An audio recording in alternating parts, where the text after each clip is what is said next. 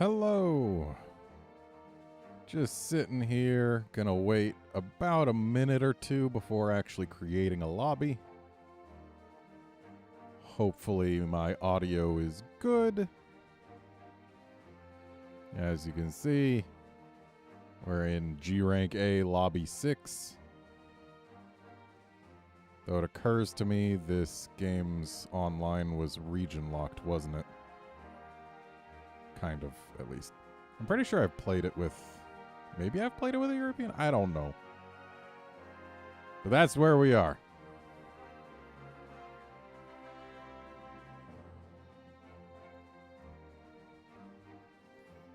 And I'm going to be creating a room momentarily. Just giving a little time in case more people are going to filter in.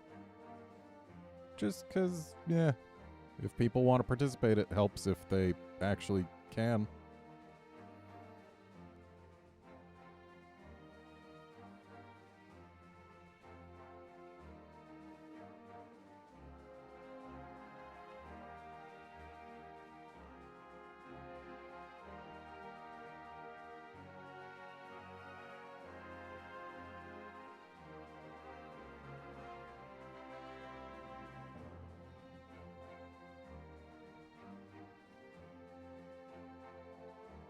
Alright, well, let's get this room made. Hunter652 is a terrible name, and apparently I need to go grab my gamepad to fix it.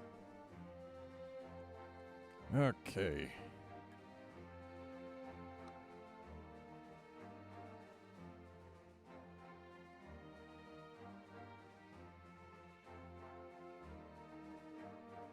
We're gonna call it the Red Room.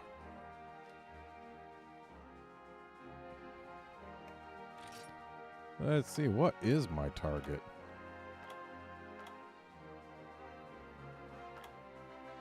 My target's all of them, so any. And,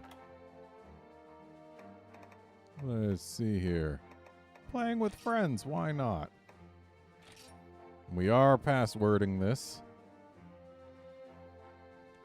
And the password is... 0987. Because it is a straight line of 4 numbers on the gamepad's keyboard.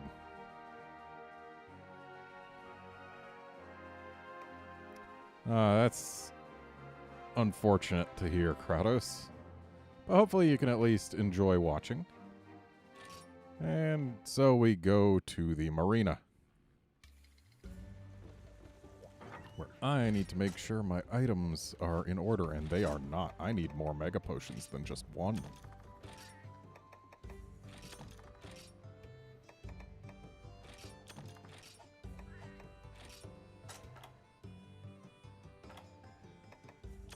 I can tell what I hunted last.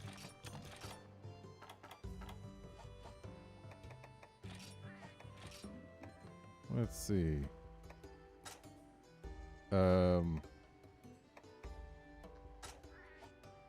Right, equipment sets is a separate thing in this. I can tell that there were limited character spaces available for set names. Yep. So let's see here. We've got my Grongagus set. It's a good one. Gathering set. Yeah, sure. This is the Edgemaster with Challenger, which is my go-to because I like Challenger more than any other skill ever.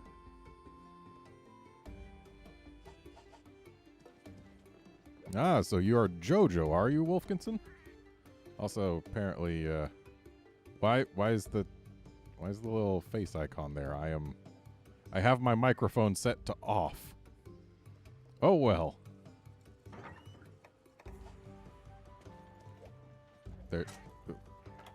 How do I? There are many things that I do not know how to do anymore. Like, chat log. Cool. Gotta keep looking at my sets here, just so that I know what I'm using when. So, my Miser's Asterism set with... I don't know why it's Sea Miser. Maybe Challenger? I do know Miser's Asterism was, like, far and away one of the best switch axes in the game. Auto Tracker. Ah, yes, Carving Fate. And then Just Fate. Stygian for Mirrorless. Swimmer. Well, this one's pretty obvious. Plugs. That said, the plugs are actually Rocksteady, which is medium grade plugs. Because medium grade plugs also blocks Bracky and Alatreon in this game. That much I remember. There's probably also like one or two more. It blocks almost every roar in the game. This is my Thunder Res set. Don't know why I would use Nether Excellion in a Thunder Res set. If you're resisting Thunder, chances are you don't want to use Thunder. Mud and Snow. Biomaster. I guess most of my sets just use Nether Excellion by default because it's cool looking. Also, wow, these are a lot of just full Nether sets.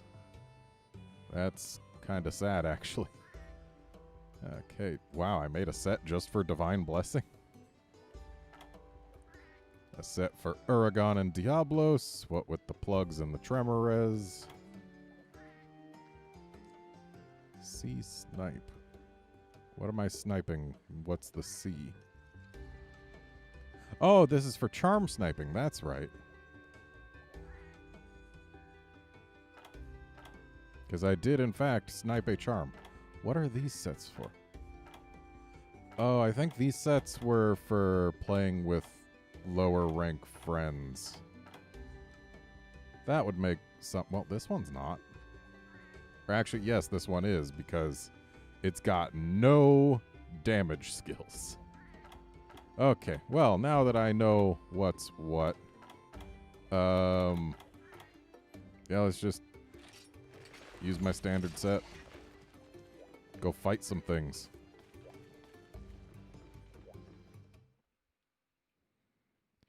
Drake Great, you skipped nothing.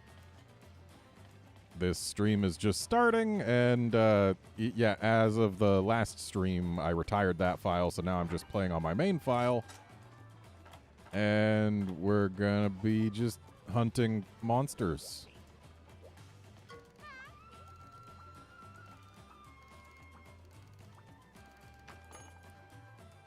Alright, so what am I gonna start with?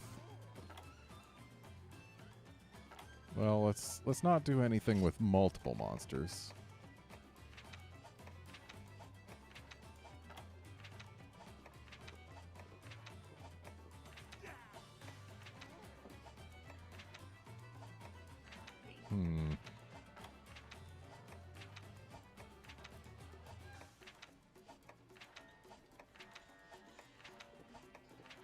I think we're gonna start smallish.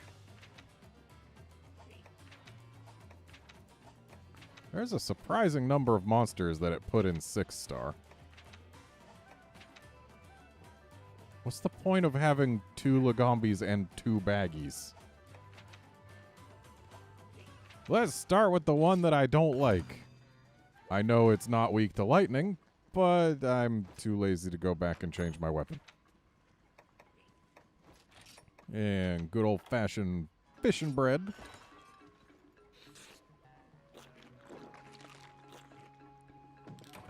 Hello, Shiva and everyone else.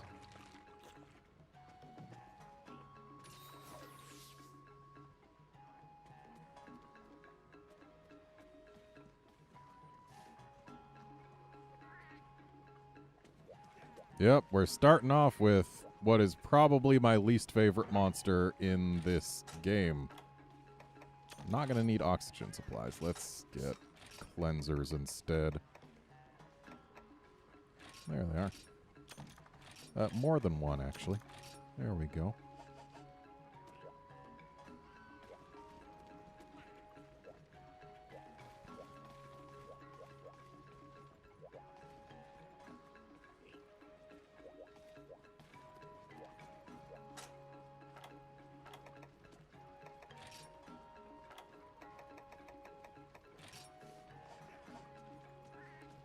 Alright, we can go with just the two of us.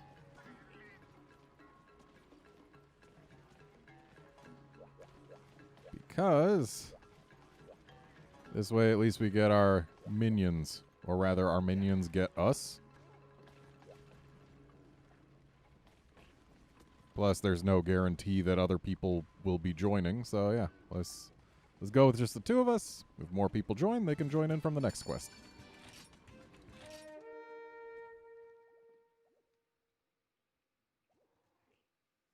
And yes, Shiva, there is multiplayer going on. You are welcome to join. I did not bring cool drinks. This will be hot drinks. This will be exciting. I'm so used to my item sets just having both cool drinks and hot drinks. There's a lot of things that I still need to get used to about playing this game again. But hey, I got plenty of energy drinks, and supplies will be delivered eventually.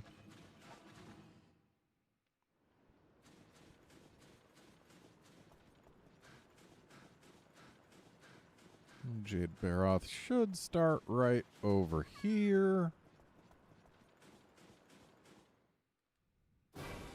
Yep, there he is. And unless I'm mistaken, this one is fairly large. Right, don't have plugs in this set.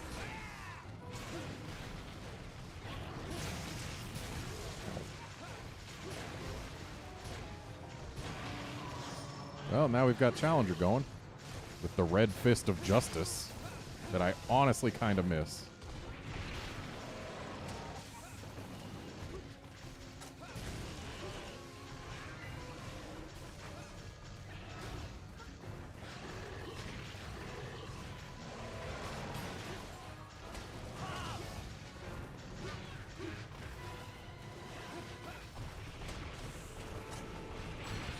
And that right there is why I dislike Jade Baroth, the U-turns.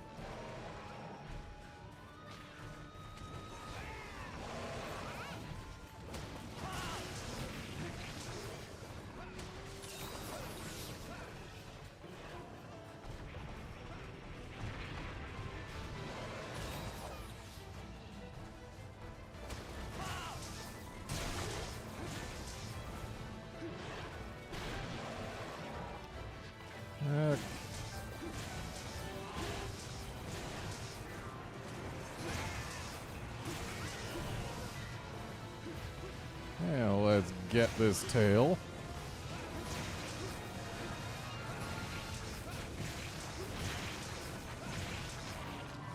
And it occurs to me I did not tweet out today that this was happening. So as soon as this hunt is over, I'm going to have to do that.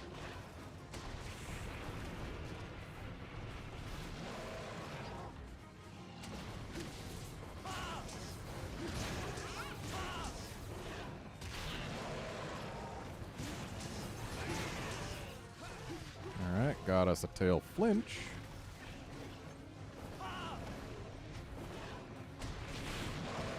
Ow.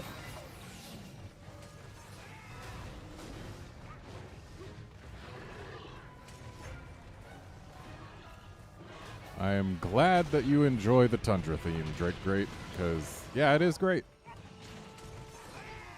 It's got a lot of really nice parts to it.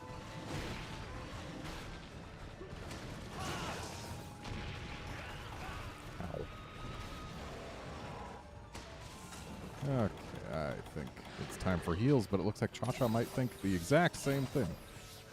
Okay, well, thanks for the life powder. Cha-Cha's health recovery small wasn't quite up to snuff,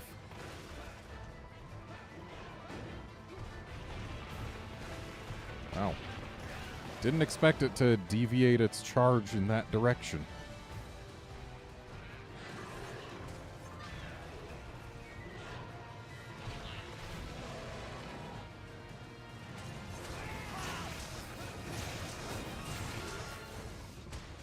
Oh boy, a sparkly. Rude.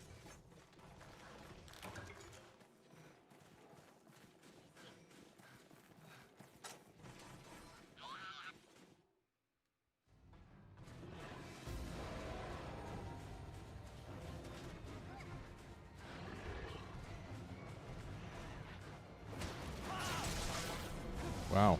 One hit left on the tail. Also, this theme is one of surprisingly few in video games that proves that you can, in fact, have a snow theme without sleigh bells.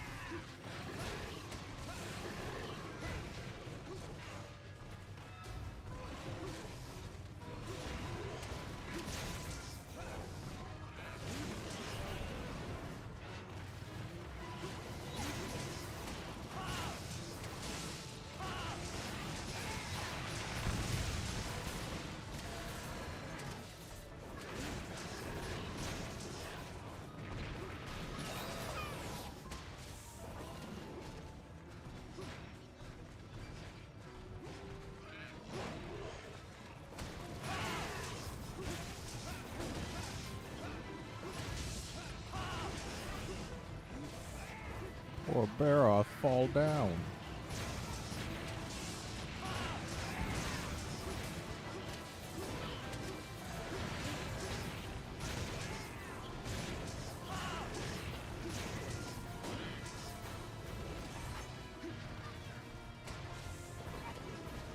And away he goes. Ah, he has to roll in the snow over there. You see, the snow over here is no good.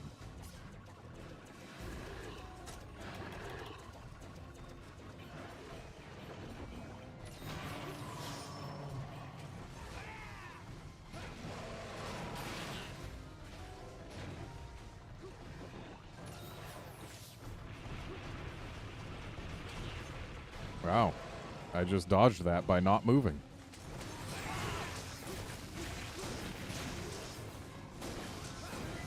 Wow, this guy's fresh snow does not last long.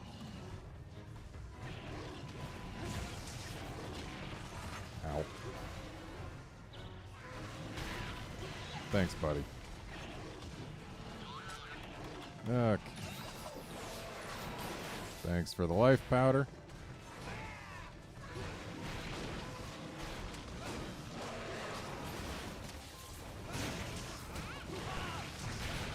Ow.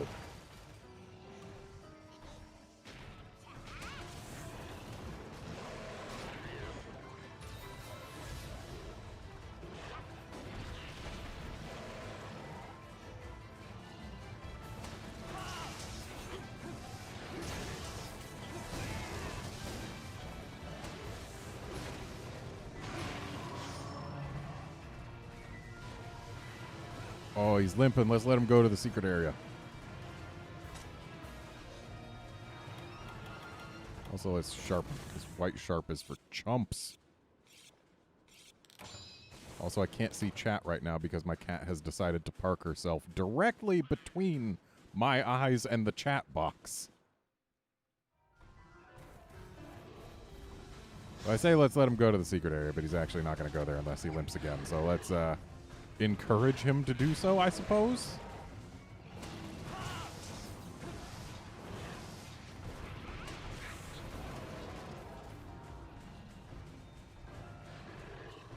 There it is. Hooray. 2 additional areas that you just don't get to go to without a brute wyvern letting you in.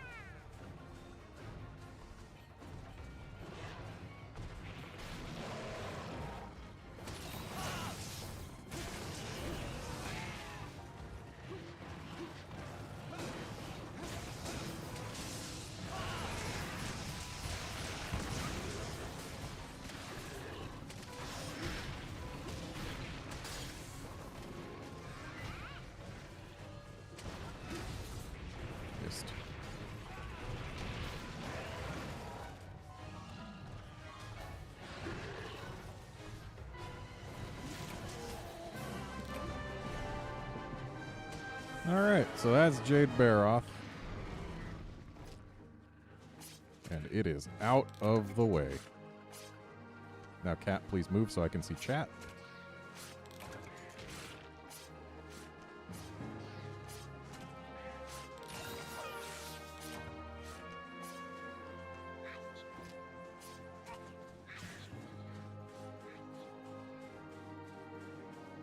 Cat, please.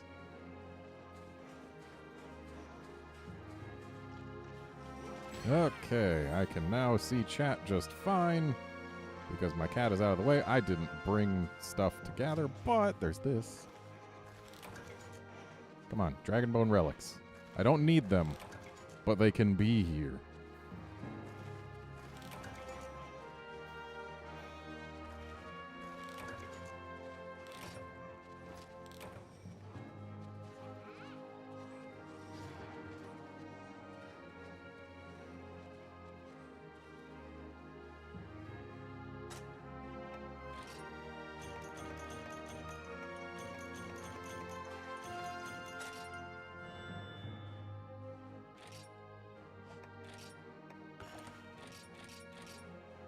Yep, it was indeed on the larger end of Jade Baroth's.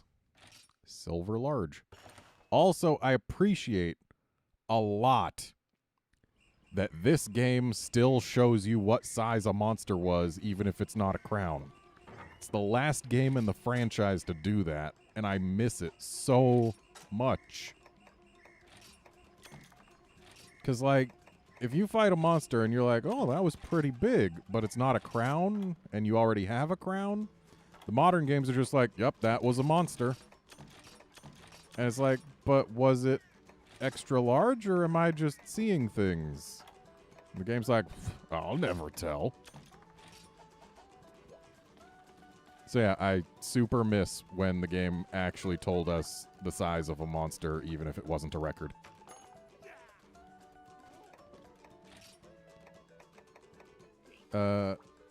Actually, lightning will do just fine here. Let's do a green Plesioth. Because it has been forever since I fought a Plesioth that could actually jump in the water.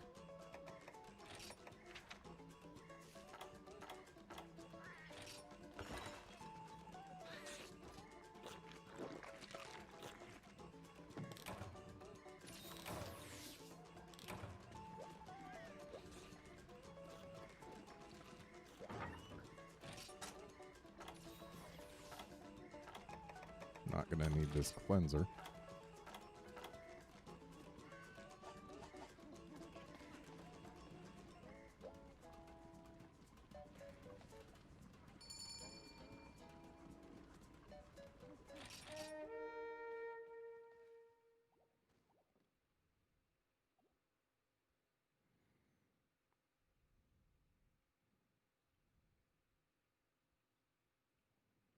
Oh, right. I was going to tweet out that I was doing this. Hang on just a moment. Twitter.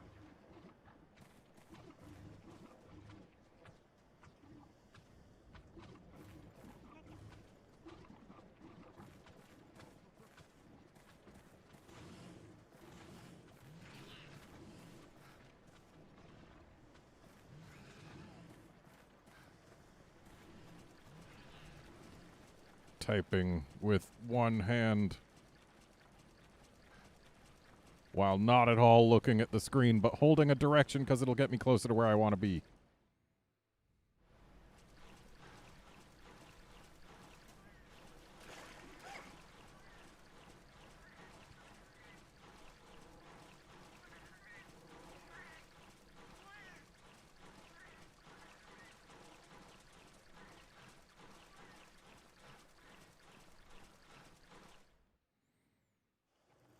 Boom, tweet accomplished.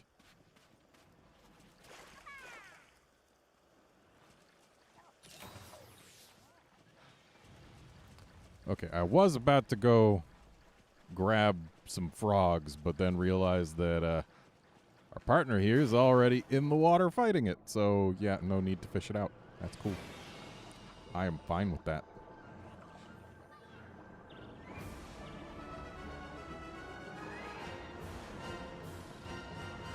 I really, really like how Plesioth actually functions underwater in this game. Because, like, it's cool that we can go in after it just to begin with. But then, like, its underwater moves all make a lot of sense for it. Like, this fish behaves how you would expect it to behave. And I really appreciate that. To date, Plesioth in this game feels more like a Piscine Wyvern than any other Piscine Wyvern ever has.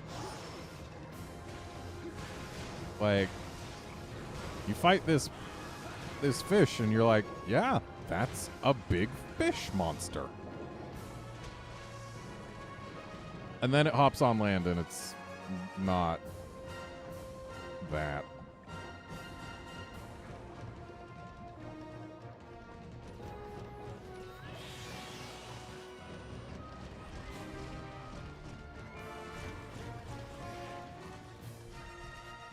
So, fun fact, if you haven't played this game, this spot right here is Plesioth's favorite spot on this entire beach. It will run there for no reason many, many times. That's just how its programming works. It loves that spot. It is the Plesioth spot.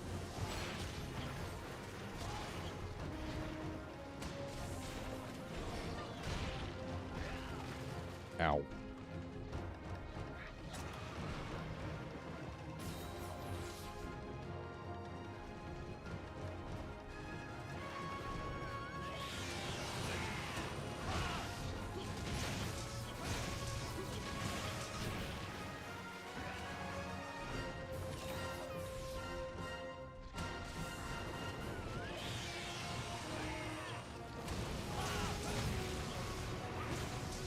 Fun fact, what differentiates green Plesioth from standard Plesioth in this game is horizontal sweeping beams and a very large amount of damage.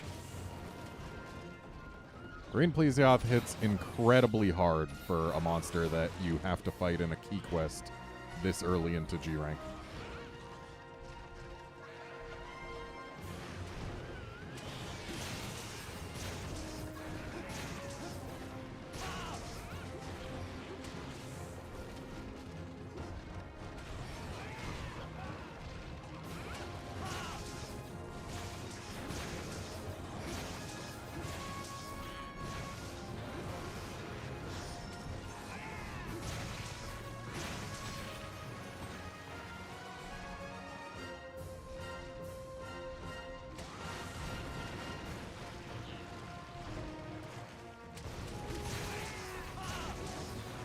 I need to be more careful with the upswings. They are not at all beneficial to allies in this game.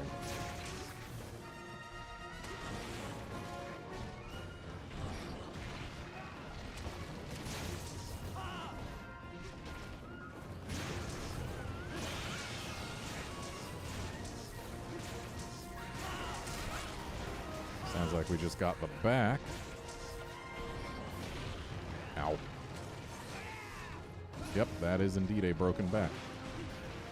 Also, this was the last game, and also the first game, in which actual melee hunters had a decent shot at breaking a Plesioth's wings. Ow. So the underwater horizontal sweep is a little unfair, but it makes sense.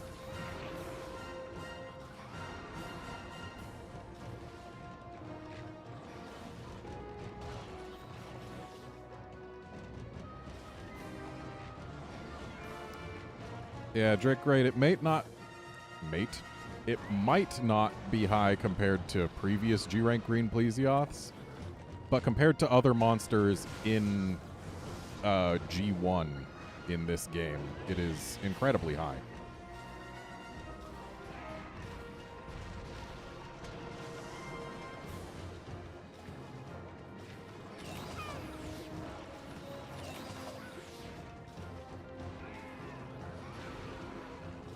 Let's not get hit by that tail sweep.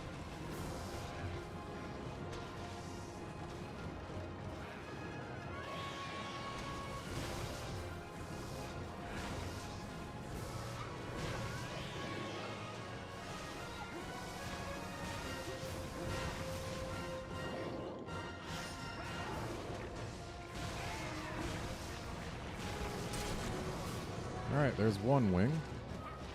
Now let's do a burst on this here belly, because it is incredibly soft.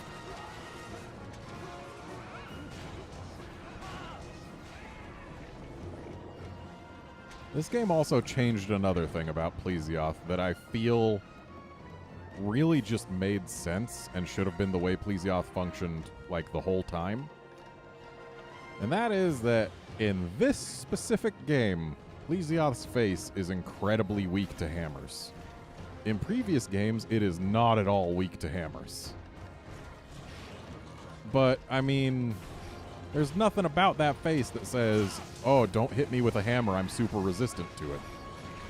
Like, it's a fish. You would expect that hitting a fish in the face with a hammer would do a lot to it. And in this game, it does. And I appreciate that.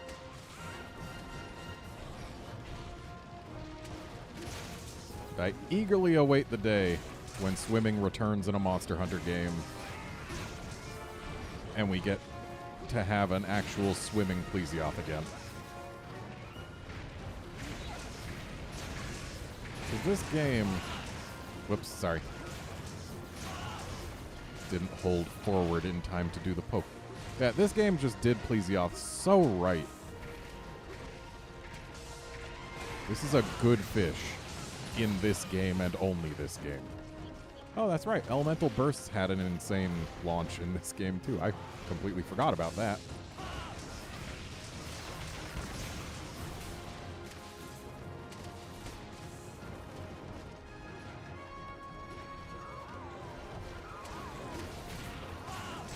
Yeah, like, if this fish was a placoderm Mixsmith, then I might believe that its skull would be at least somewhat resistant to blunt force trauma because of the giant bony plates, but nah, this is just a ray-finned fish. Doesn't have that super bony plated skull.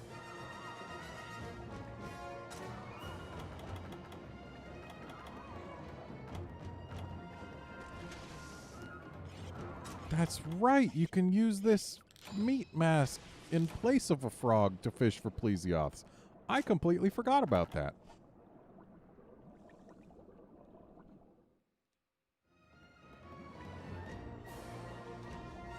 Yeah, Drake, great. Here is hoping that we get more than just freaking Cephadrome for our Piscine Wyverns. Also, wow, was he one hit away from dead when he got in here? Alright, now to see how much of a Hydra this Plesioth is, because you can carve Plesioth heads, and there is no limit to how many you can carve other than the number of carves that you get.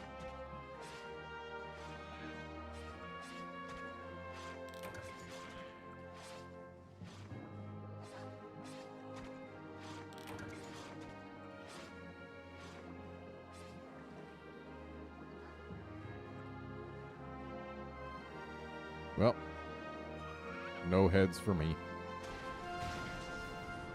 Get out of here, shark.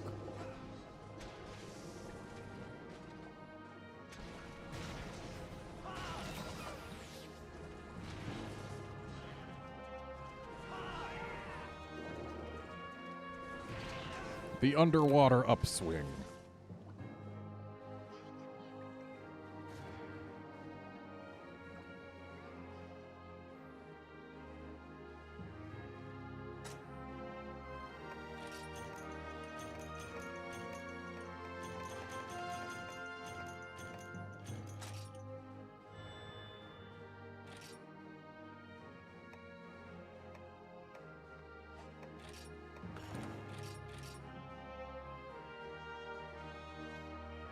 Well, seems this one was decidedly average. Though that small crown is not at all indicative of how small they usually are when they're gold crowns, because event quests are silly. And honestly, the sillier the event quest, the more fun it is.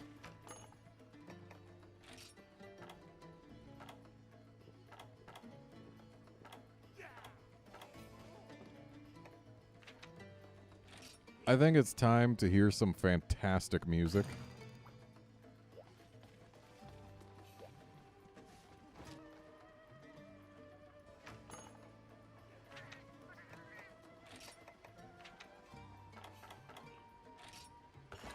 Oh boy, Feline Explorer when we're going to fight Goldbeard.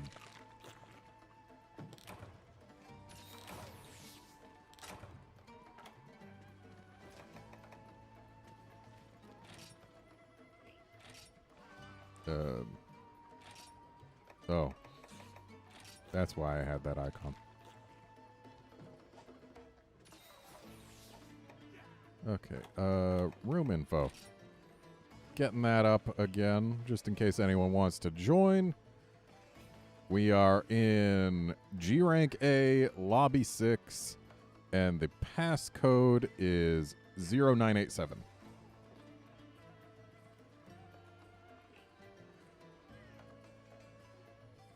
Yeah, hunting Plesioth for you indeed was not technically a hunt. Who knew that a single net was enough to kill a Plesioth?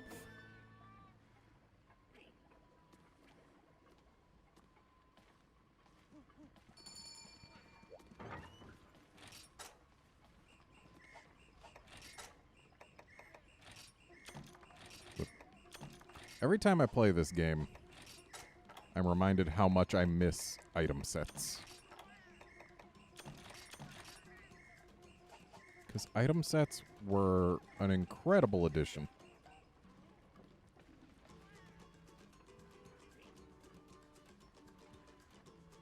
And I'm honestly surprised it took them until Monster Hunter 4 to add them.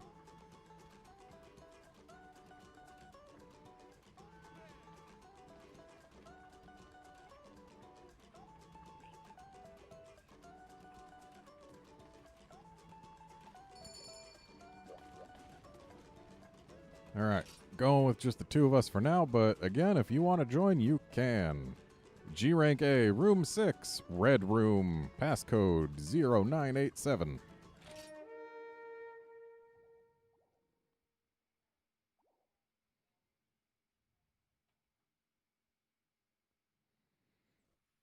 Drake Great, I agree that I prefer CDS Phase 1's music, like just to listen to. But Phase 2's music is a much better battle theme.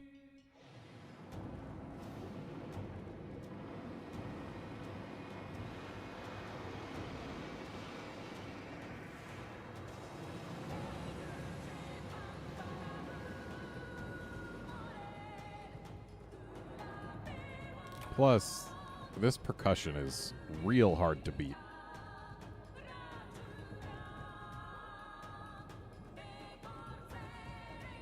All right, big fella. You got a beard, and we want it gone.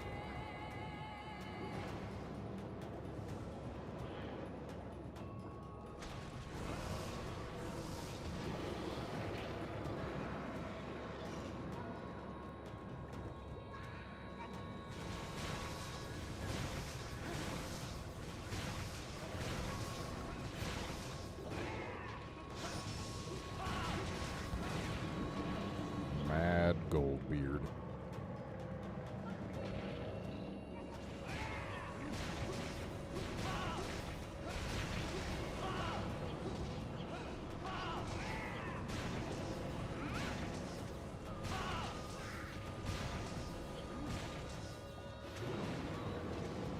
Well, this is gonna not at all hurt, despite the face getting all up in my business.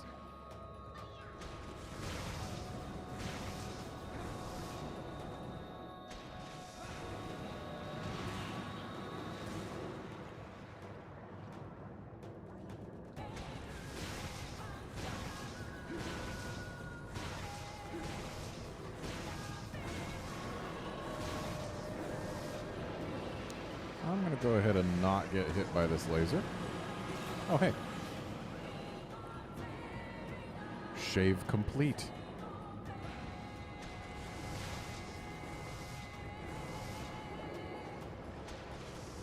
Where are you going, buddy? I mean, I know you're going to go curl up and try and rush us, but where are you going, buddy?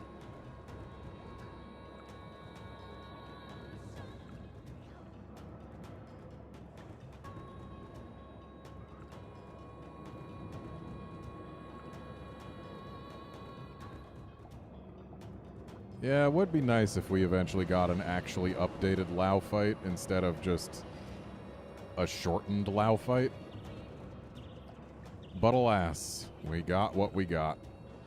Maybe we'll get a Gen 5 Lao or a Gen 6 Lao at some point that actually updates the thing.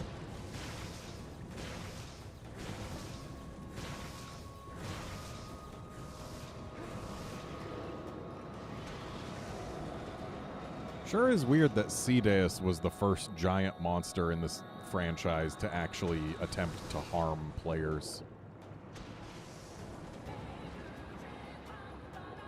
Like, well, I mean, technically Lao attempted to harm players if they were standing on a bridge as he approached it. But otherwise, he made no attempt whatsoever to harm players.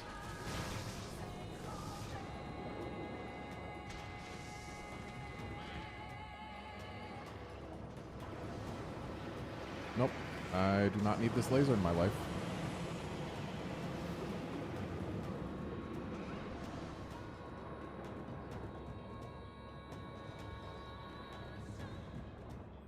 Getting a little high there, Cetus.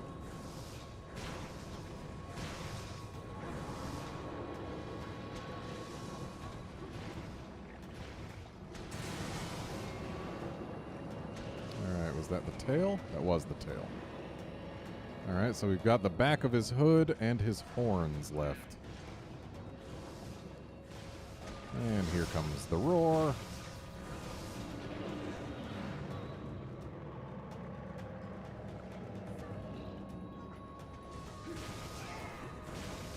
You know, after helping pretty much every single one of my friends, and I got a lot of friends into this game, get to G rank and then make Goldbeard and regular CDS mixed set, because that was just the de facto I've just started G rank mixed set. I was sick of fighting CDS. Like, I did not want to fight another Goldbeard, like, ever again. But it's been long enough that I don't have those feelings anymore, and I like that.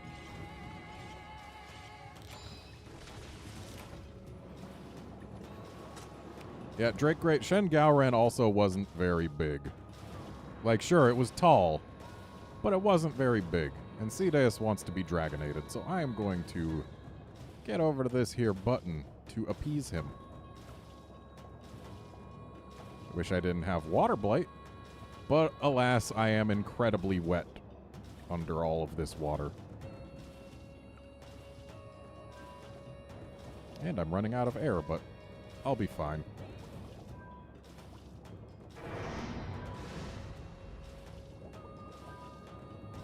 Come on, big fella.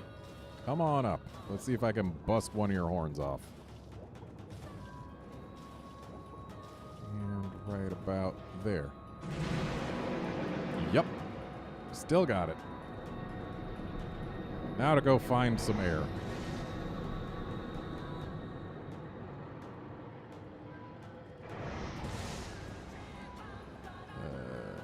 Well, there's some. I hear some underwater ballista action.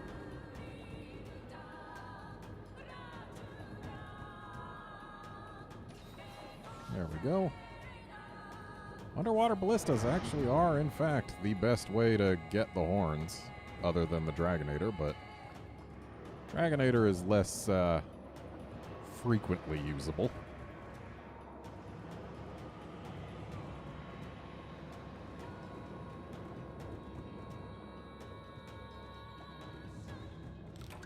Though the underwater ballistas aren't the greatest option if you're the only player, because Cedeus is actually programmed to specifically focus on people who are using them, which, for Goldbeard especially, causes it to get to places where you cannot reach it with the ballista you're on. Oh, he's doing his signature move. I never really learned how to dodge this one when it was actually targeting me.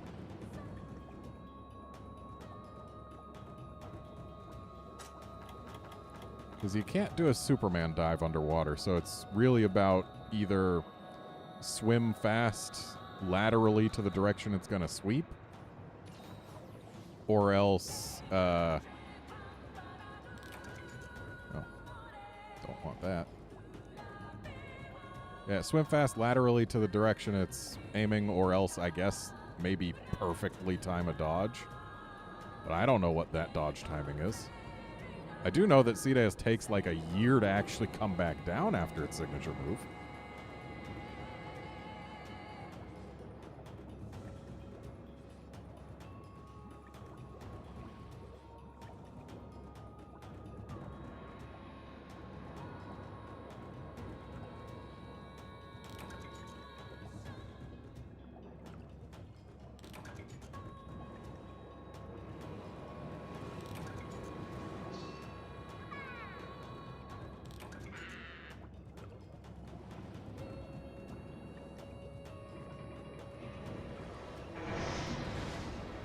Ah, yes, the good old days when you actually couldn't see through the ballista that you were aiming in first person. So we gotta aim in third person, even though it's actually kind of harder. Well, I guess I was too late. Still, we can try and get his hood.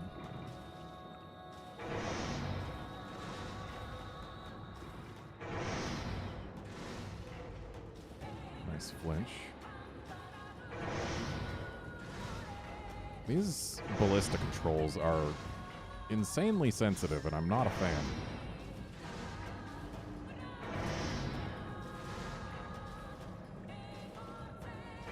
Like, it's very hard to just do a minor adjustment.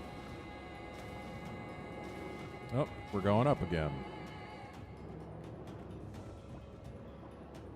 Hey, Joey, how's it going?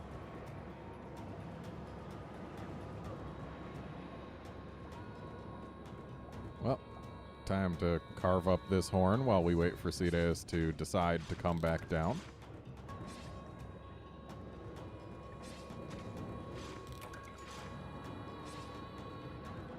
Cool, you made it, like, almost halfway down to an actual playable area.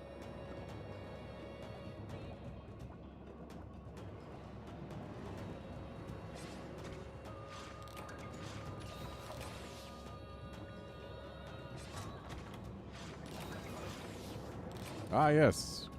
A gold Cedeus coat from a horn that has no hair whatsoever.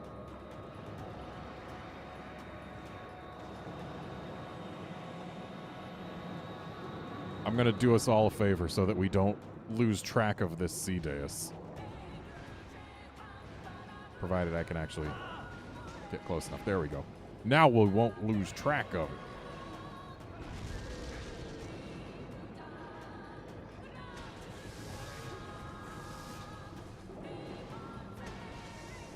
You know, Cedeus is the only monster I can recall where I've actually had some issues with the underwater camera in this game, mainly because it actually uses a lot more vertical space than any other monster, and it's very big. Oh. Sorry there. Didn't mean to launch you.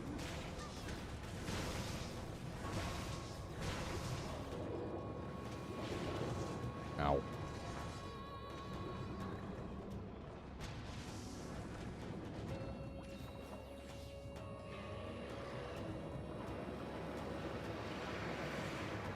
Joey, I too am very ready for the Rise demo.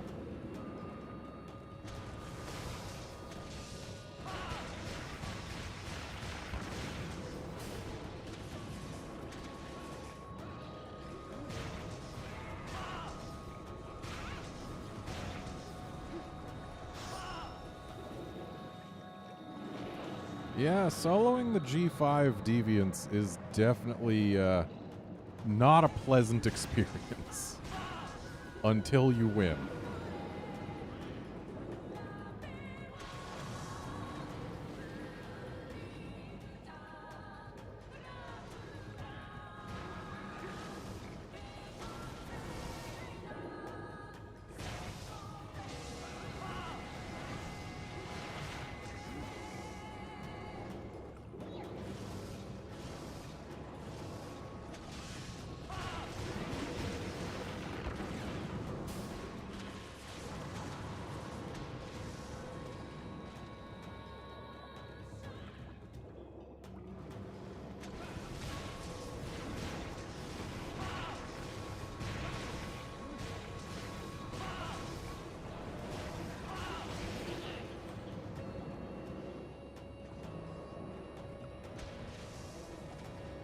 What you doing down there?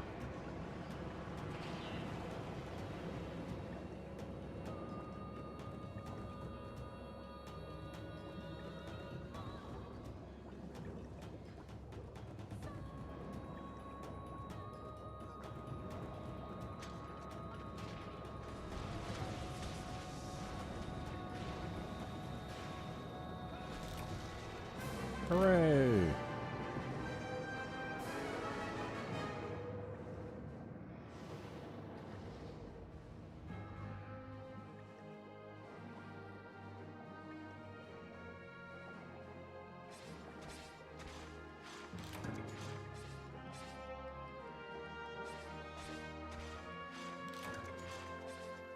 Ooh, Dark Dragon Gem.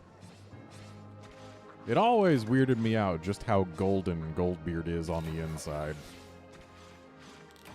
Like, this puts Kulve Taroth to shame.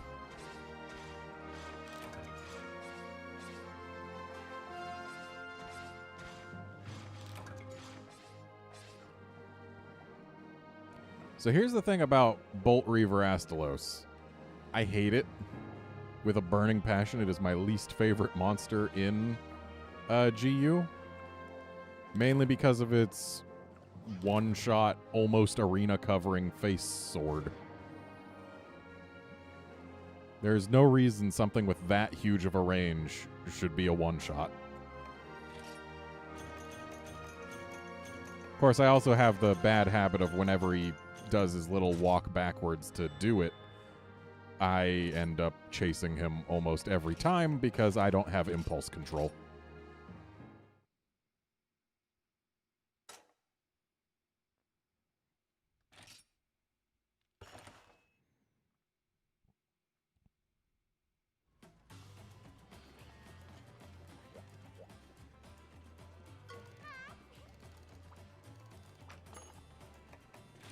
Alright, let's see. What do we have?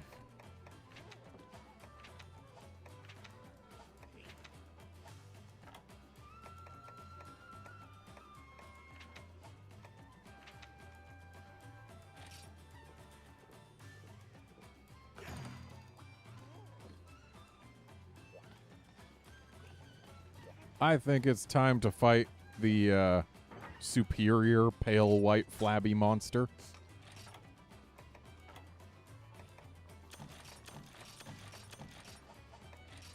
And this time I'm bringing hot drinks like a smarty.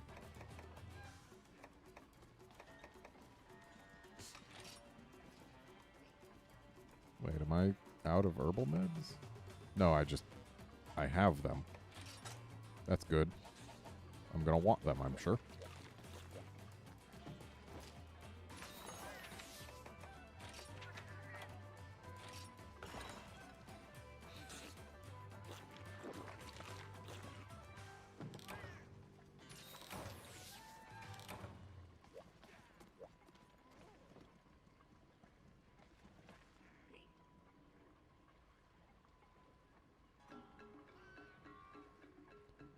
Sorry to hear you didn't get the right dragon gem, Wolfkinson, but at least you got Goldbeard parts to sell for Zenny?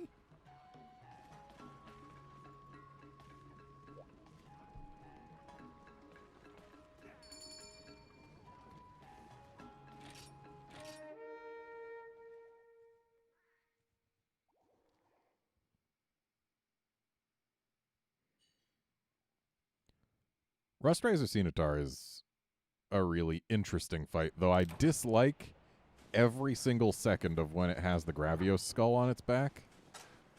I don't like fighting monsters who are just laser turrets.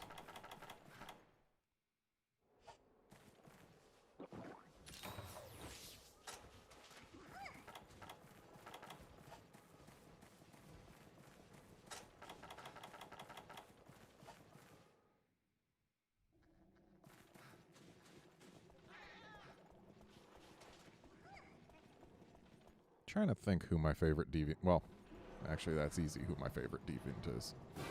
It's Diablos. Of course, the Diablos was designed to be an amazing deviant, so, yeah. Right. Tail hard when not mad, face hard when yes mad. These are things we need to remember. Ooh, that's right. Noxious poison.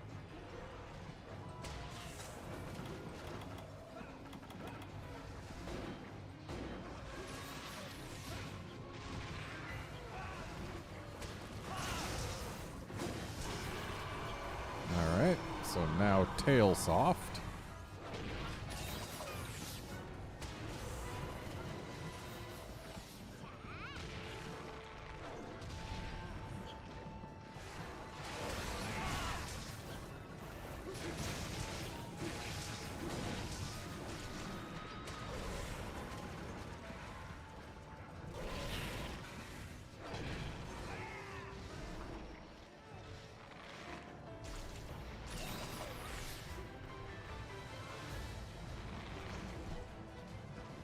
Come on down, buddy.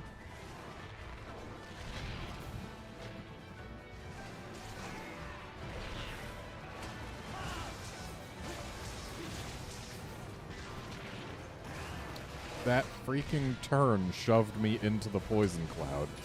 What a jerk.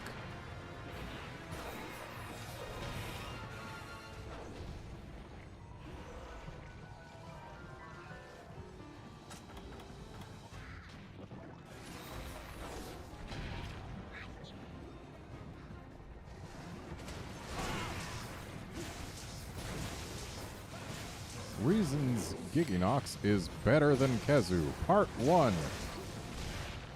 I mean, just look at it. It looks so much cooler.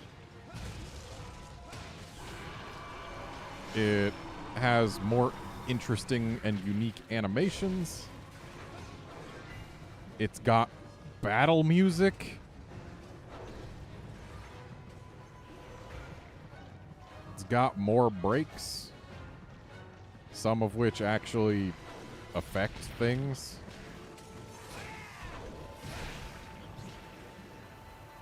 How you approach it changes between when it's raged and not raged.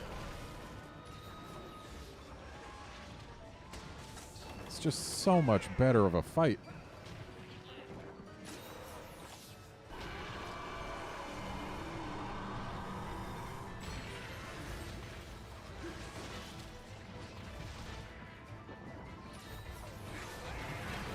Also, unlike Kezu Whelps, Giggies are actually things that exist out in the world that you can see with your eyes.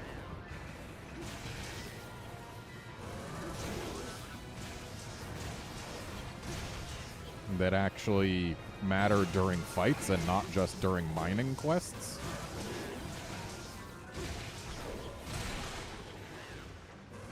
If only that part break happened before the poison cloud.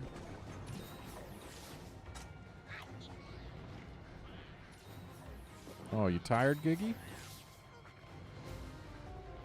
Well, if you're so tired, then you won't mind me grabbing this. Oh, nice. How you get a maw from breaking the chest, I will never know.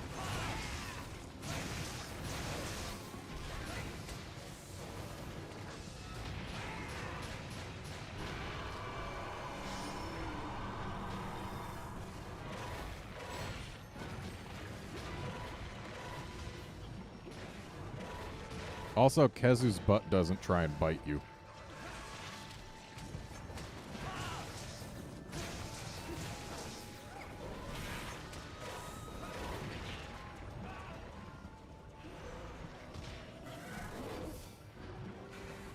Also, the fact that Giginox isn't pointlessly shoved onto the generic flying wyvern skeleton automatically makes it better in my book. Kezu looked so ridiculous on that skeleton. Like, it's got no reason to hold its wings up. It doesn't fly.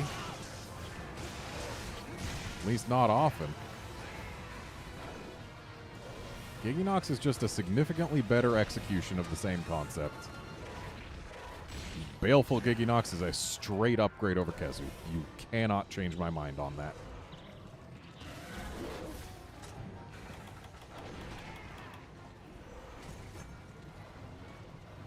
Oh, you're leaving, are you?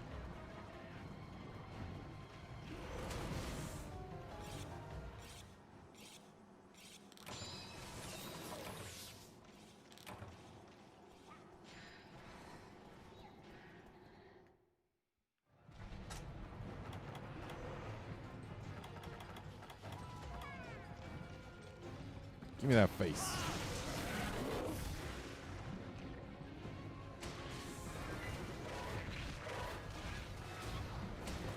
I don't have super high hopes for how Kezu's going to change in Rise, considering it didn't change in 4U.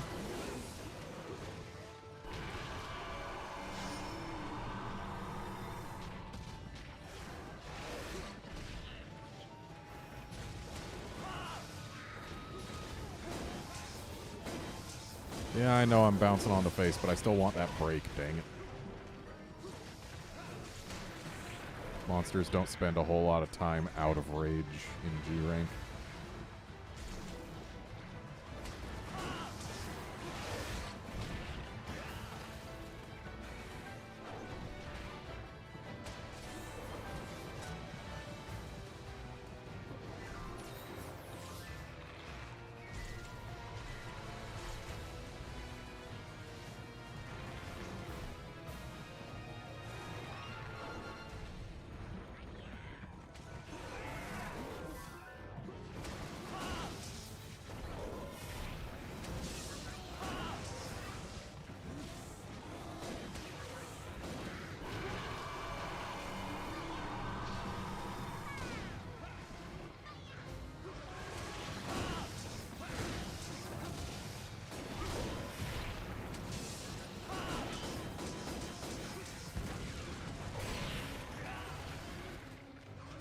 Oh, good. Out of rage. For 2 hits. Thanks, game.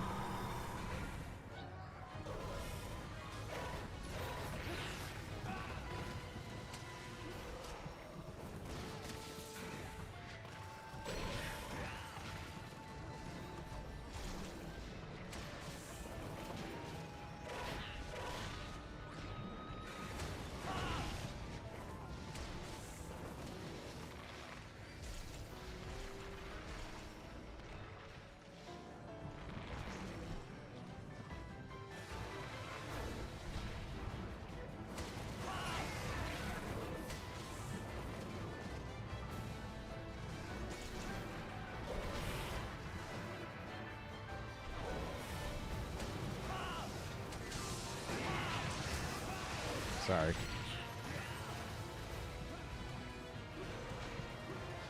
There's a lot of things I need to remember launch players in this game that do not launch players in later games.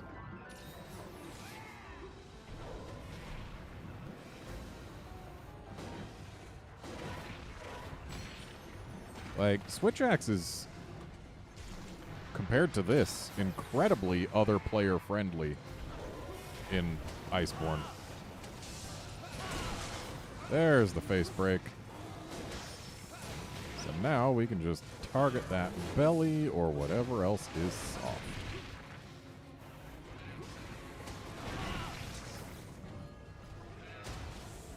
That sounds like a limpy giggy.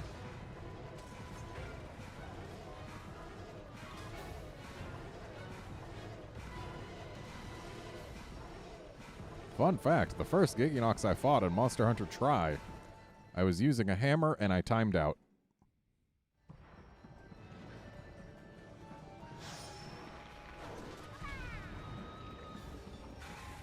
Of course, I was playing very conservatively, trying not to get poisoned. I was not hitting the correct parts of the monster at all times because I was stuck in the mindset, oh, hammer must always hit face. And a variety of other factors.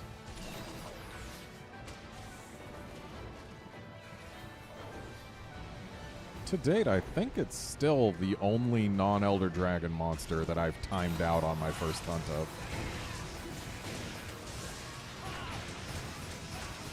Sorry for launching you. Hopefully,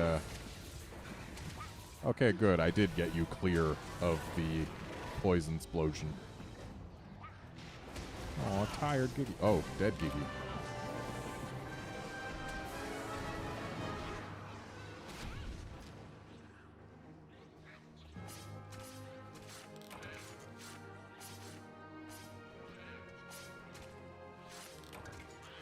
Yo, Blue Link, thanks. Also, hello, Copper Coin.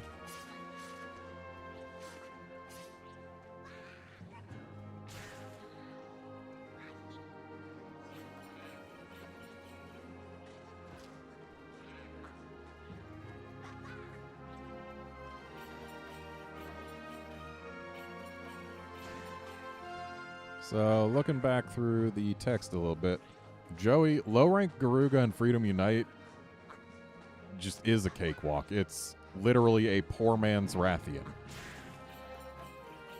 And for some reason, they decided that in later ranks, the tail sweep should also poison. I don't know why it didn't in low rank, but it didn't, and it is weird that it doesn't. Because without the poisoning tail sweep in Freedom Unite, Garuga is just poor man's Rathian.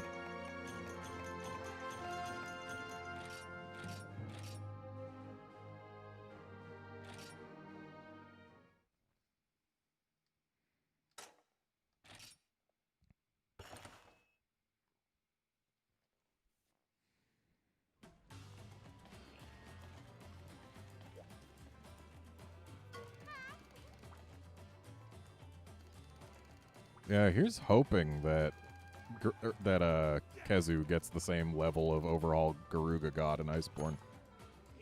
If every monster that comes back got that level of overhaul, I would be super pleased.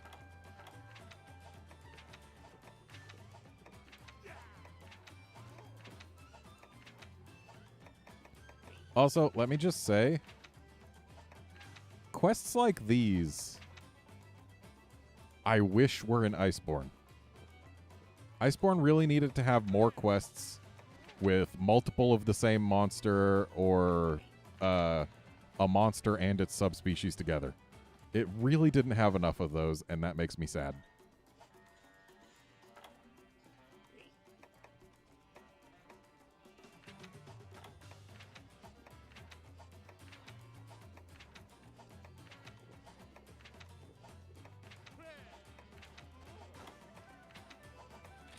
Oops, didn't mean to go back too.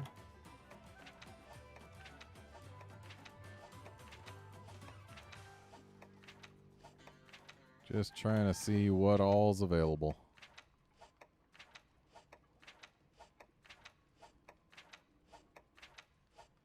Aha!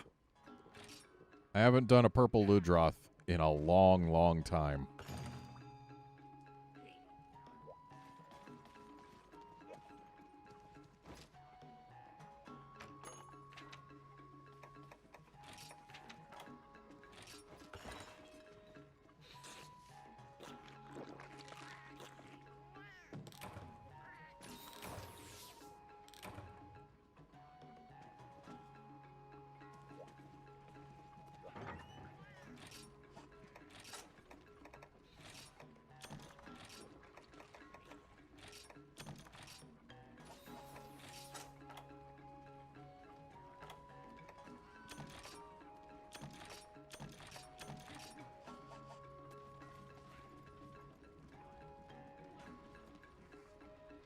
I hope Purple Ludroth comes back. It always kind of disappoints me if a game has subspecies but doesn't bring back extant ones.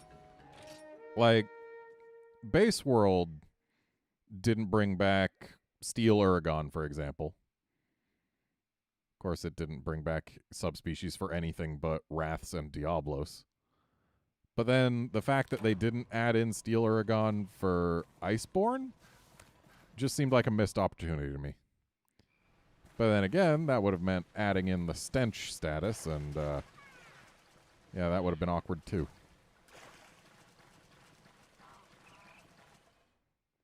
Wait, it starts over there? Can't say I expected that.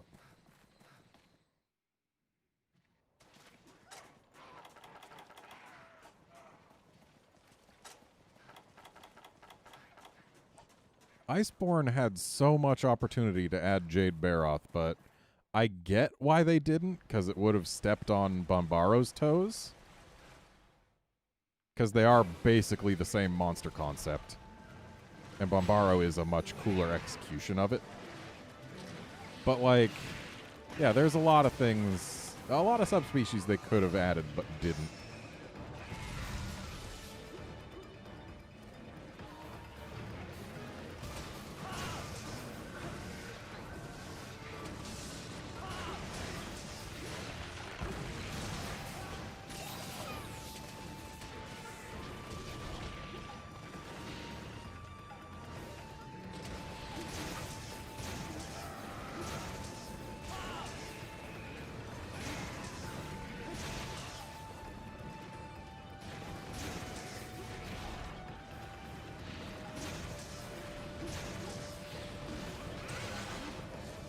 Alright, that's one tail for us.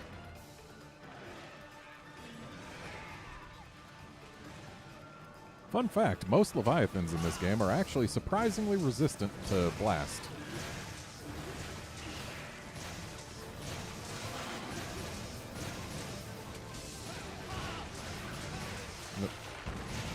I didn't think that I would actually manage to stab all the way to you. I am sorry.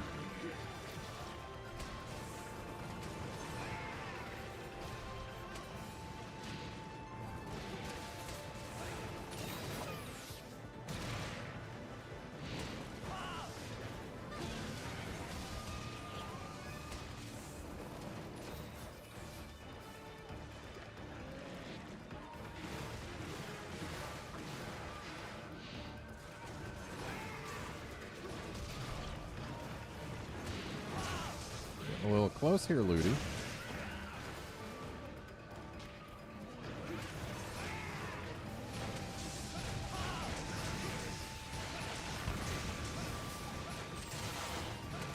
And them's the brakes.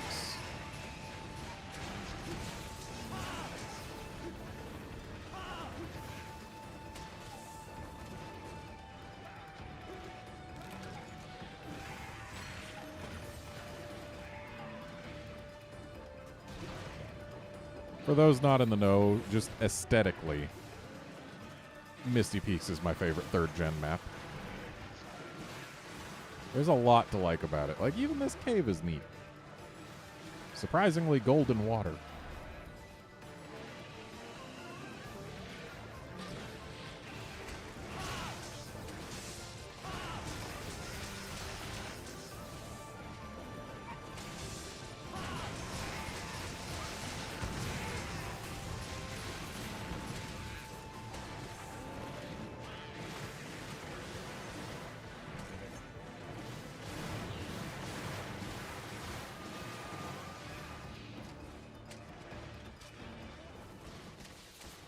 Odd to see a Ludroth go over there, but okay.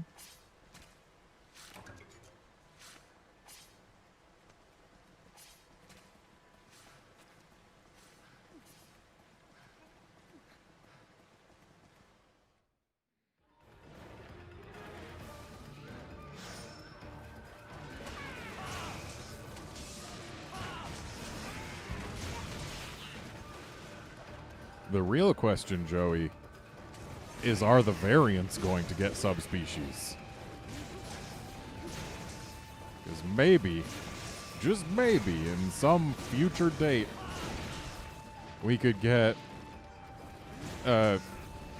Sandfang Sandberry-off?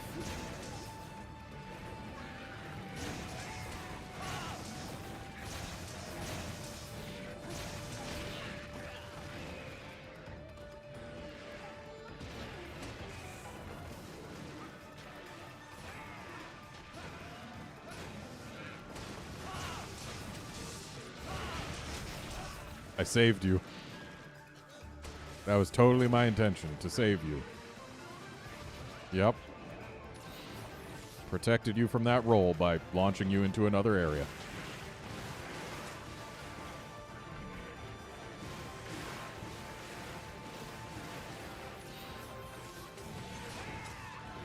Something that has always bugged me about Purple Ludroth And I know this is a petty complaint, but its first poison spit when it's doing the running spits just happens to go exactly to where I almost always try to run to avoid it. Just basically most attacks. My default is running, I guess, clockwise around enemies. And that just happens to put that first poison spit pretty much exactly where I'm going to go if I'm just on autopilot. It gets me so much more often than I would like to admit.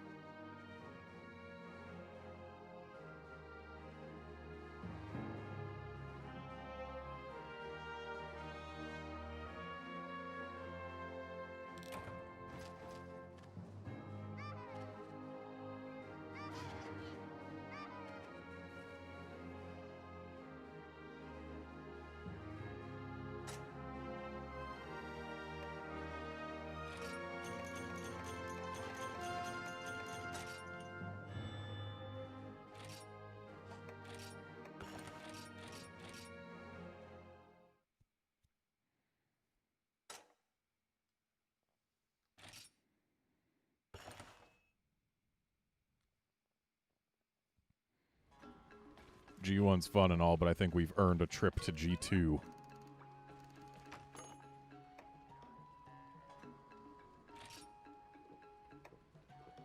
Let's see what we got. Ooh, Ivory. That's a good one. It's a real good one.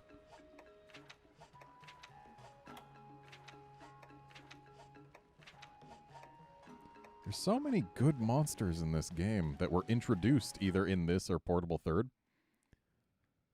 But yeah, I'm thinking Ivory. So, wow, I have a lot more weapons than I thought I did. Okay, so Nether Excellion doesn't have any slots, which means I can freely replace it with anything I please. I like that. I know the Crimsidian is an element file, but it's got so much purple sharp.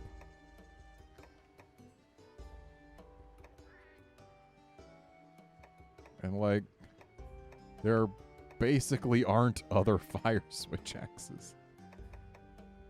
Like, there's this, but white sharp? Gross. And then there's this, but white sharp? Gross. But then again, that's white sharp with, like, actually good raw. Or at least better. Both element files, though. Gross. Well, this is a power file with actually even more raw. Yeah, Hellstrong Firebath is definitely gonna outdo the Crimsidian, at least in terms of just raw damage. So yeah, let's use it. Plus, it's neat.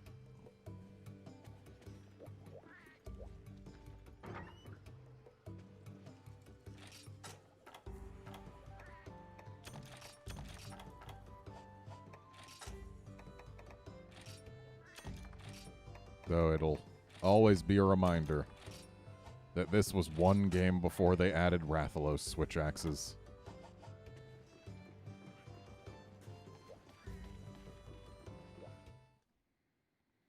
Well, Wolfkinson, it's totally fine if you cart sometimes, as long as you don't cart all 3 times.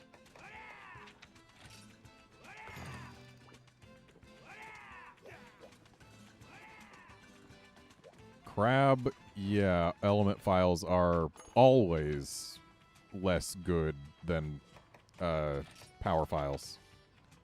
I don't think they've actually changed the quality of the files themselves in any real games. It's just they boost your element damage, which is already such a small amount of your overall damage if you're using a weapon as slow as a switch axe. Whereas a power file is 20% more raw. It is really, really hard to beat that. Like, raw is the bulk of your damage, and getting 20% more raw is insanely good. Whereas, oh boy, if a 480 fire weapon, which is only doing 48 true fire, gets like 20% more element, and by the way, that element is only going to be doing about, on a good hit zone, about 30% of that, you're looking at, oh boy, that's adding 3 more element damage per hit.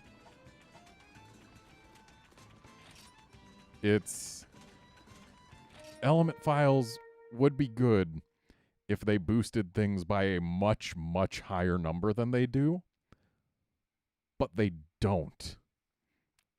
So instead, it's a small boost to an already small number, whereas power files are an all things considered, very large boost to what is already the bigger number.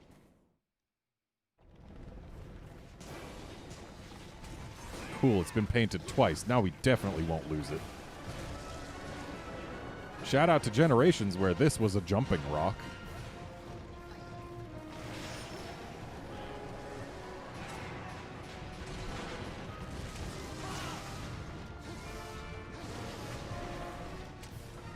So, aesthetically, this is my favorite monster in the entire franchise.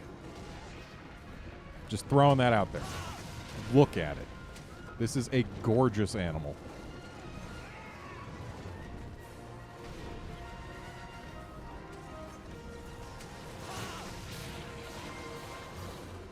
Look at it. Like, yeah, it's white, but it's got that dark blue edging in on a bunch of its scales.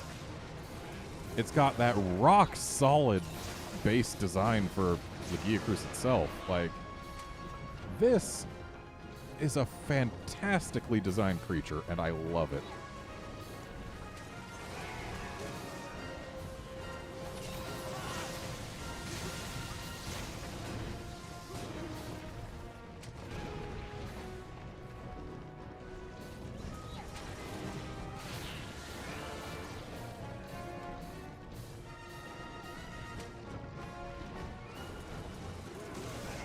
Well, Joey, there are no wrong choices other than Kezu.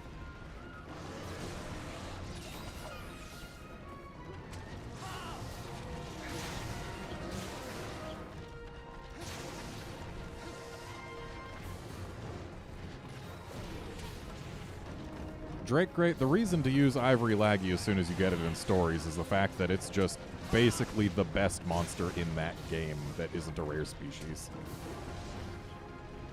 Electric is good against so many monsters in that game. It gets Spread Shock Breath. It gets Thunder Double Fang. It is absurdly good in stories. It is hands down one of the best monsters you could possibly have in your team.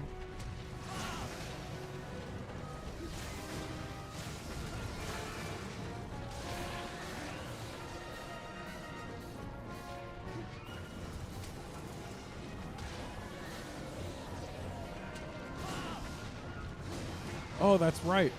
You need purple to not bounce on these horns. This weapon doesn't get purple. I have made a mistake.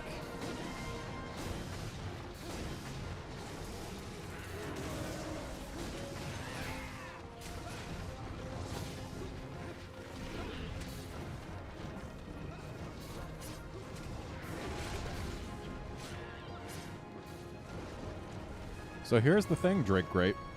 You put Stygian and Ivory on the same team, and then you don't have to choose.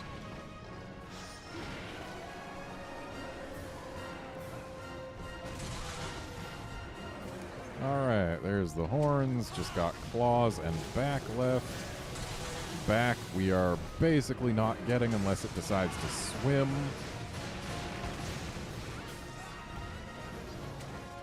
Sorry for the launch there.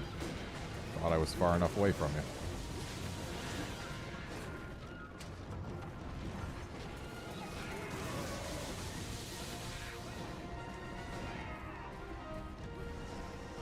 Unpopular opinion time.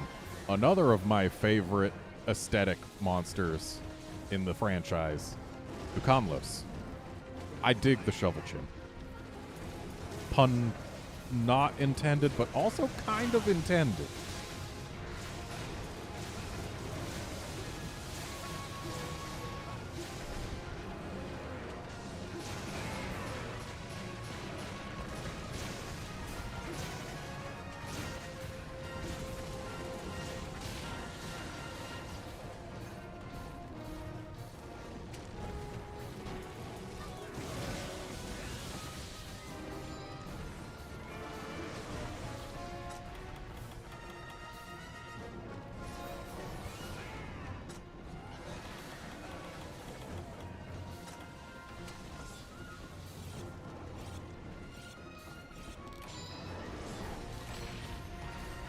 Ow.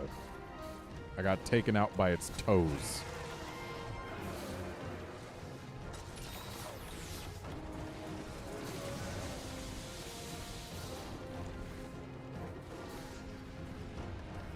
Okay, bye.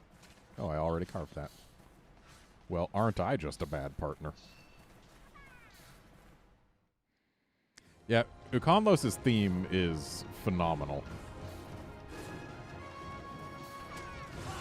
Also, as of Portable Third and beyond, the arena you fight it in is beautiful if you actually take the time to look around.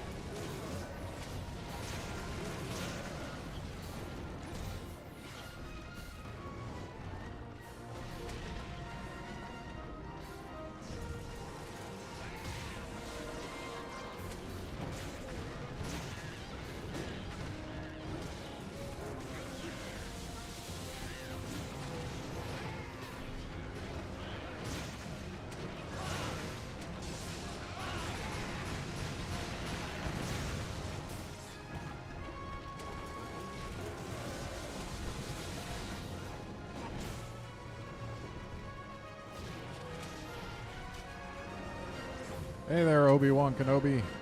Just hunting some monsters in 3U multiplayer.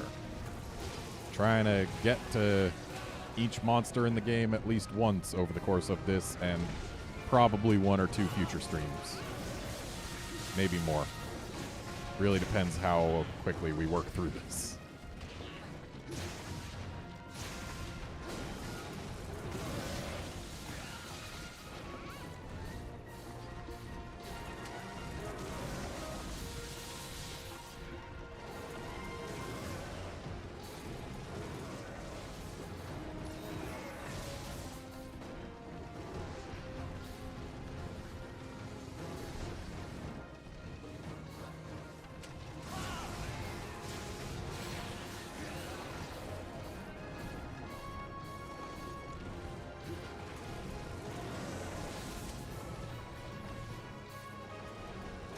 Joey, I do not blame you for stopping in Monster Hunter Freedom Unite. It doesn't hold up.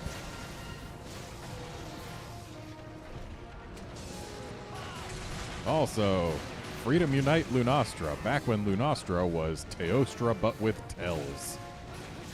Also, hey, we got the back.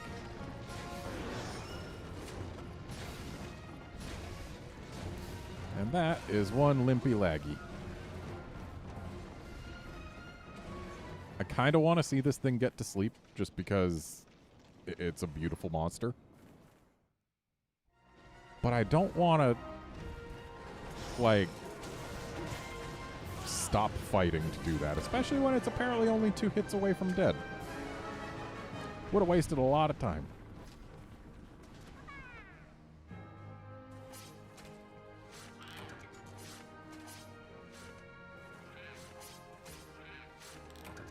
Copper Coin, 100% yes, Monster Hunter Stories is worth investing time into it. And right now, it is only $5 on iOS and Android. So, yes, go buy it immediately and play the heck out of it. It is great. I love it enough that I bought it 4 times.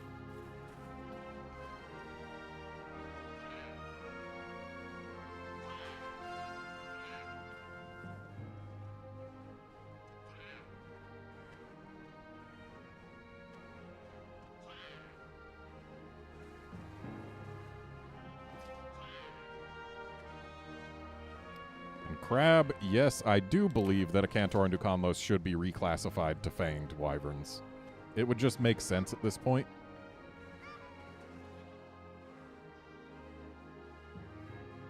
Like, they reclassified Remobras.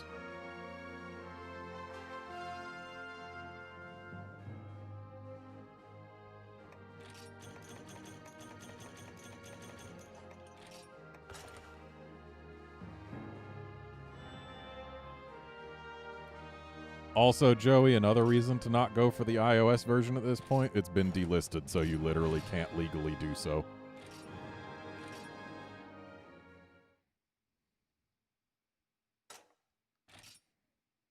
Also, it does have controller support. Freedom Unite on the iOS does in fact have controller support. And since iOS just added support for PlayStation 4 and Xbox controllers, you could, in fact, use a controller on it, no problem.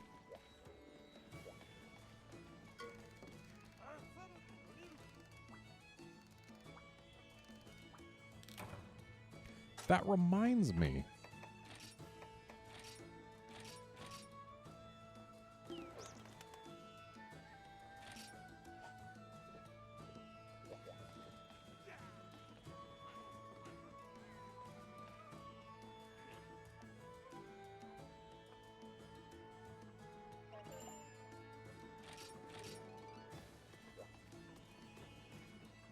There, now we can get Veggie Elder tickets. Gotta get them Cosmic tickets.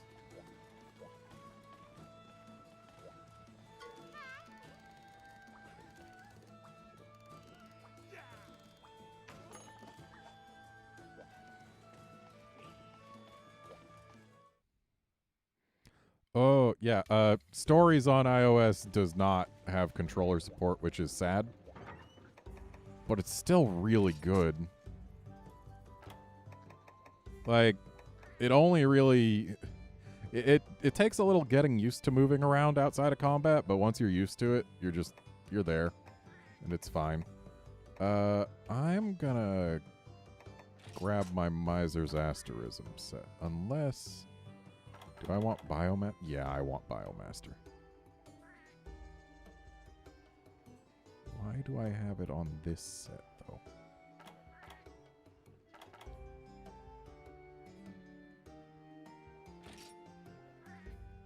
Let's do this. This'll work.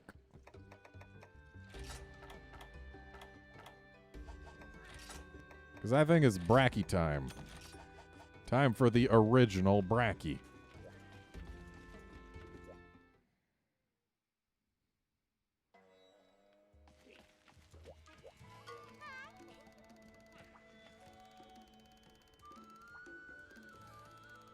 Yeah, Wolfkinson, you probably won't be getting any today, but stick with me throughout all the streams that I do, and maybe you'll get one.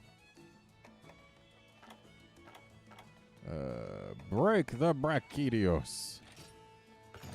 Don't forget cool drinks.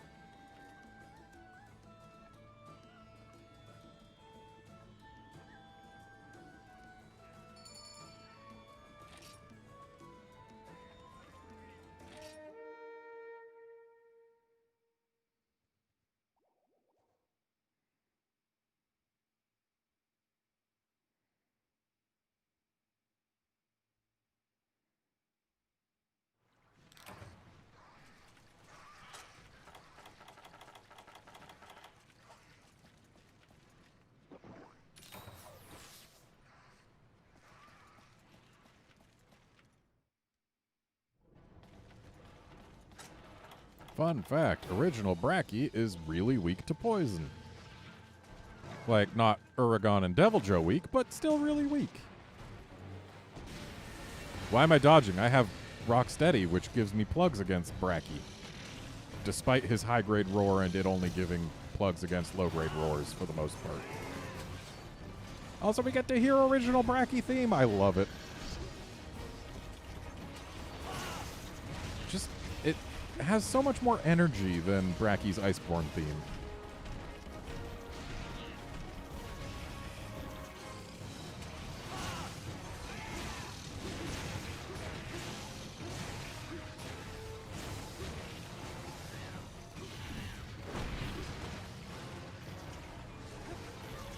Also, Wolfkinson, it's out of respect for you that I did not post Clashing Fists.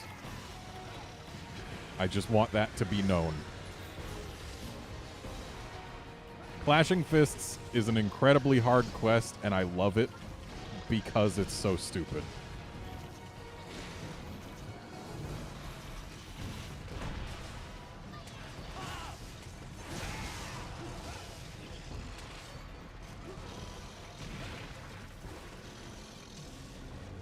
Joke's on you, Drake. Great Valstrax is as weak to poison as Uragon.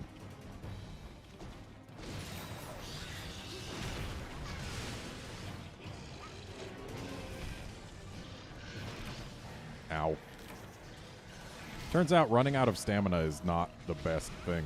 Also, hey, Wolfkinson, you don't gotta worry anymore. I was the first one to card in this stream.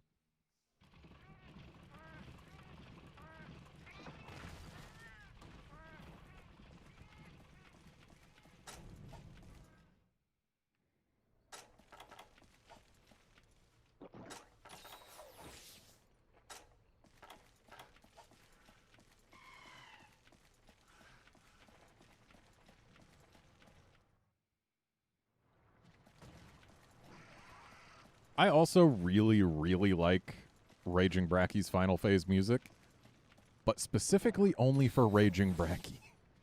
It does not fit with regular Bracky at all.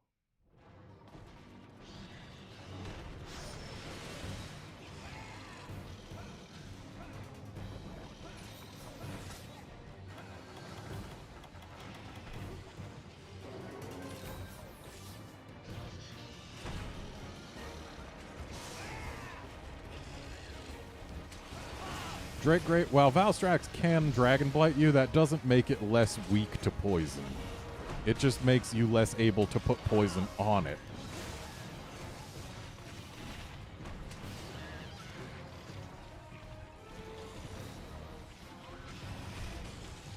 Ooh, look who's out of rage and therefore able to be knocked down by leg flinches now.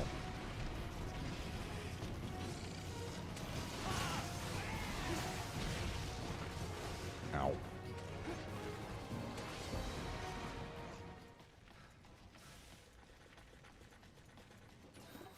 Yeah, Joey, Raging Bracky does in fact have a second phase in Iceborne. Once it gets low enough on health, it'll retreat to where it sleeps, and if you follow it in there, it basically ignites the whole place, seals the exits, somehow makes it so that you can't use Farcasters, and then it's a battle to the death where its fists no longer have slime on them, but it just exudes slime from its body every once in a while and is very explosive. It's a really fun fight, and I love it. And it's got great music.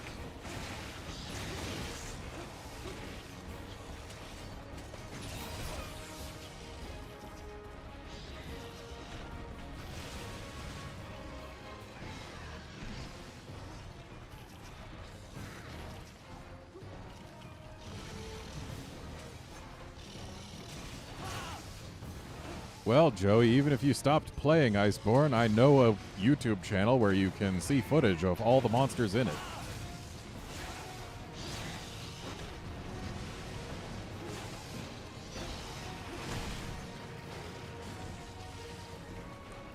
Hey, Welsh Canadian, it is going well. I am having me a good time reliving some memories playing 3U.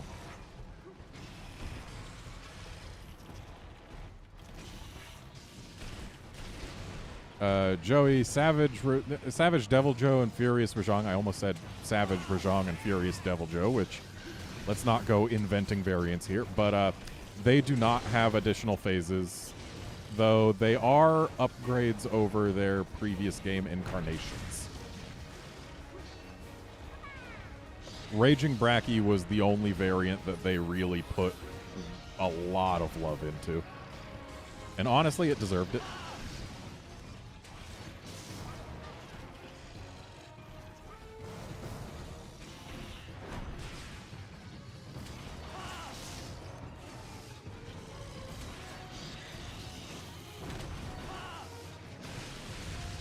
Ow.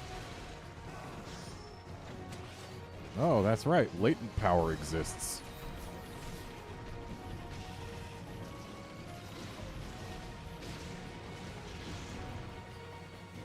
Good job, Kayamba, I guess.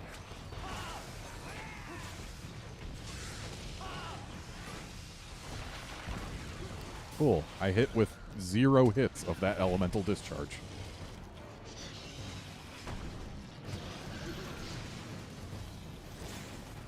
Yep, sorry. In fairness, you weren't there when I started the upswing.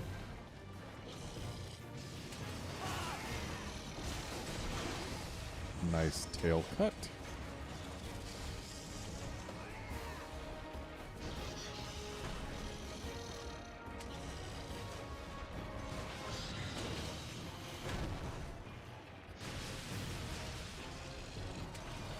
So, 5th gen Luna, I don't like fighting her,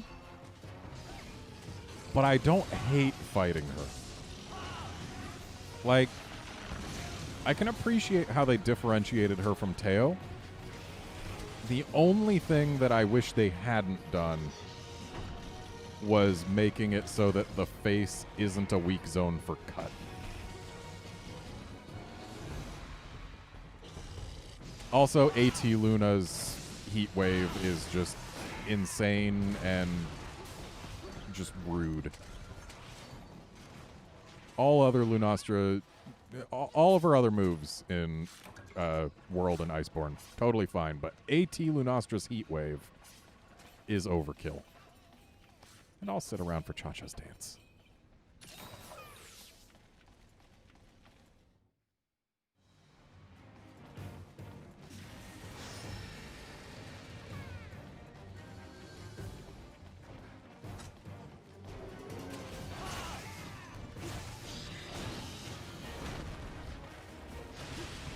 I haven't been paying attention. Has my weapon gotten even 1 poison proc yet? Because, like, supposed to... Or is this one of those weapons that you have to awaken to get the status? Now I'm curious. Oh, it just doesn't have poison. Okay, that makes sense. Could have sworn this weapon did poison.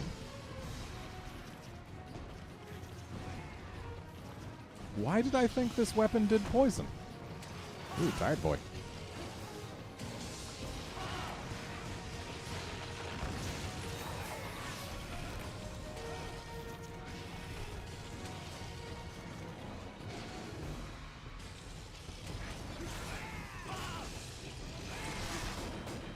Alright, that's 1 fist.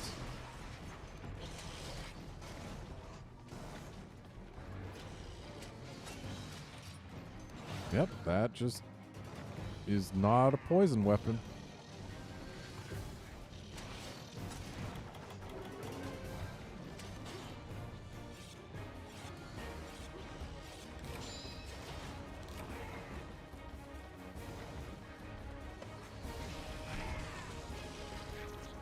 Yeah, unfortunately, the best defense against Lunastra's Heat Wave is just repeated Superman diving.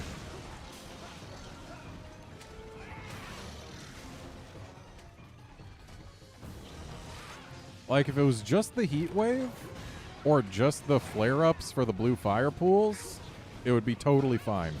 But the fact that it's both of them means that you can't reliably heal through it. And you pretty much just have to repeatedly Superman dive, which is not a fun thing to do in response to any move.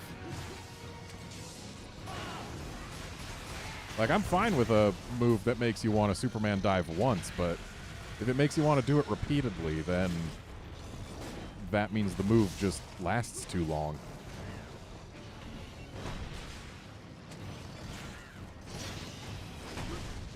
Ow.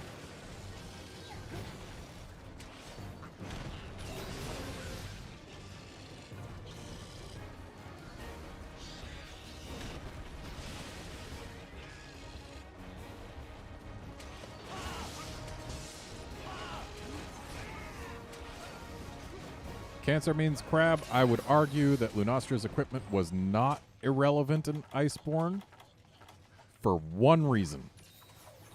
I used a set with like 3 pieces of her armor for my first Fatalis kill, specifically for the whatever its set bonus was.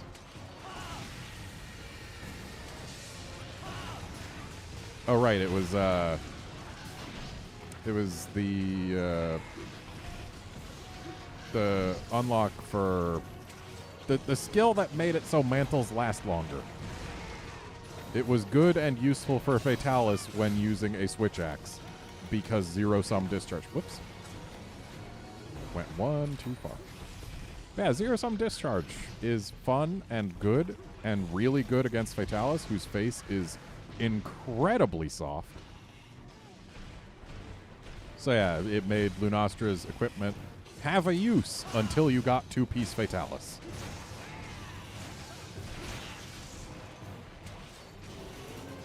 Tool Specialist, that's what it was. I can't believe I was spacing on the name. But in fairness, I am fighting a Brachydios right now. My brain was like, power prolonger, item prolonger? No, neither of those is right. What kind of prolonger is it? But it's Tool Specialist. It's not any kind of prolonger.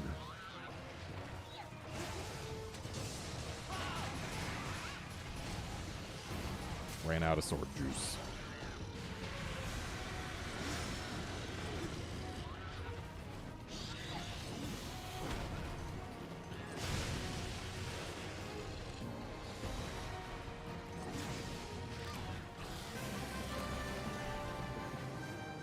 Did that Bracky even limp?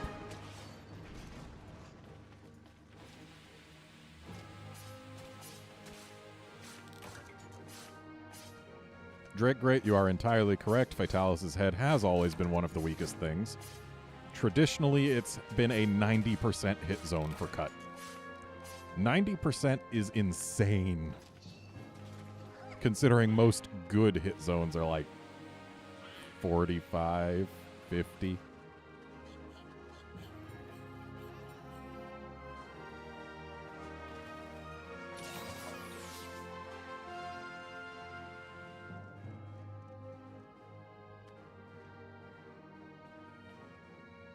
Wolfkinson, no, it is not bad to say that. And in fact, maybe I carded first just to give you some confidence. Yes, that is definitely it. I did not make any mistakes. It was super intentional.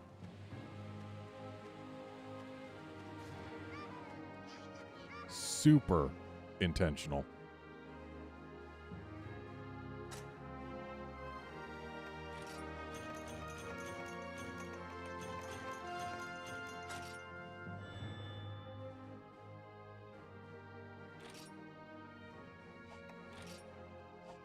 Can we just take a moment to appreciate the fact that my kill screen is just nothing but a Bracky smile?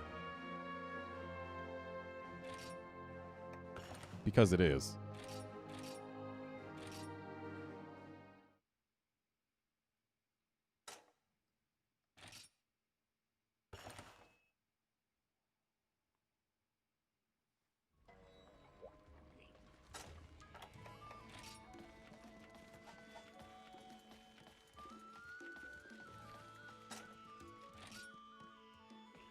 It's insane that they made a weapon, a switch axe, with this much raw, this much affinity, and natural purple sharp.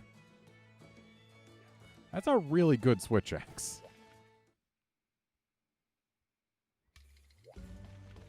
Like, sure, it comes from a rare species, but it comes from a rare species of a monster whose weapons usually have high affinity but low raw to balance it out.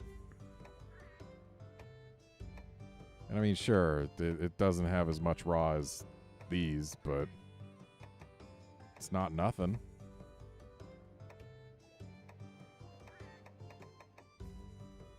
Actually, I guess it's relatively low raw for a switch axe. Looking at all of these. Still, 30% affinity and natural purple. It's a good weapon.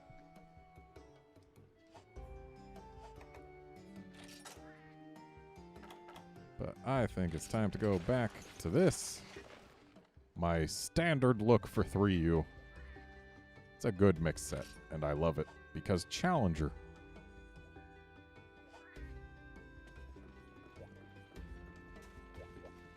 Don't know what I'm going to fight. Probably should have looked before I changed so that I could see what weapon I wanted, but I'll just have to pick something that's not immune to lightning.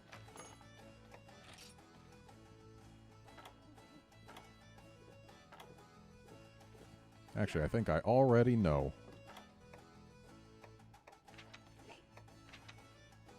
There it is.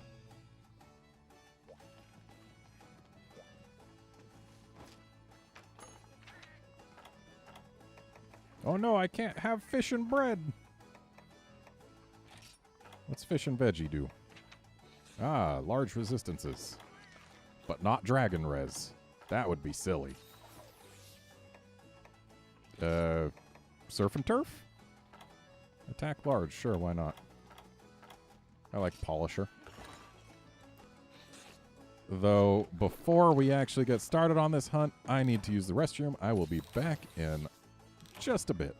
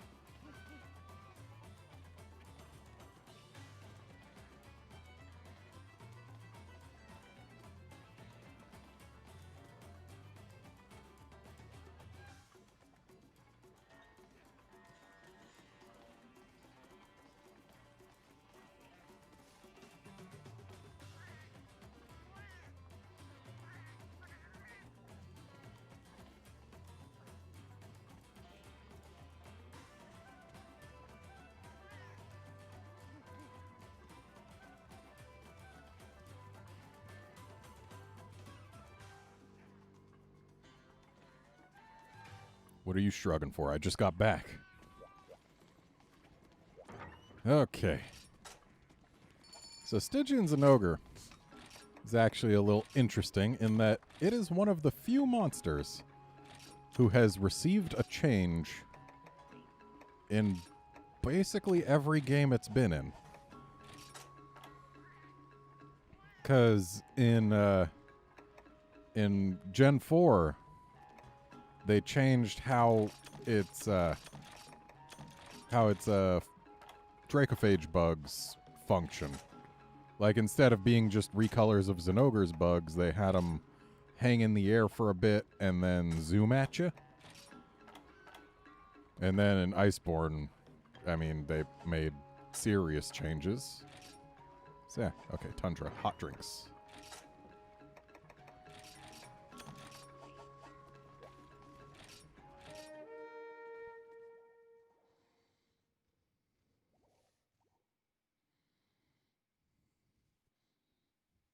Yeah.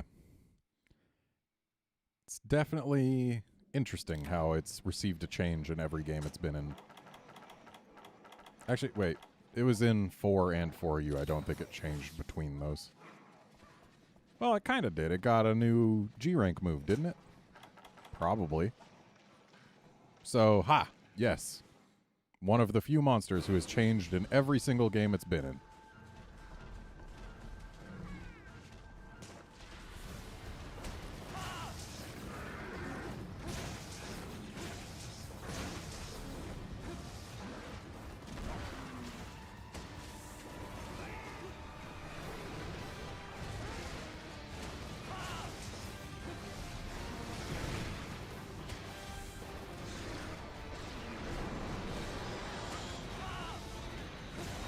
Man, I really like Zenogre's Iceborne theme, but this one also just...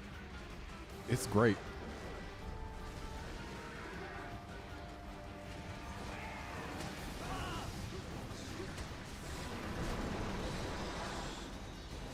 The third generation music in general is phenomenal.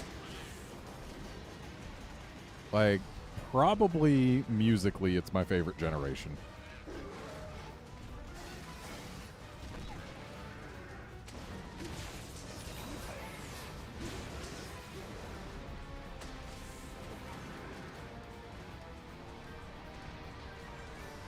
Welcome back, but no worries if you gotta leave later, Joey. You are not required to stay, as much as I'd like to say, yes, you have to stay for the duration of the stream. Doesn't matter if you're tired or hungry or what, you gotta stay the whole time. That's not how this works. I can't stop you from going, and I can't be upset with you either.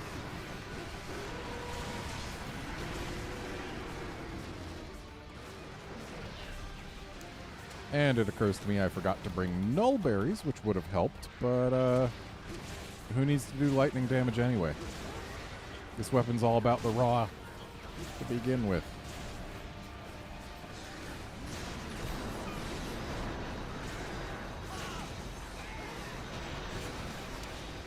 Oh, that's right. They do still hang around and then come at you. They just do it a little differently between this game and 4. That's right. Yeah, they still hang out and then go pew, pew, pew. In 4, they just function a little different. That's right. Oh, no. Oh, wait. This is 3rd gen, but this isn't Tri. Okay. I was about to be worried, like, wait, there's a down arrow next to my sharpness meter when I've got Dragon Blight. And for a moment I was panicking, thinking, oh no, is this the affinity down Dragon Blight from Tri? But no. No, it is not. It's just no element. I don't have to be so worried. Affinity down Dragon Blight was awful.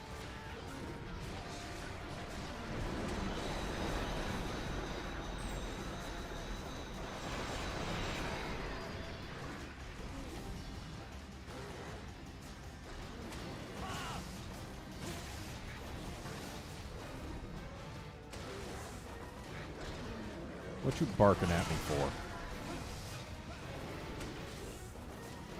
There goes horn number 1.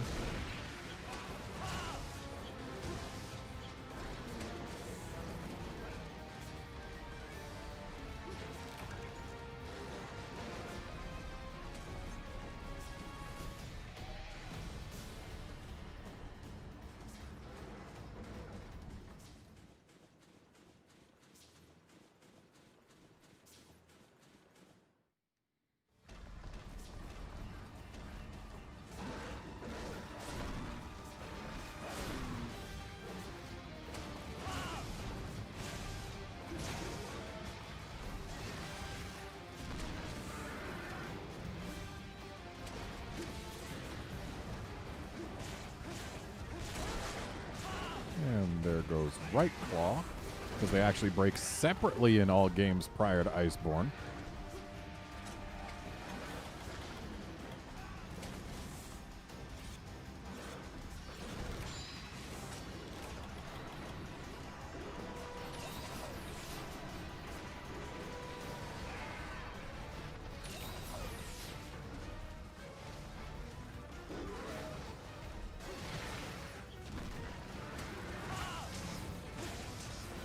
Hey, my lightning's back.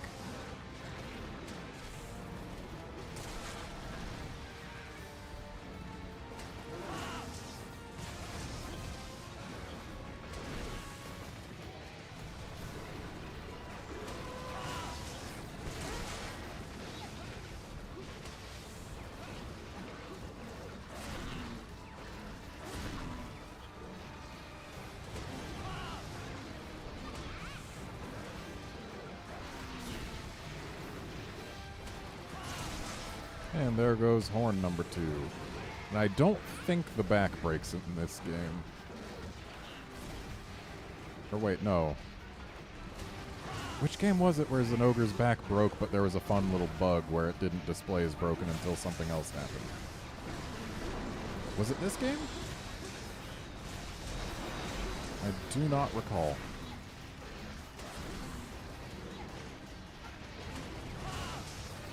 No, you know what? I think that's got to be for you. 4th gen added a lot of back breaks that didn't exist before. And for good reason, because it added an ability to actually get up to the backs.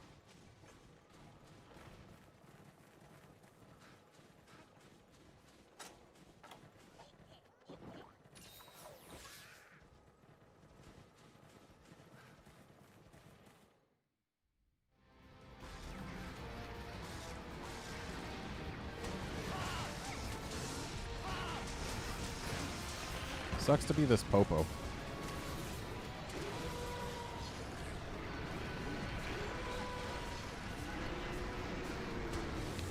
Of course, the first dragon lightning bolt would fall directly on my head as I approach.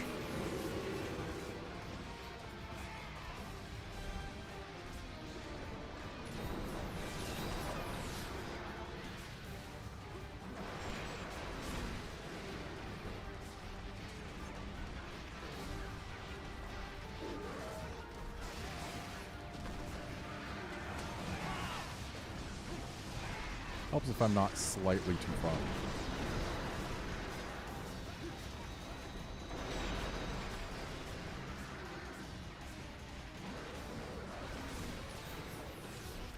I know a lot of people turned it off, but I'm going to be honest with you, I really liked the 3D effect on the 3DS.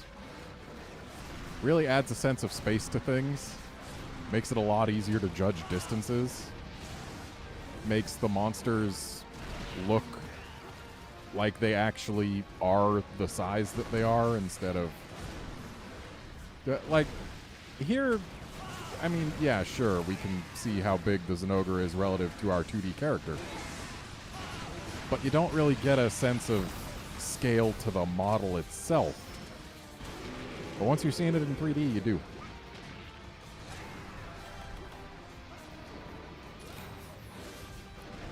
Though I will say, I turned off the 3D every time I finished a quest, because having the menus just sit at the top level with no real depth to them whatsoever, and then everything with depth behind it, that just bugged my eyes for some reason, so I would always turn off the 3D when I was in a primarily menus part of the game.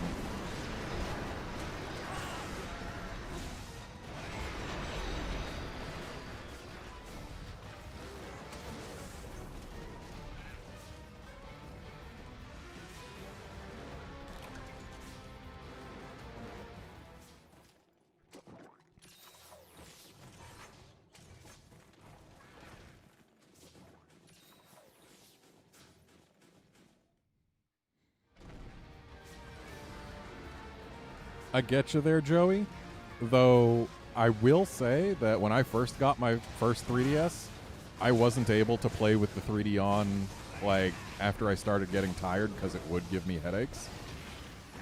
But the more you do it, the less it bothers you. So, like, play with 3D on until you start to get a headache and then turn it off from there.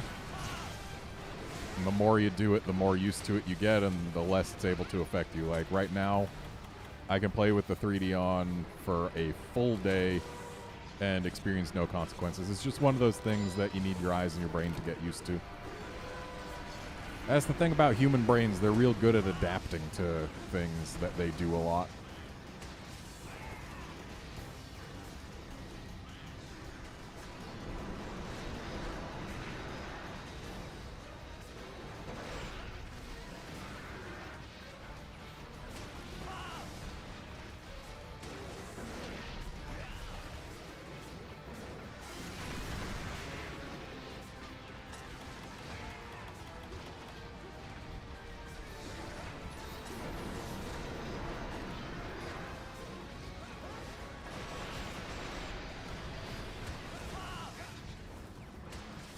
Is it just me, or did Cha-Cha just get nailed by every single one of those Dracophage bugs?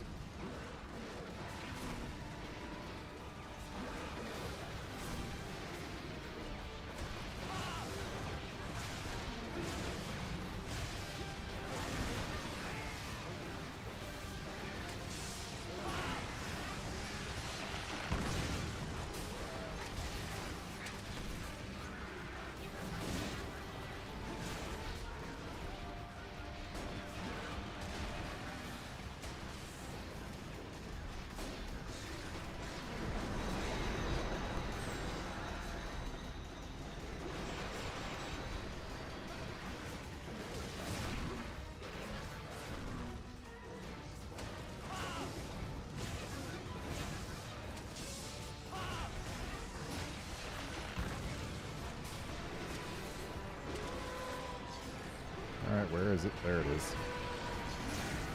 The first lightning bolt always falls directly in front of his face, so you don't want to go in until after it shows up.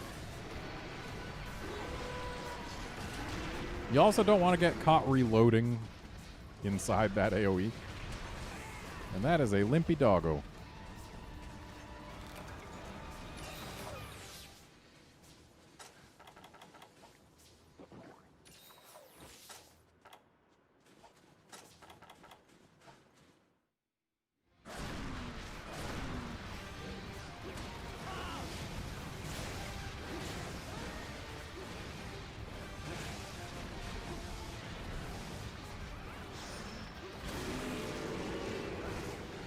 Right, no plugs in this armor.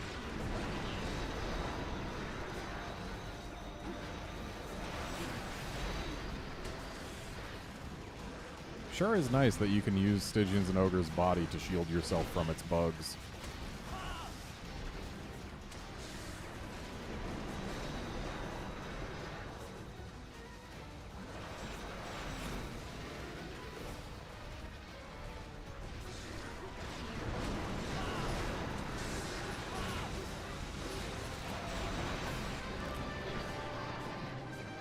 Looked like it shot itself in the head to kill it.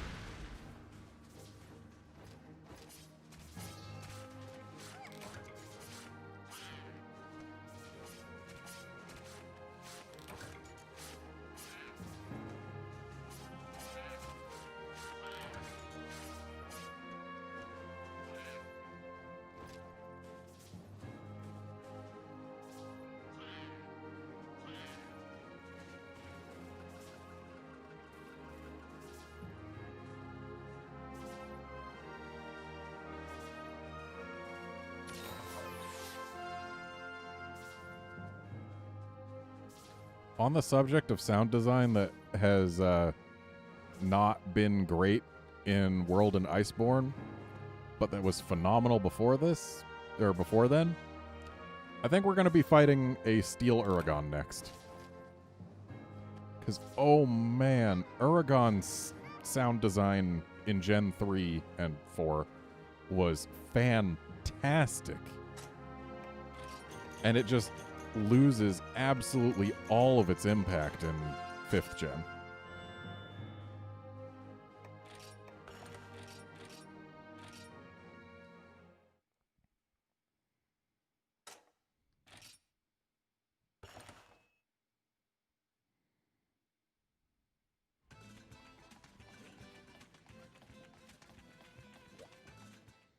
So I'm going to go get me my water axe.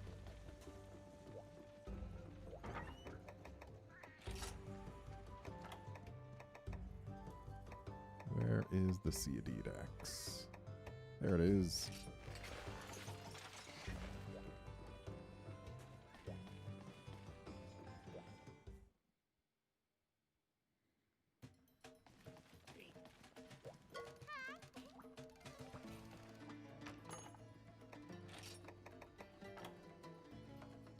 And now to try and find our stinky friend.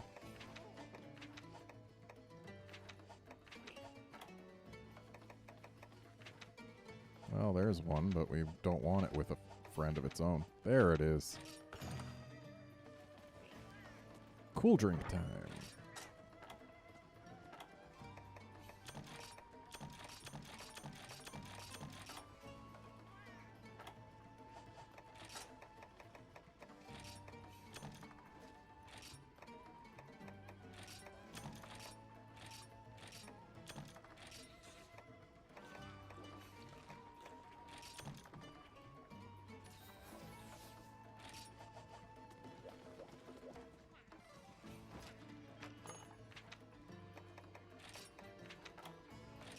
Oh, deodorant. Need deodorant. Cannot forget deodorant.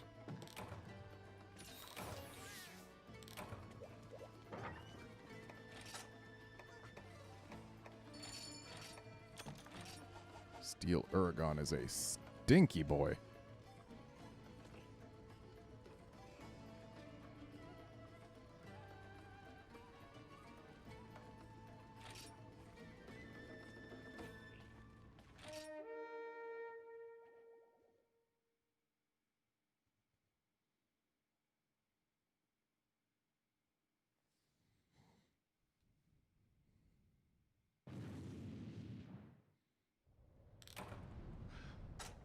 Oh, neat.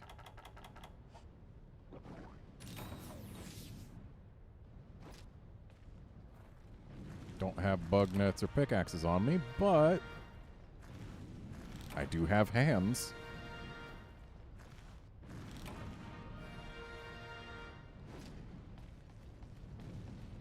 It bugs me that Steel Uragon has not appeared in any games developed by Capcom's non-mobile team since 3U.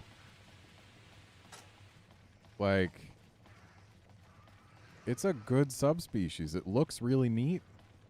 It's an Uragon. They should have brought it back.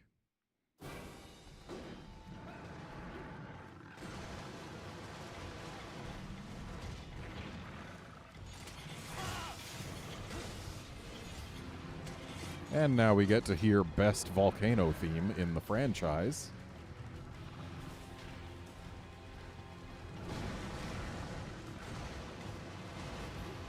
Named and very fitting for Agnactor, but still works for everyone else. It's a good volcano theme. In a good volcano.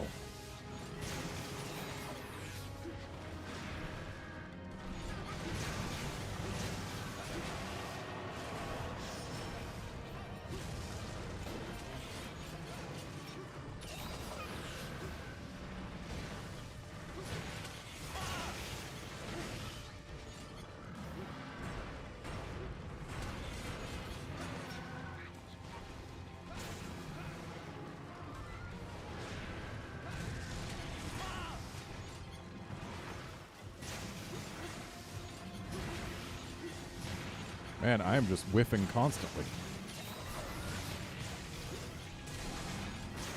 Sounds like we got the tail break, though. Now we just need the cut. And I'm all stinky. And Cha-Cha's just getting run over.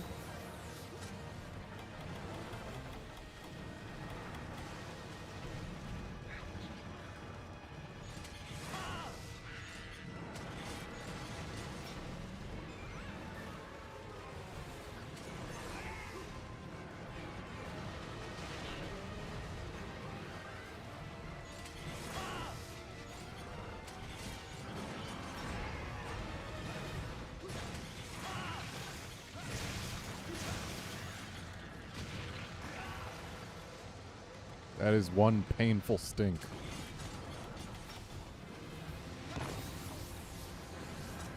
synchronized deodorizing.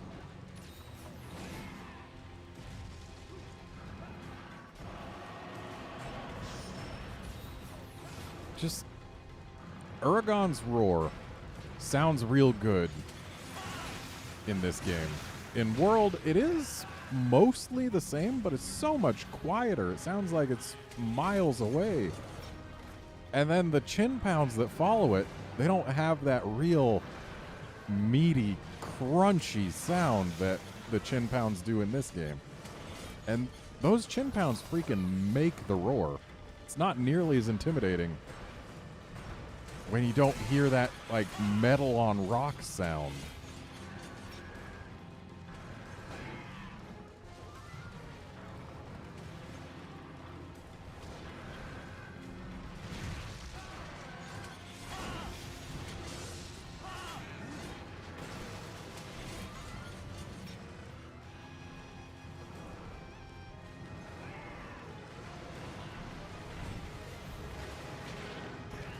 Wow. That stink lasts longer than a Superman dive.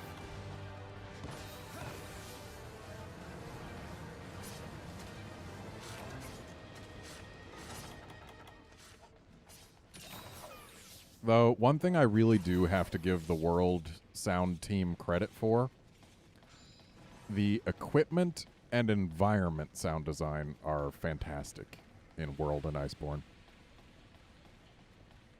The monsters, they sound more realistic, but that's not what I want out of a Monster Hunter game. Like, I want these monsters to sound big, imposing, bigger than life. But like the environment sound design, the weapon sound design, all of that in Iceborne and World is fantastic. Also, I'm very glad that prior to World, the chin pounds that came with Uragan's roar were not actually real chin pounds. They have no hitboxes.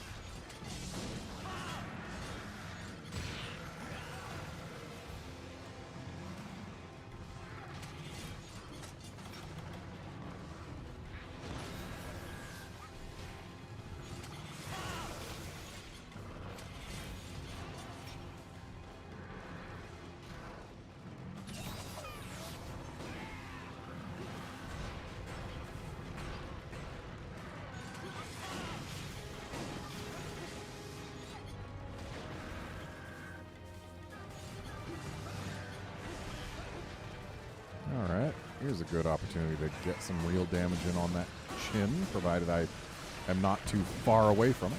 At least the burst hit.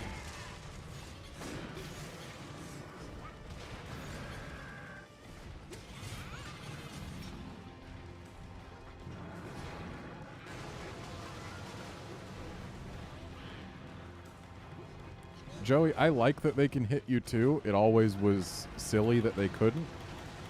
But it's silliness that worked in my favor, so from a gameplay perspective, like, in terms of making the monster easier, then yeah, I prefer when it's fake. Because it's easier and it's sillier. And World and Iceborne didn't have as much silly as the earlier games did, and I kind of missed it. There's the chin break.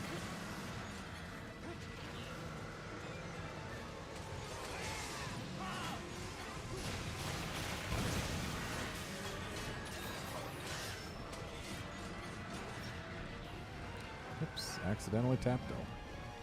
Well, this isn't going to end well. All that for a tear. But that is what my greed gets me.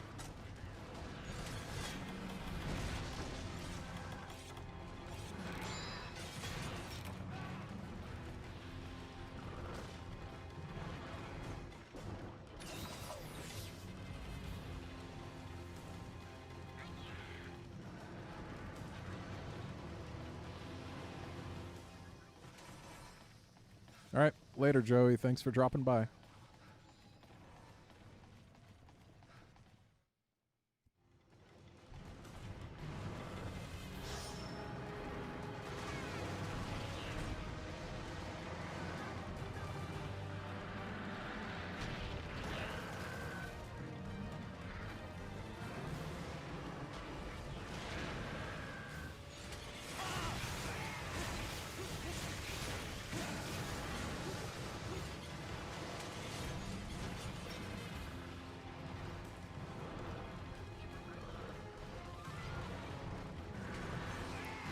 Yeah, Crab, I can definitely agree that the Iceborne team positively nailed Alatreon's sound design. And it sounds so much better than when its roar was literally just a copy-paste of Teo's. Which it was in all games prior to Iceborne.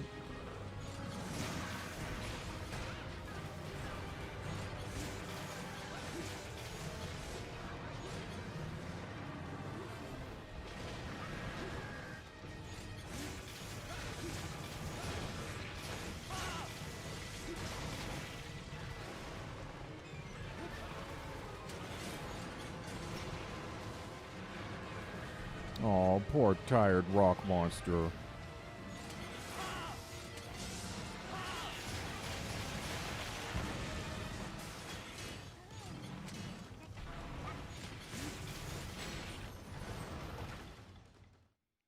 Thanks, Euroctor.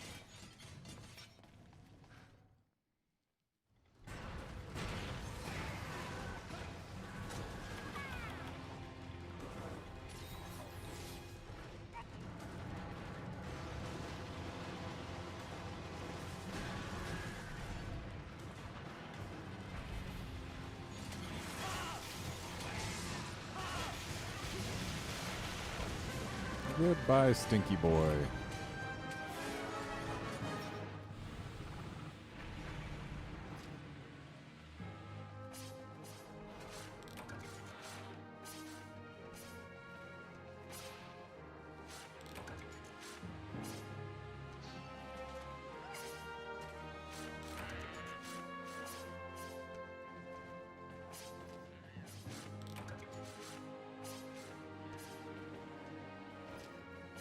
Yeah, Wolfkinson, one of the things about Gen 3, monsters didn't limp very often. Like, sure, they'll do it when they want to change areas, but they don't change areas as often. Like, that's one of the things I like about Gen 4, particularly Generations really did it. Makes it so that monsters are much more likely to leave pretty much immediately upon getting low enough to limp.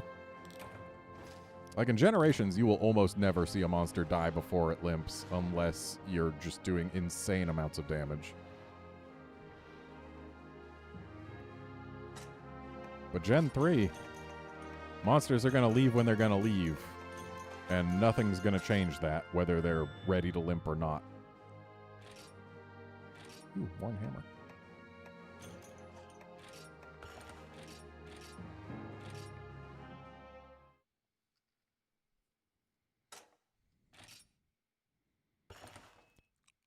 Seeing all these crowns I've got has made me curious. I do not know what crowns I do and do not have in this game.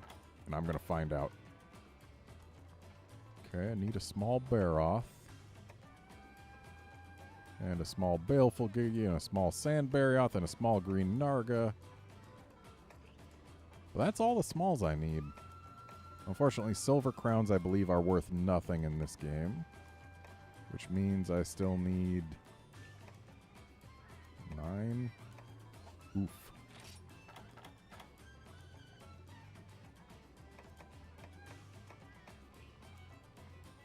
Oh, I guess the silver crowns are worth something in this game. So what, is this for gold crowns and gold crowns? Must be. I think I've used Switch Axe a few more times than other weapons, but you can check my math on that.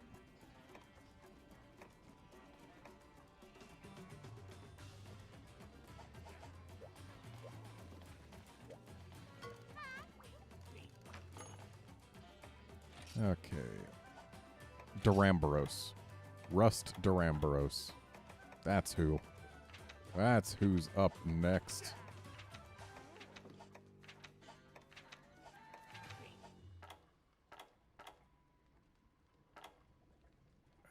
It's like axe to grind? Yeah.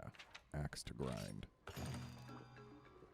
Could do the event Super Giant Rust Duramboros, but that's actually less fun. Like, it's neat that it's there. And kind of silly. But the fact that it's not an Attack on Titan collab quest in the English version of the game is kind of sad. Also, it's too big to really be fun to fight.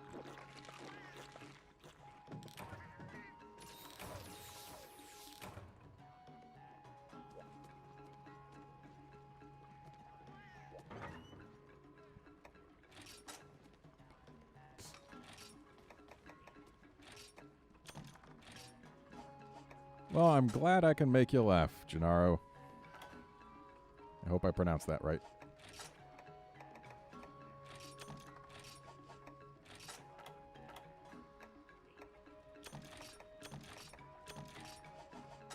Wait, is this quest day or night? It doesn't say. But I'm going to assume it's daytime.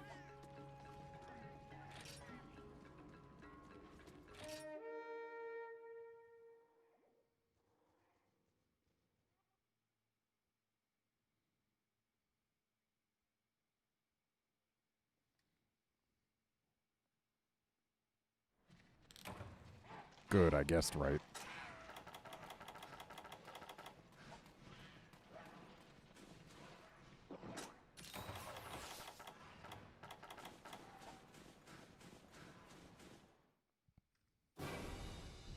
All right, later, Drake. Great.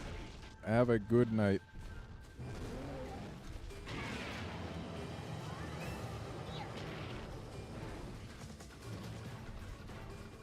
Something that will never stop being interesting to me is that Duramboros is the only monster in this game, and possibly in this franchise, whose tail can be severed by a blunt weapon.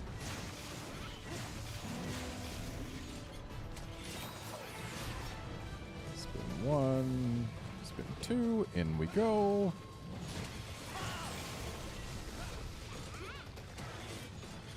Now to get them humps.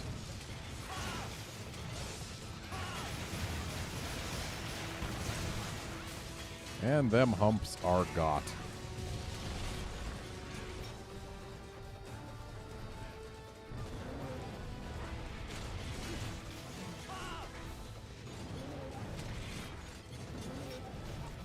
Another thing that will always amuse me is that Duramboros is reverse Uragon.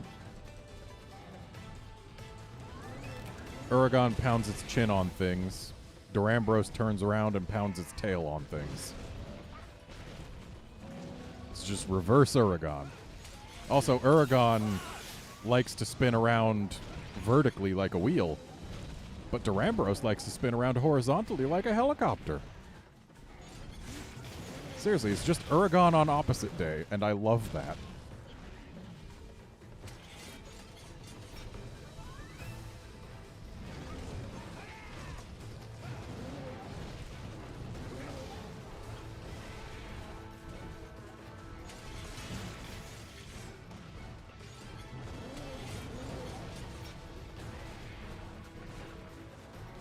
Seriously, second-gen Diablo's tails could be severed with pellet? That is interesting.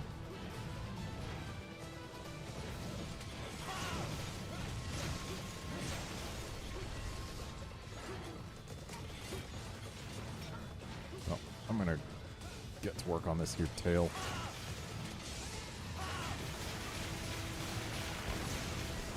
Oh man, I didn't bring a pickaxe. I won't be able to mine the tail.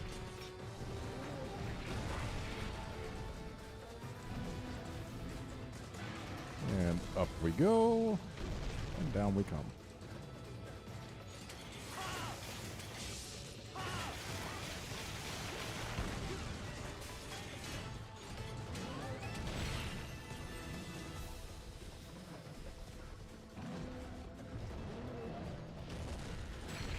Ow.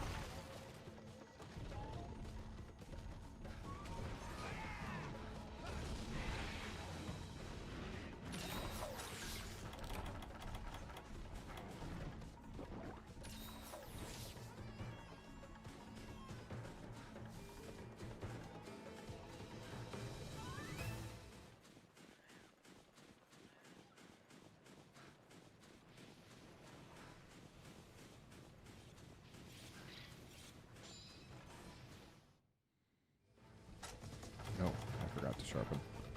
Oh well, nothing that can't be fixed by sharpening.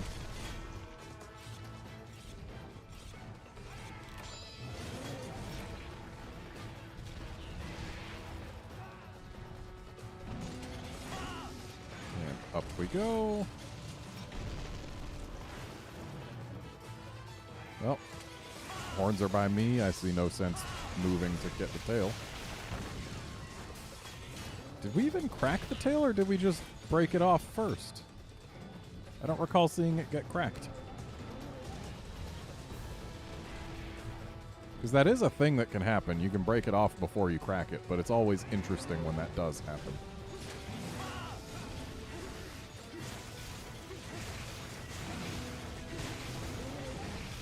Rawr.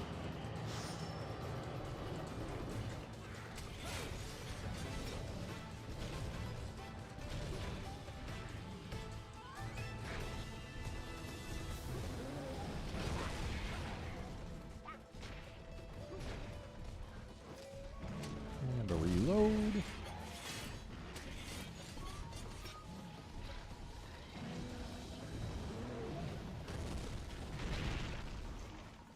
Nice tremor.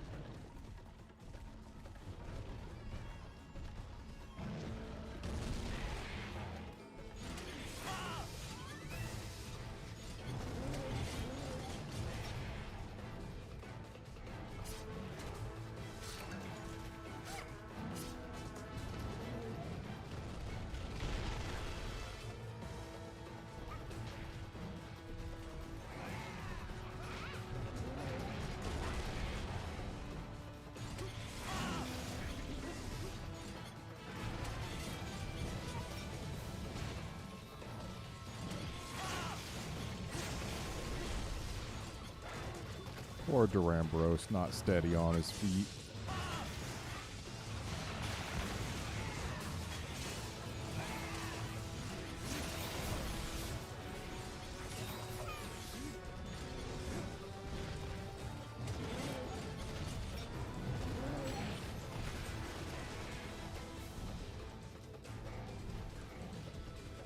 I would love to see this map get remade for Rise. To this date, this is still the best desert map in the franchise. With the best desert music to boot.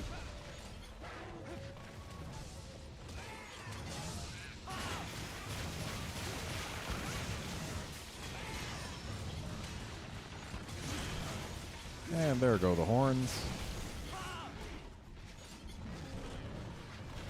So I've been hosting every quest in this stream, which means we actually haven't had a chance to see one of the interesting quirks of 3U.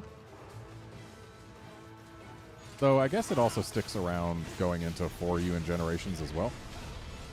And it's that if a monster has a part break while it's knocked down, then that part break doesn't get propagated to the other players until the monster stands back up. So, like, you could be wailing away on a Durambros' horns while it's knocked down and break them.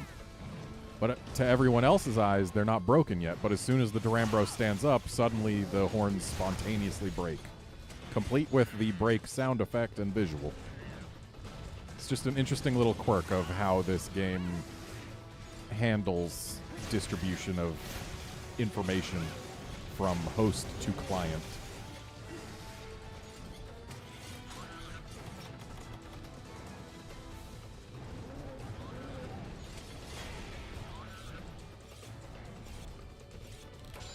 Yeah, pretty much the only break that gets immediately propagated is if a piece gets severed off and has to leave something on the ground, because that kind of interrupts whatever animation the monster is doing, doesn't it?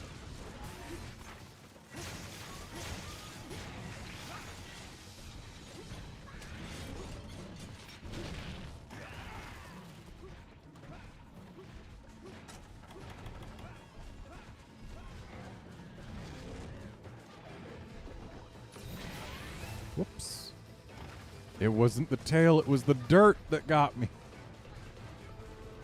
Interesting how the dirt, A, can get you, B, launches you, and C, does almost no damage whatsoever.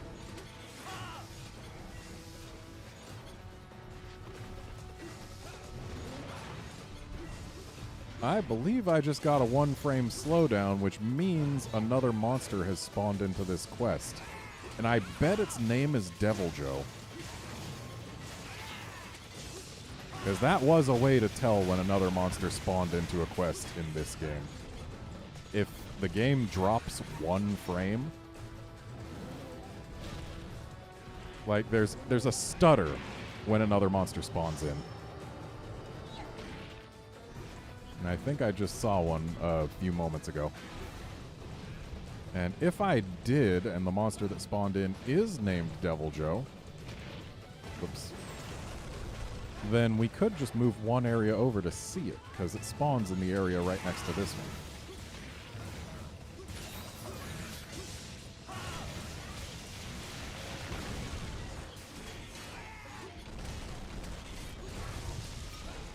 And I believe Durambros is going right where the Joe would be. Nope, it's going much farther for some reason. I'm just going to take a quick look to see if we did in fact get a Joe. This is not where the Durambros has gone. No Joe. Oh well.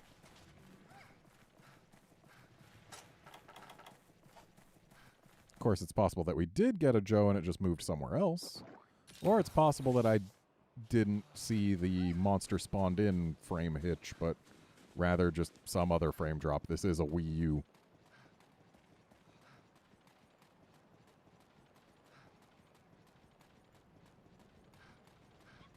So when I first played Monster Hunter Tri and I saw this little shortcut arrow on the map, I was like, am I somehow going to jump all the way over there?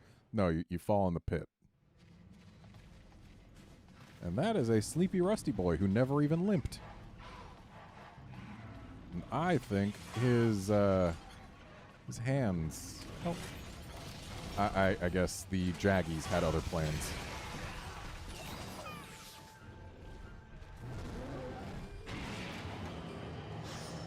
Sure is a shame the Jaggies in this area don't like letting monsters sleep.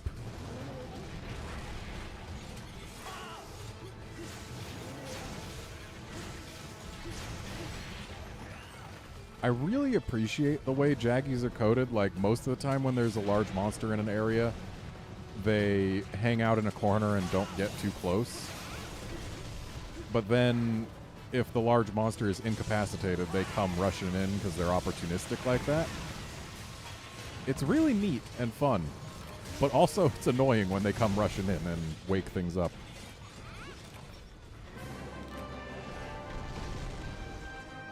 Aiden, you are not alone in thinking Monster Hunter 3 Ultimate's volcano is the best one, because that is an objective fact. It is the best volcano, with the best volcano music.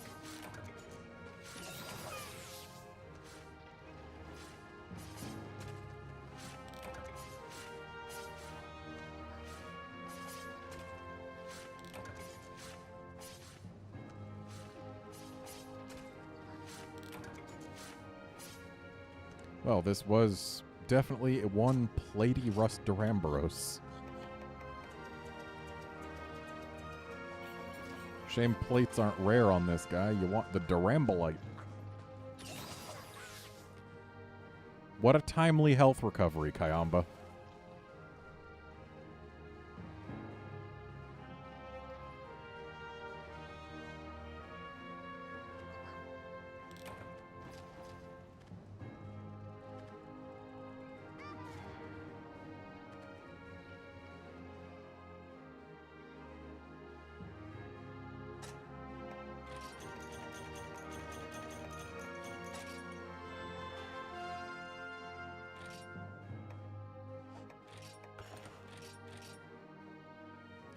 Well, that was a big boy.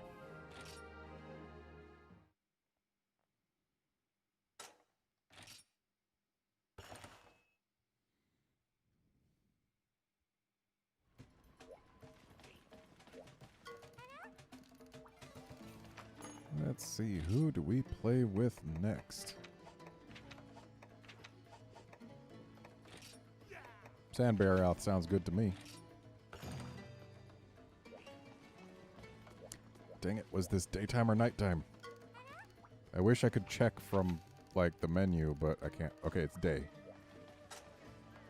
Like, I can go to quest info, but it just says Sandy Plains, not Sandy Plains Day.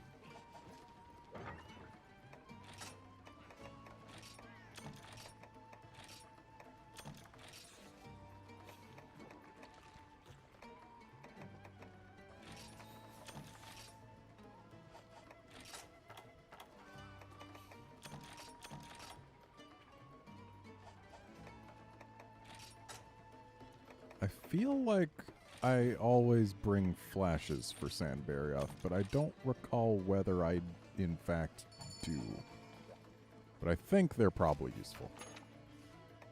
If I have that memory.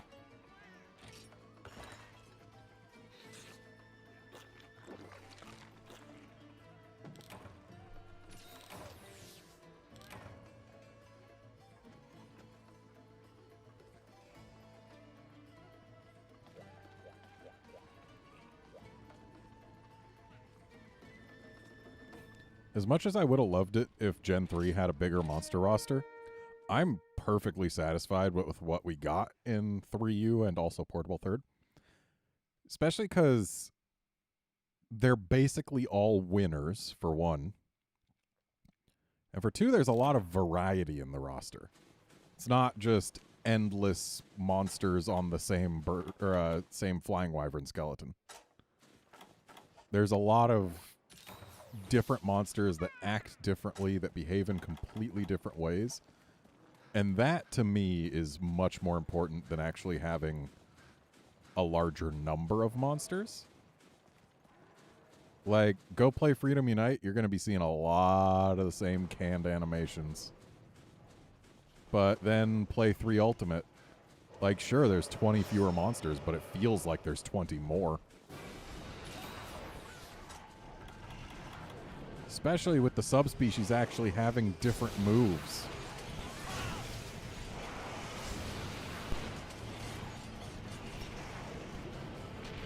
Whoop.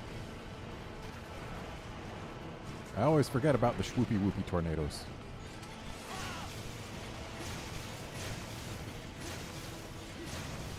Also, I haven't fought a Sandbarioth in like 5 years, so...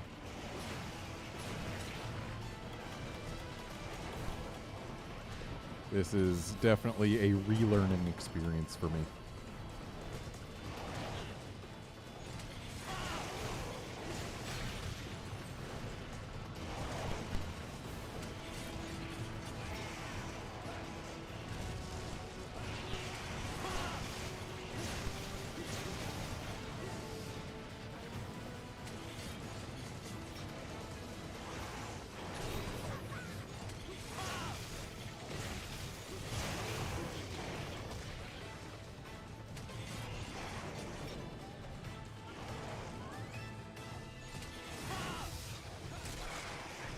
Nice.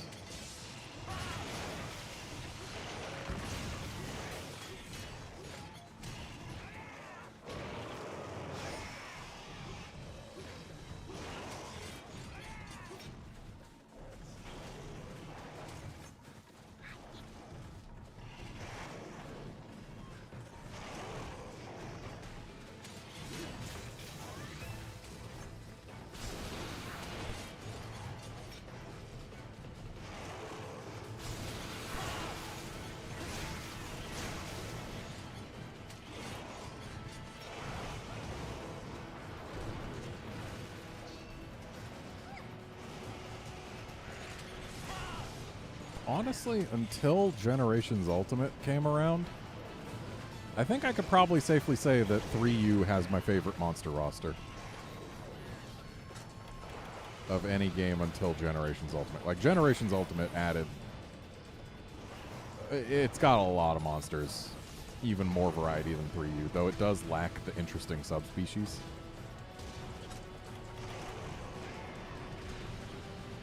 Yeah. Hopefully Rise will be like the 3U to Iceborne's Try or Portable Third. So if it's the 3U to Portable Third, then it's mostly just, yeah, we'll take all that and add just a few new ones. Which, I mean, honestly, I'd be fine with that. Iceborne had a real good roster, and I would love to see it just get bigger. I'd love to see Rise have more monsters than Iceborne did. But, like, I want to see Rise do a lot more than Iceborne did. Like, we already know they're bringing in Leviathans and Amphibians. And we know they're adding more monsters to some types we already know. They're bringing back fanged beasts. So I hope they bring back lots of old monsters. Not just a few favorites. I want to see, like, most of them come back. That would be amazing.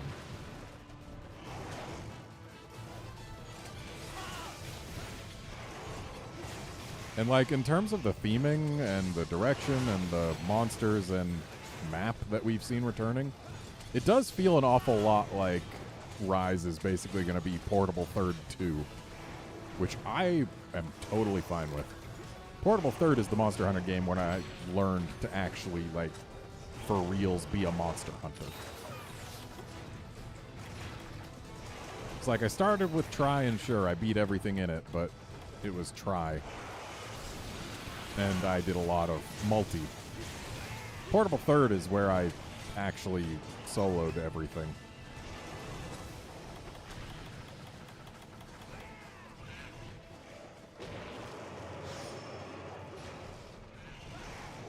Yeah, Kratos, it is very disappointing that Tigrex was in Portable Third, but not in this game. But I'm fine with it, because it meant that we got Molten Tigrex in 4. Molten Tigrex is a great fight that I would love to see come back, but apparently they didn't want it in Iceborne. They'd rather bump up Brute Tigrex to be a higher threat level than it originally was. Did I carve that tail? No, I did not.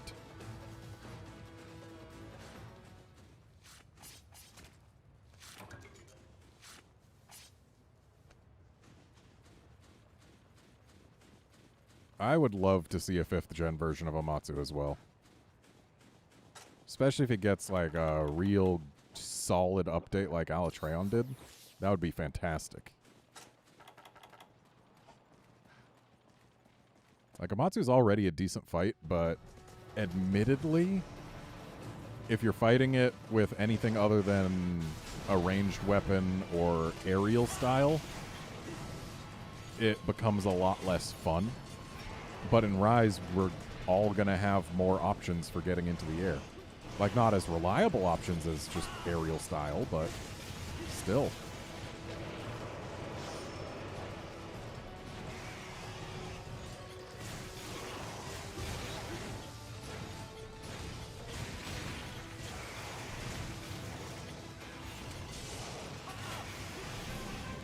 Well, I just killed it with a stab to the face.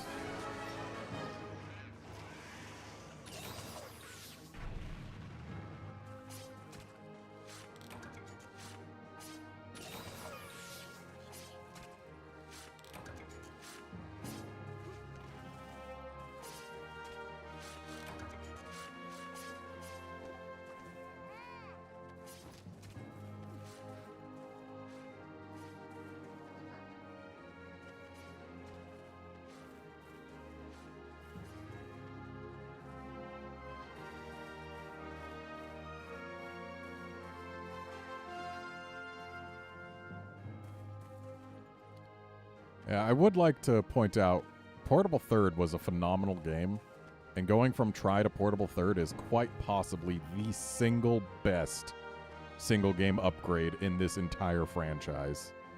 So for people like me who started with Try and then played Portable Third next, oh man, you cannot do better than that.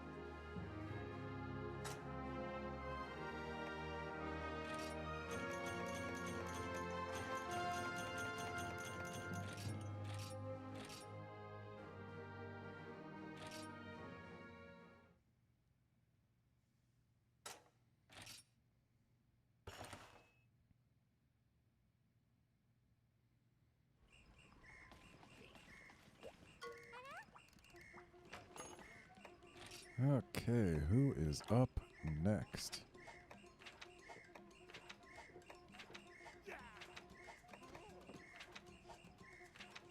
Glacial Agnactor.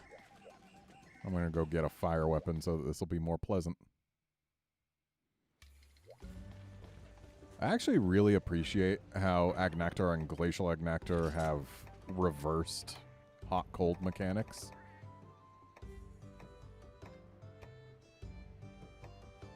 Like, it's one of those things where, yeah, you get it.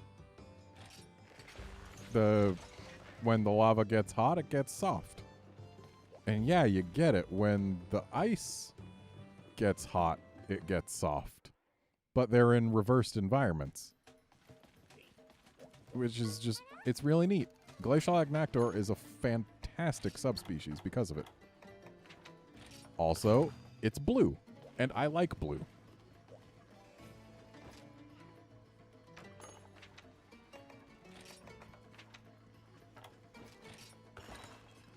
Oh boy. Game changer.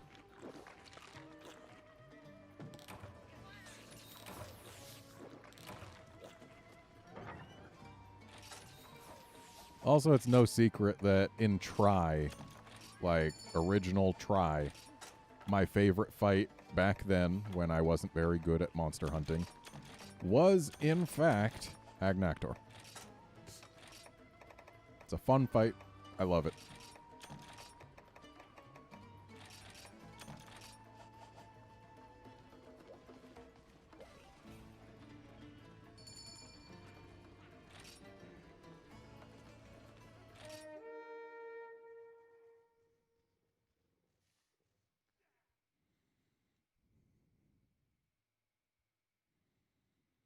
I also really appreciate that Glacial Agnactor is just in general much smaller than regular Agnactor.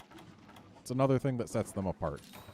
And everything that sets two subspecies apart from one another just makes me happy inside.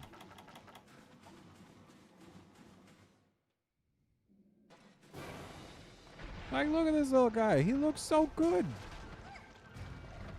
He's a cute little boy. Also, I think this one's relatively small for a Glacial Agnactor. I could be wrong on that front, but I think this one is relatively small.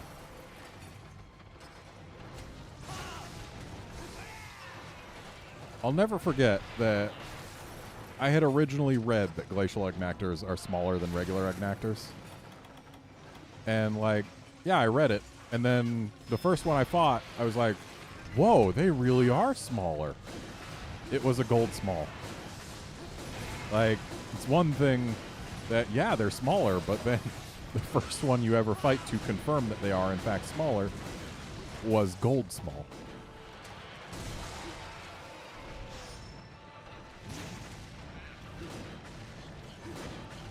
And apparently we bounce with White Sharp even after making hot.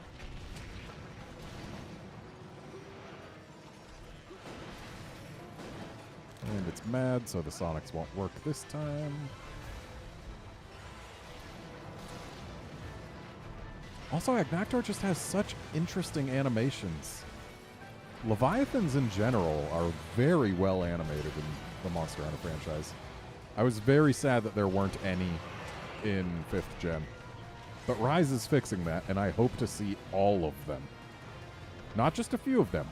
All of them.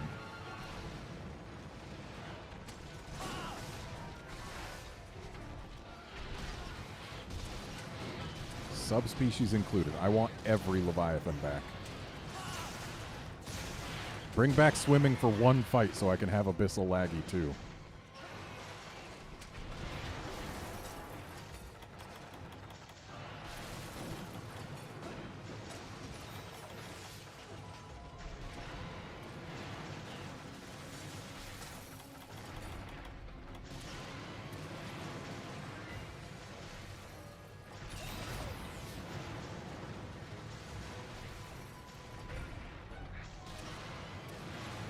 Okay, we get it. You can swim.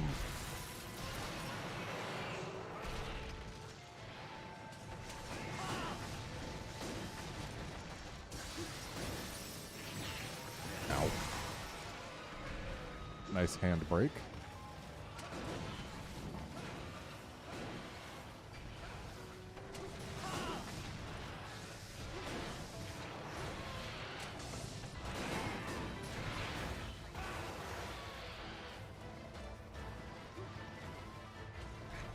Yeah, Nibblesnarf, I'm cool with Nibblesnarf. It's not the most exciting fight, but it's one of the earlier Leviathans, and it's got the fun mechanic in that you can fish it out. If you couldn't fish it out and couldn't feed it bombs, it wouldn't be anywhere close to as interesting or fun of a fight. But you can, which gives it its own charm. Also, it's got that bright blue belly that you only get to see when you fish it out. It's a fun little thing.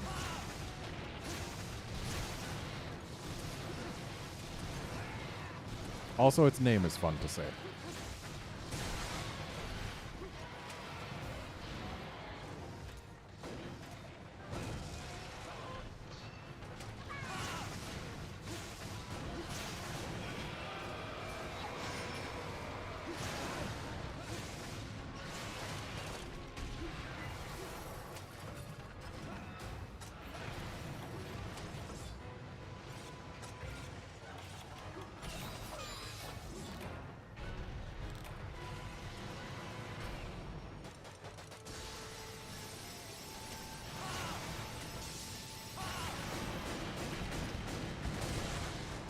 And there goes the back.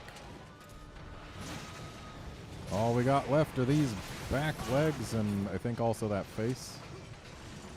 I haven't looked at its face in a while.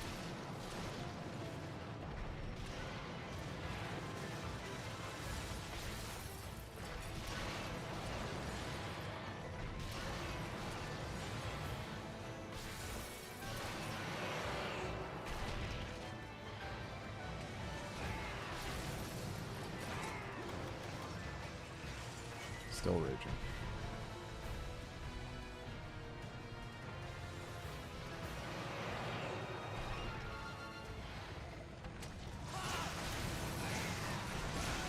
Whoop.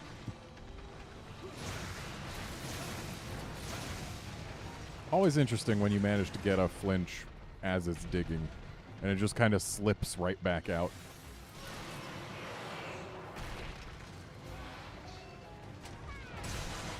And there goes one back leg.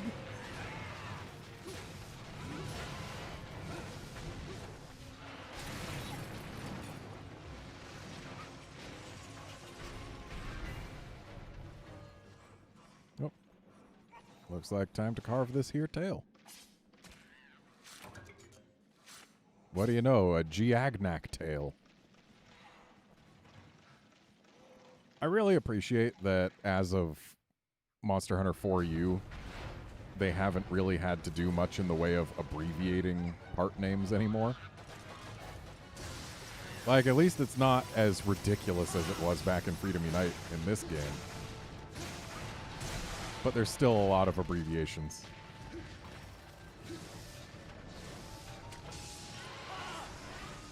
Cool. I missed every hit.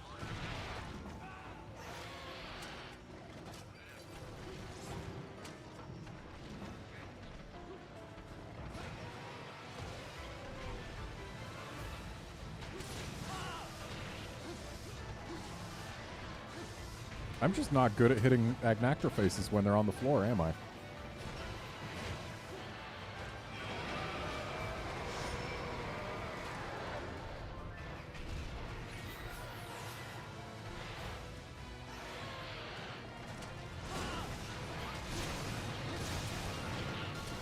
Thanks, Bullfango. You've lost your right to live.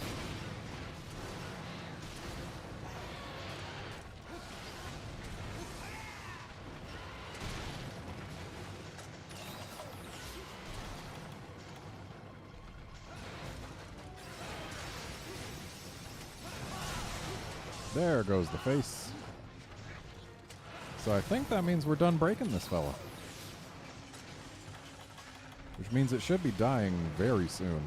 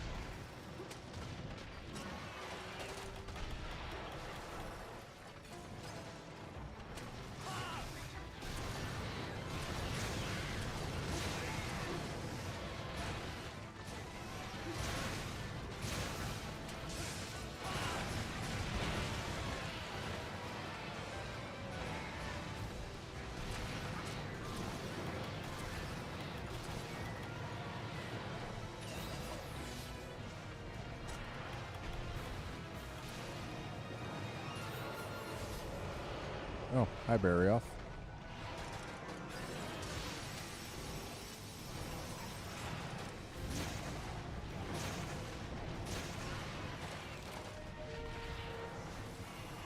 Not gonna lie, as far as monsters that could have joined in on this quest, Barrioth is one of the least interesting ones.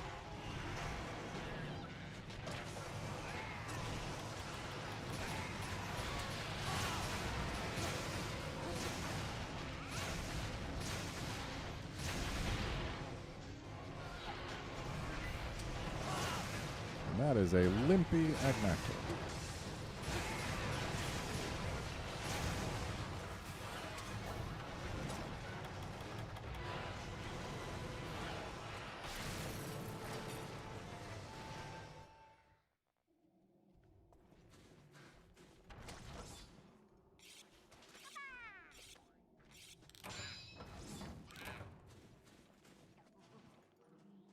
Wait, did the Agnactor not actually manage to leave?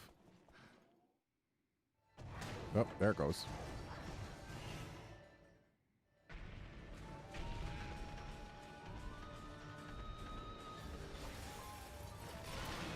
Oh, sucks to be that popo.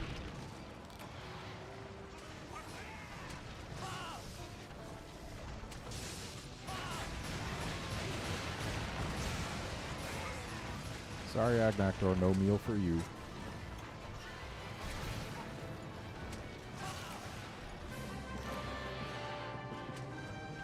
Fun hunt. Kinda sad that Glacial Agnactor hasn't come back since.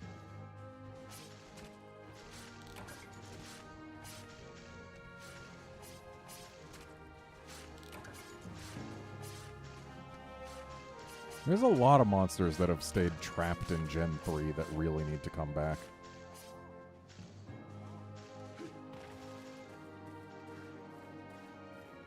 And we've been fighting a whole bunch of them.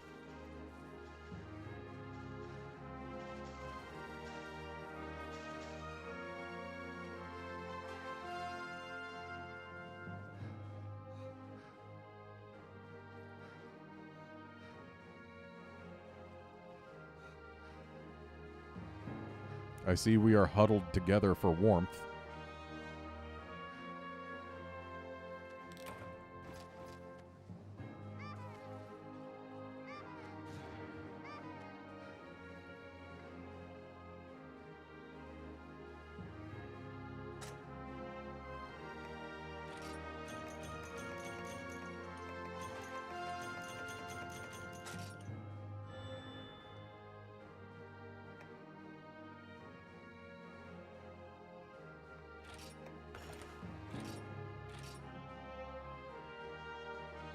Okay, so this was slightly on the shorter end of average for a Glacial Agnactor.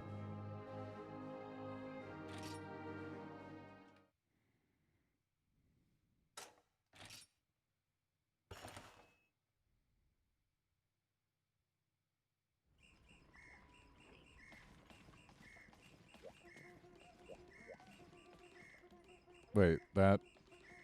Wolfkinson, that was a gold crown? That was 3 meters longer than my gold small.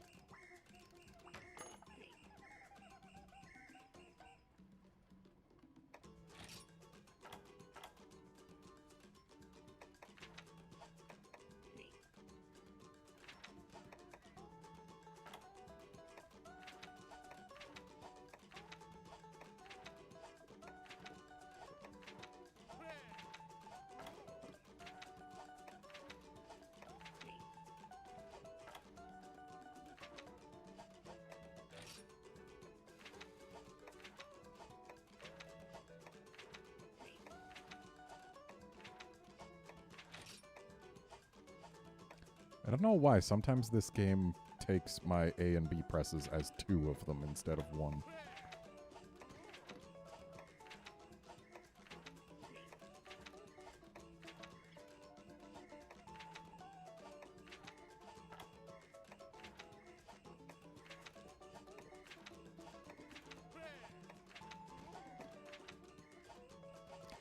I think it's mirrorless time.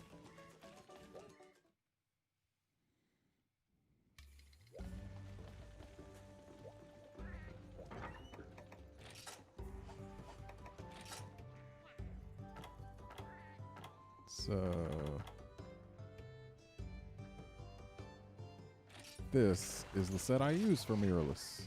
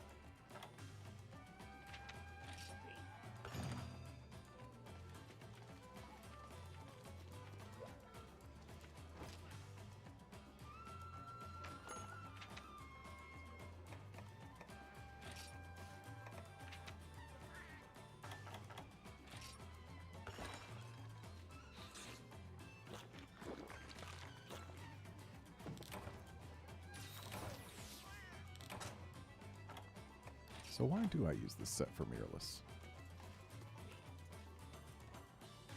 I guess it's the current res and the stamina recovery and the speed gatherer. Because speed gatherer is what ensures that you can get all your carves on this massive boy.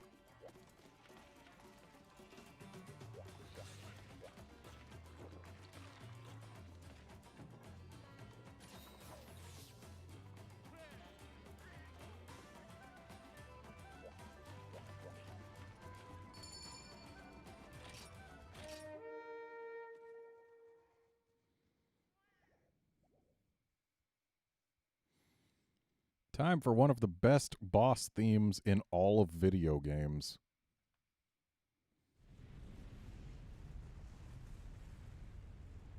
Well, good news, Wolfkinson. I've fought mirrorless plenty of times, and I don't run out of time. So between the two of us, I think we can do it. We just gotta keep the carts down.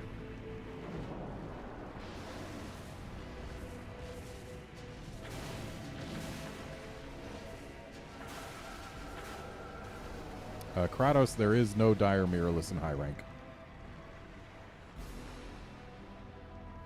He was the end boss for G rank.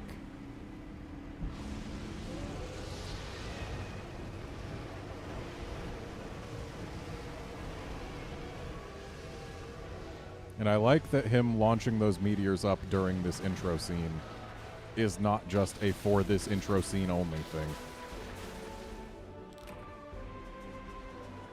Because they are already coming down. If you hold still at the beginning, you will get hit by a meteor, and that amuses me.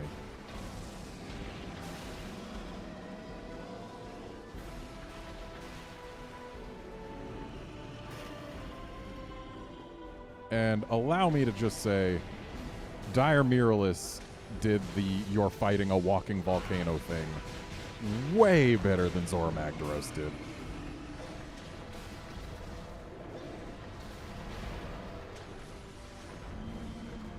And you may recognize a lot of its animations if you've fought Fatalis before, especially if you fought Gen 2 or Gen 4 Fatalis. Because it stole a lot of animations as well as its skeleton from Gen 1 and 2 Fatalis, and then, in turn, Gen 4 Fatalis stole some animations from Dire Mirrorless.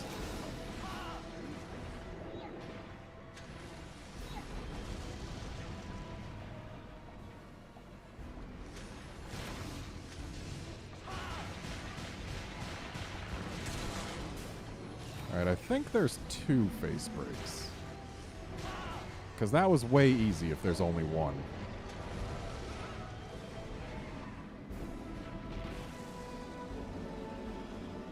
Also, this music, it's so good.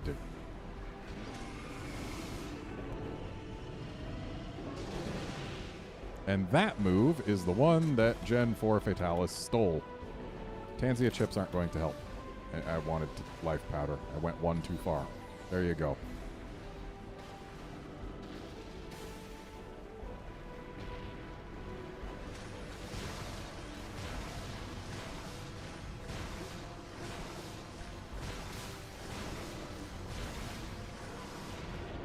Why am I going for the tail? The chest is the best thing after the face to go for a while. It's actually, the wings. Yeah, the wings, because you can't really get the wings when it's on land.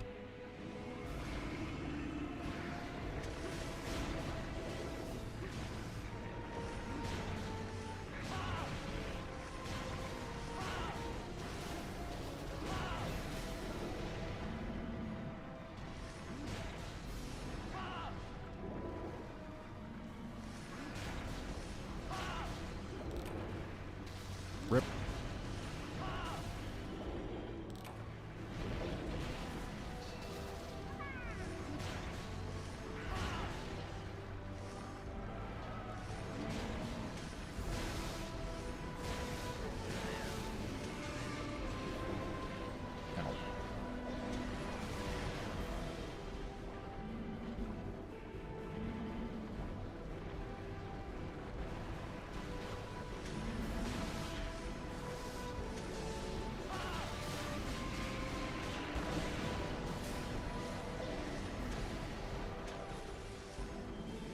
You should probably use the underwater Dragonator.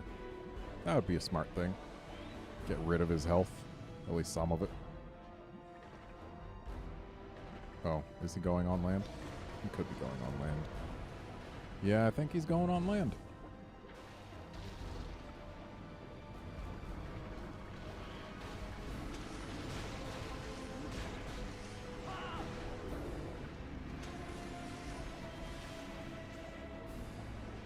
Definitely looks like a big boy who wants to go on land.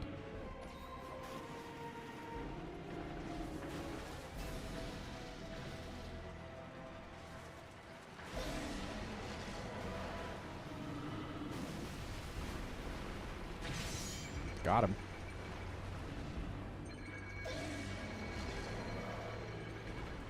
Now can I get off this boat? Okay, good. Now I can actually see what I'm doing. Wait, isn't there a ballista binder somewhere? Maybe. I don't remember. It's been a long time.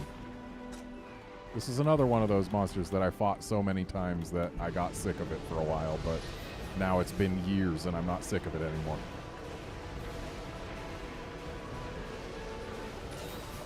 I know there's at least ballista shots, but those aren't really good if you have a weapon that's at all decent.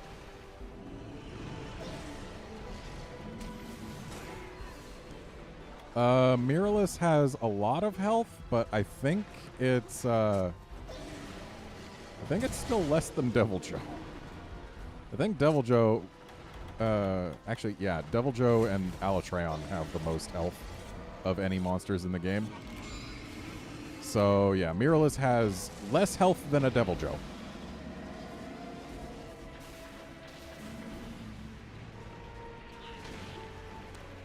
This darn tail.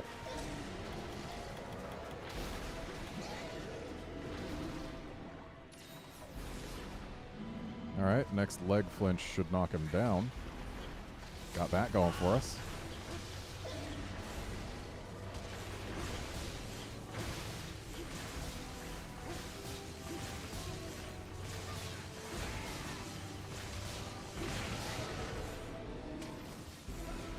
And down he goes.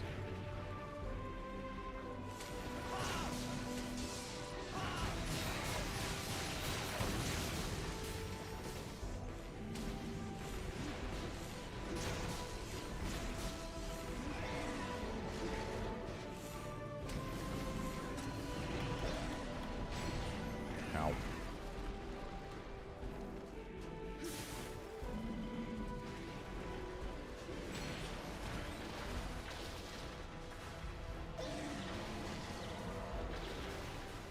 This tail is going to tear me apart.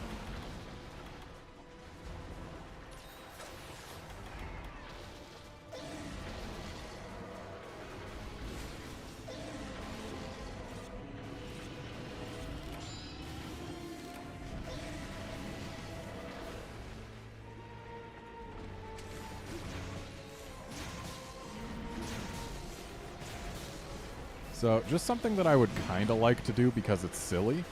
If we could break his chest before breaking his arms, makes it so that the chest, which looks like it's the source of all the magma in his body, is no longer lit, but the arms stay lit. So it looks like they are lit up without a source. And that's always just kind of silly. And he is falling down.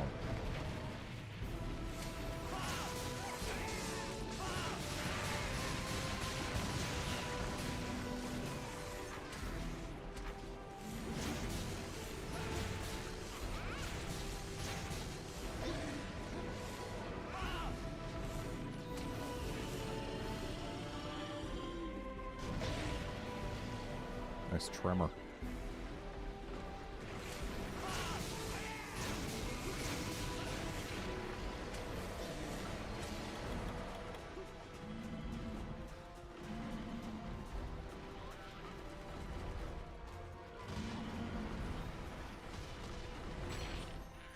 I'm sorry, his hitbox was still active?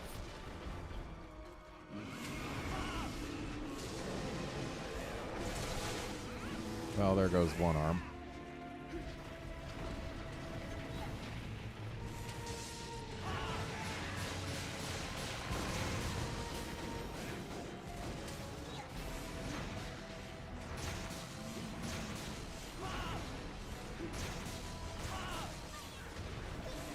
Yeah, the problem with the chest before arms thing, the arms are much easier to break, and it's pretty easy to accidentally put some hits on them while going for the chest. They're much more reachable, too. Ow. That explode punch has gotten me, like, every time. And that tail!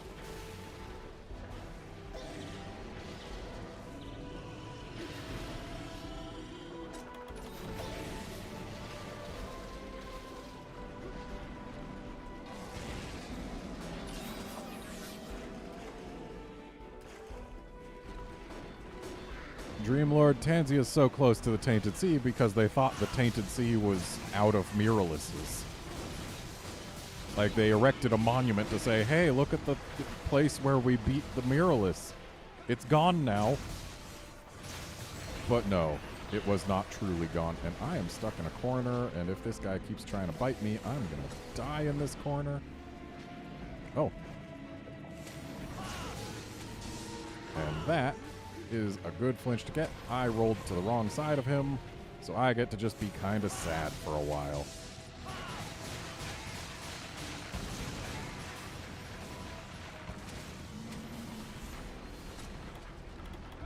And now I get to get more health.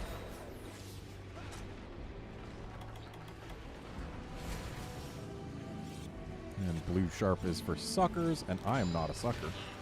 But I am going to get hit by that dang tail again. You going back to the water? You look like you're going back to the water.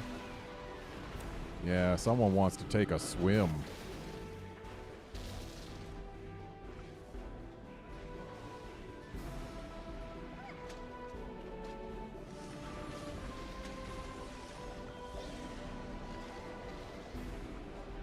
Seeing just the lava lines on his face lit up from in the water, it's actually kind of imposing.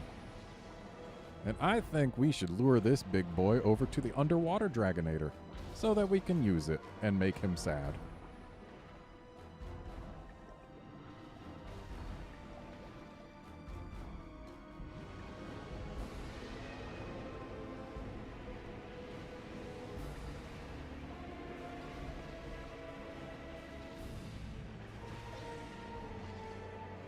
Though actually,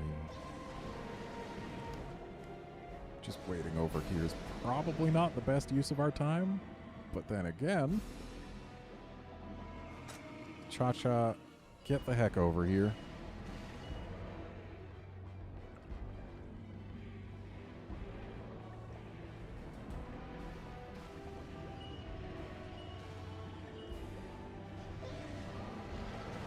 Alright, he's on all fours so he can move faster. Come on, big fella. You know you want to get over here. That's right.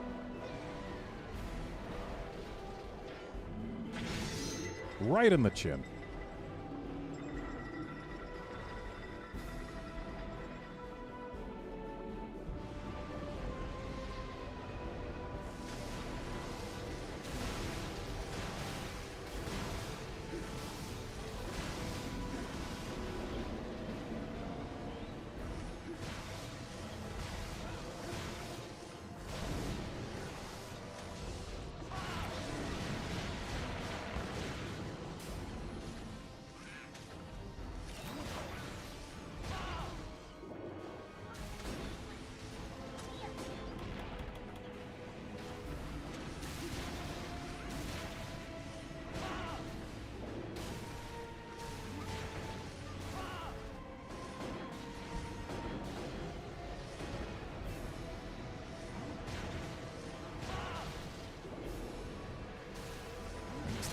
Oh, okay. Before I finish the sentence, this chest is gonna break.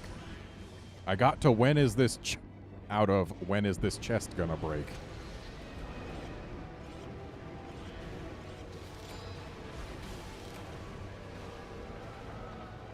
Okay, left arm, you gotta go. But also, I don't want to get slammed like that.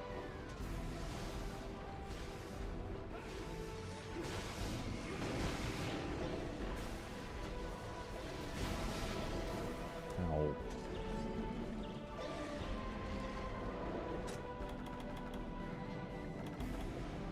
Let's just do this. Oh. Rip. Didn't get to interrupt the eruption.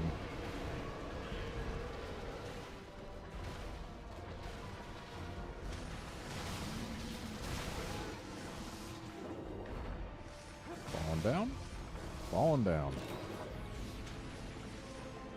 With the one unbroken arm on the bottom. Thanks, game.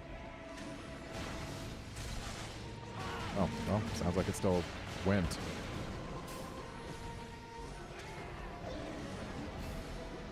Yep. So if there are any breaks left, it's just the face again. I don't remember if the face breaks twice. It might not.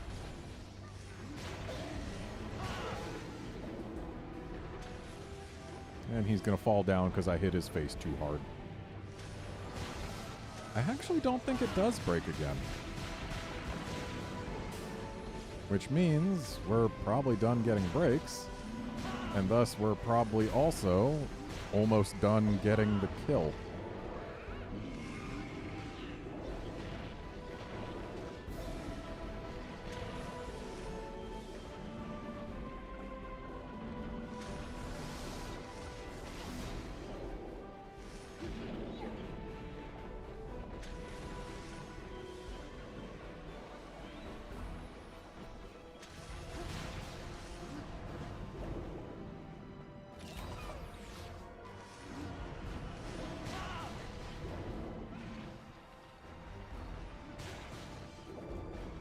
Gotta say, it is neat that you turn off his lava by breaking his parts, but he looks so much less interesting without it.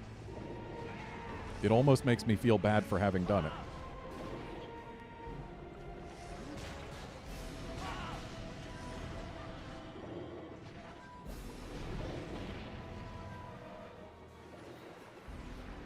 And got some air.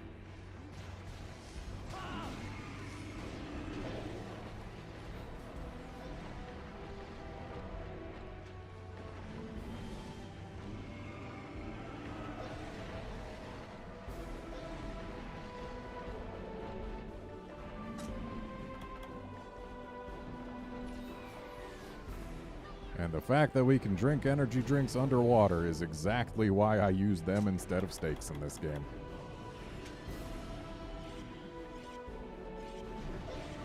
They're just so much more useful, because you can use them anywhere.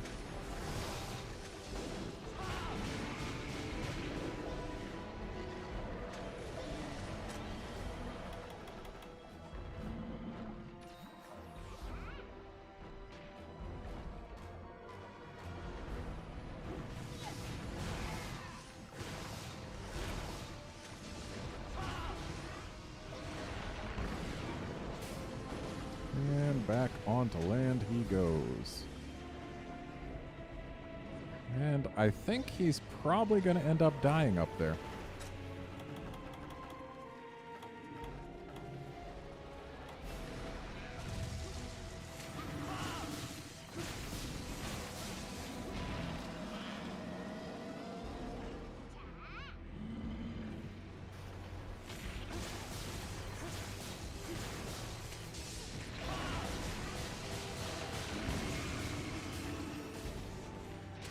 Oh no, it's the sit and sweep. Oh, I wasn't aware that the Dragonator was ready again. I was not paying enough attention.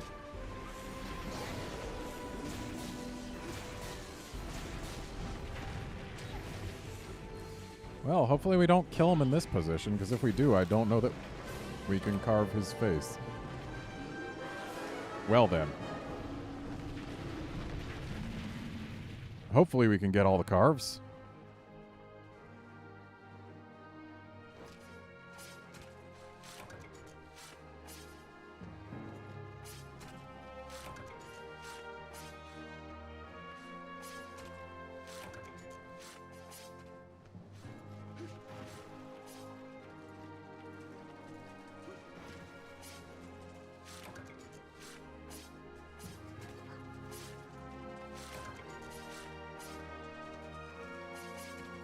I definitely appreciate that Gen 4 decided that monsters should have at most 2 carve zones.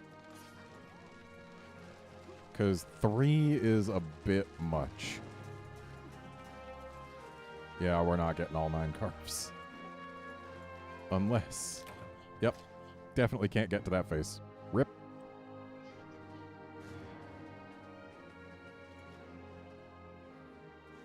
Yeah, the way Gen 4 made it so that Fatalis only had 2 carve zones, and they were close enough together that if you just stood at his elbow, you could actually get all the carves without moving. Much better than this.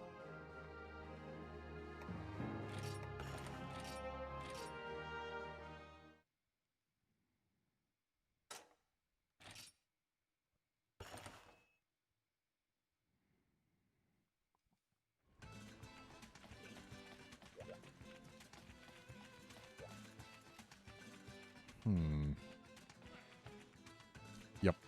Okay. What are my skills again? Don't need all those. Abyssal Laggy is up next. Because dang it, I want to fight one.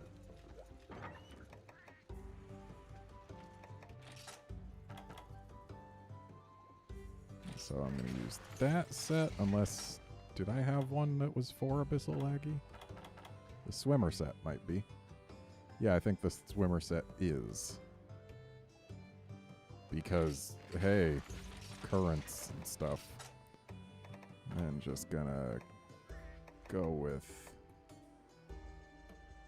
the Crimcidian. Why not? It looks cool.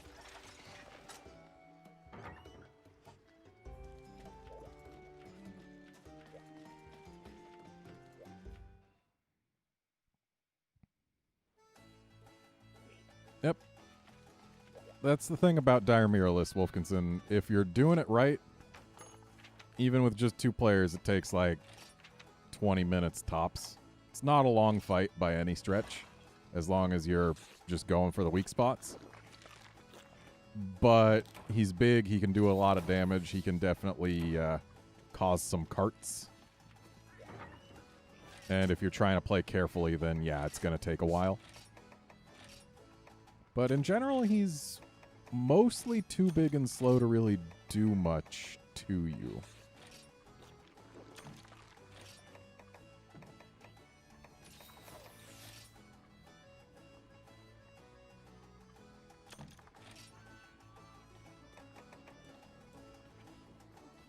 And let's bring some oxy supplies because we're gonna be really underwater and sometimes we can get our oxygen stolen.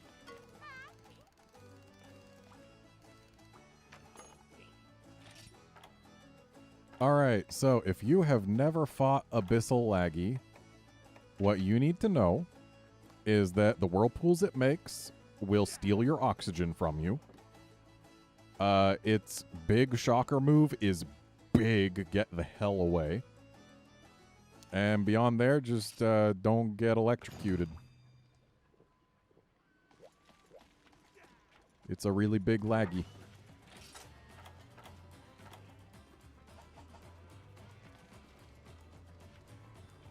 Yeah, it's going to send out whirlpools with the same move that Amatsu uses to send out its 3 tornadoes. And they function in much the same way. They just steal your air if you touch them. Also, they hurt.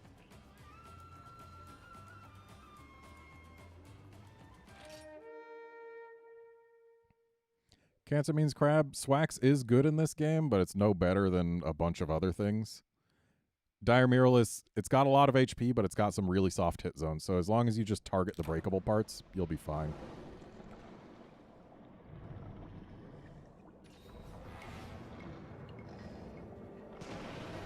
Oh, that's right. The rare species theme. Oh, good. Now we won't lose the Abyssal Laggy in this area.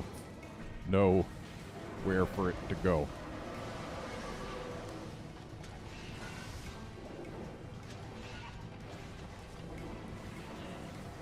Yeah, this rare species theme is actually technically Kieran's theme before they forgot that Kieran should have its theme play when you fight it. Anyway.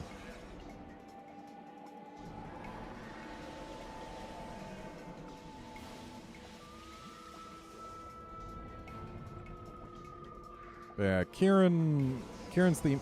Really? Again?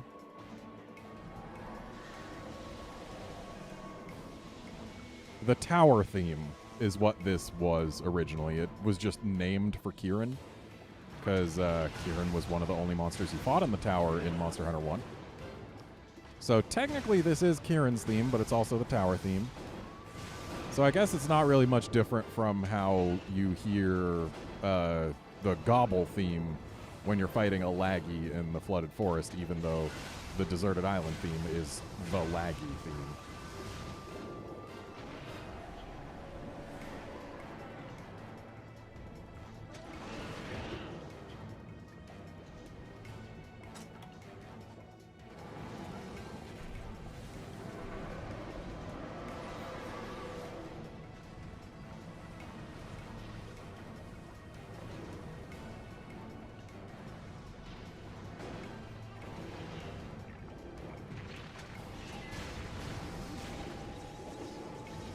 Oh, Wolfkinson, one other thing about Abyssal Laggy to know. It actually has a tell for when it's almost dead. You see how it's all glowy blue right now between its scales? That turns off when it's below 10% HP, or was it below 20%? Either way, it lets you know when it's about to die, so you get a little visual signifier like, yeah, we're almost done, just one more push. Which is neat.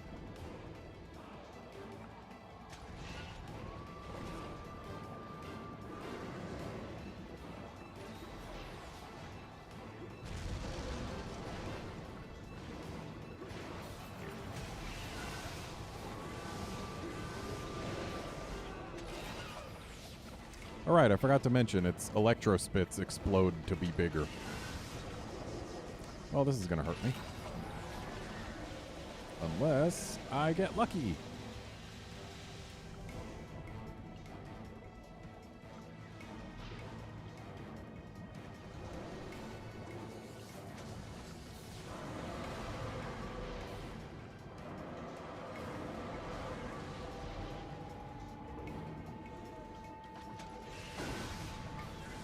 Unfortunately, Purple Sharp on cut weapons, actually I think also impact weapons, bounces off the horns, which is real unfortunate because the horns are a very high priority break. Second only to the tail in my estimation.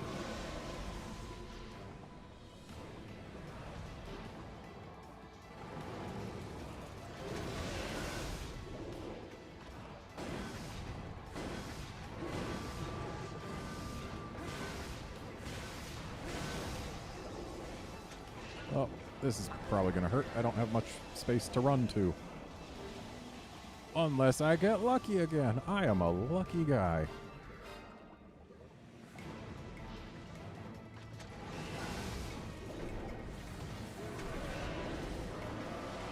And there goes all my air. Thankfully, I can just drink some more air.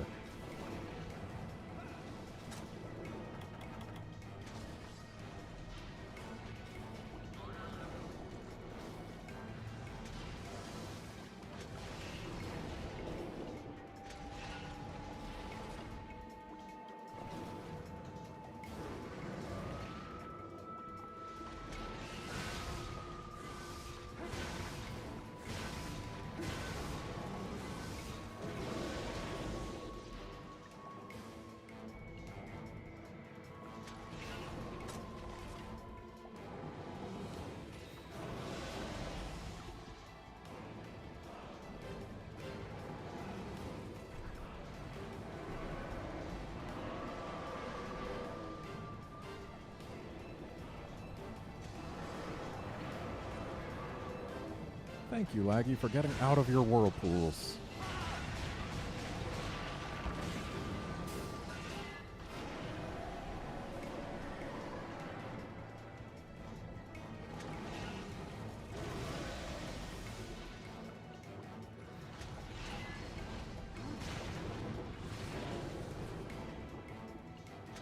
I'm pretty sure I would say that other than the super monsters in this game, this is the hardest fight for the record.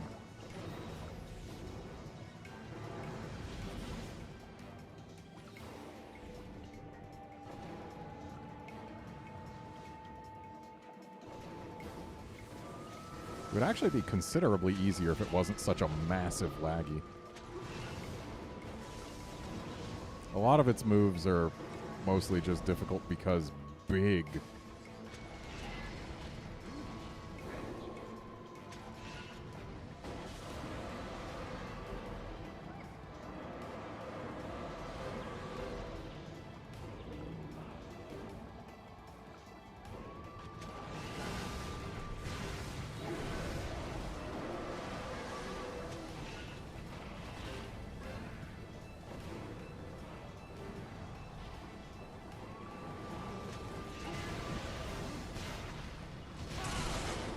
And there goes the chest.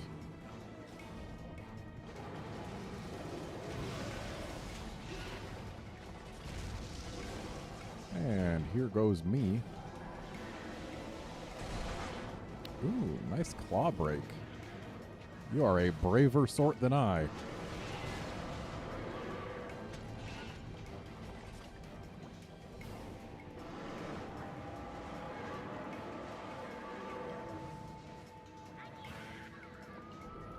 Crab, I wholeheartedly agree Plesioth is a better fight in the water than on land.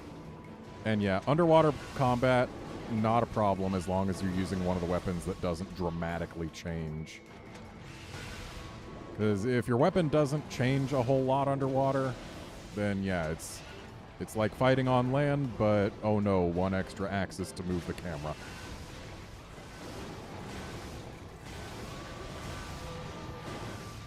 Alright, knockdown.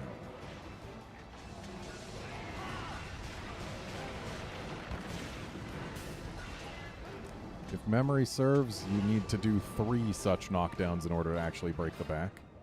Because that was a back flinch knockdown, I'm pretty sure.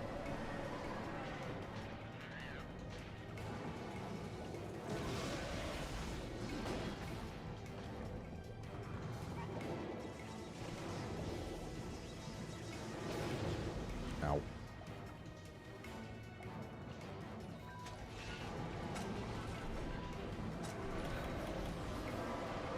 Well, time for me to drink some more air.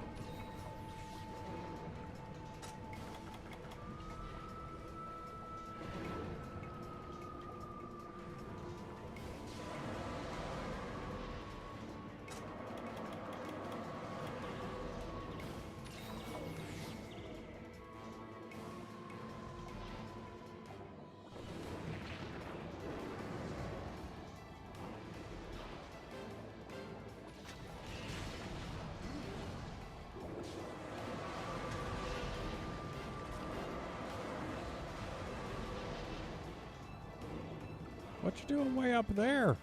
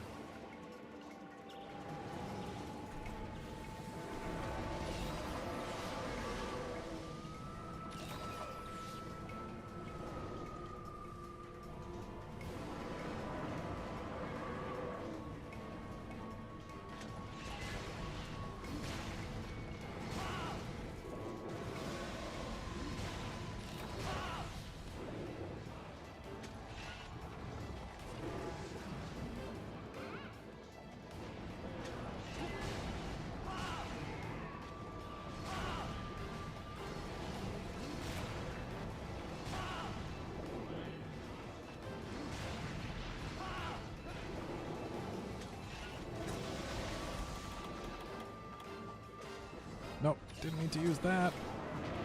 Oh well.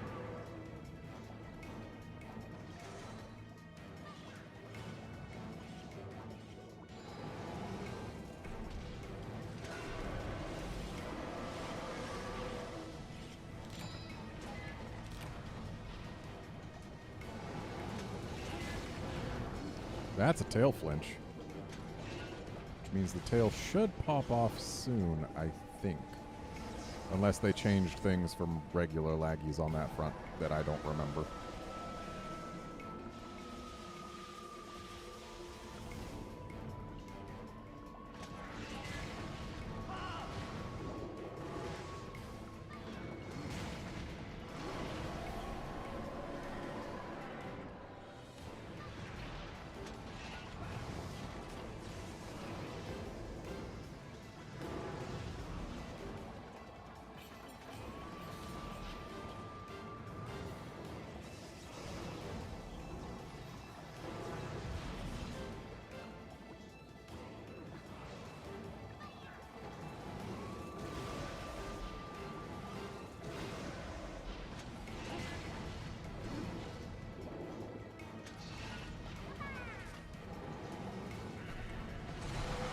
There we go.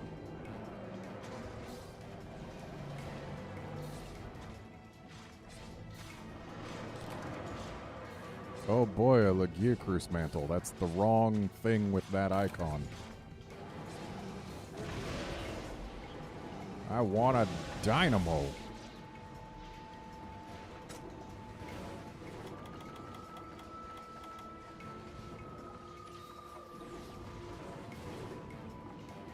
Alright, so horns and back are all we have left. Horns by far more important than the back. Because they can be a dynamo. Actually, I think the back might also be able to be a dynamo on this guy. But I think the horns have a higher chance if the back can be a dynamo.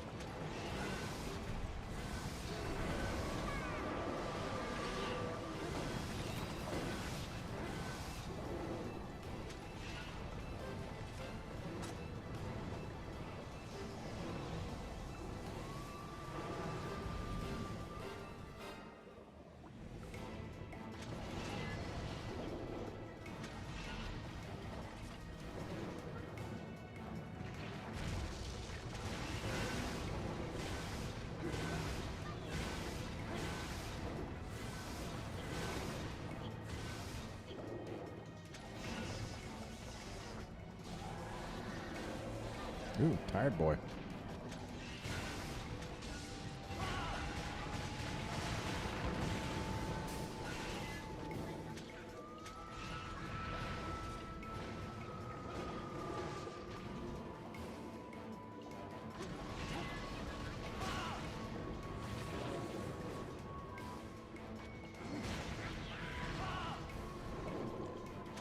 Looks like it's time for me to drink some more air.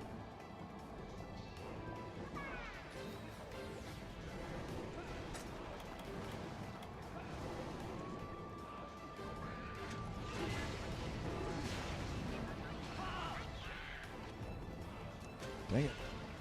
I keep on wanting to morph to sword mode after the overhead swing, but that was only a thing in World.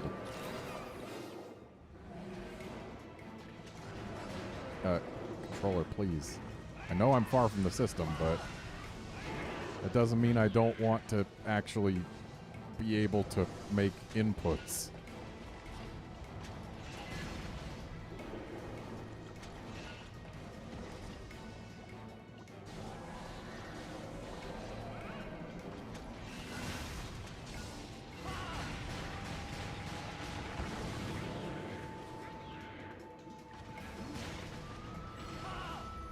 Yep, he's all charged up again.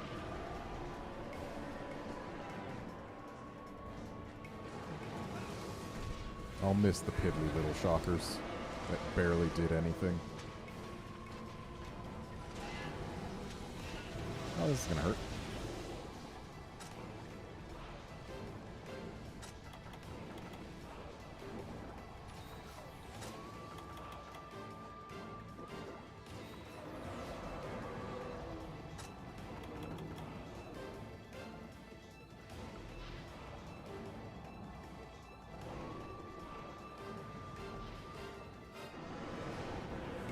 Oh, nice flinch. Shame it flinched after hitting you. Really, that's a head flinch.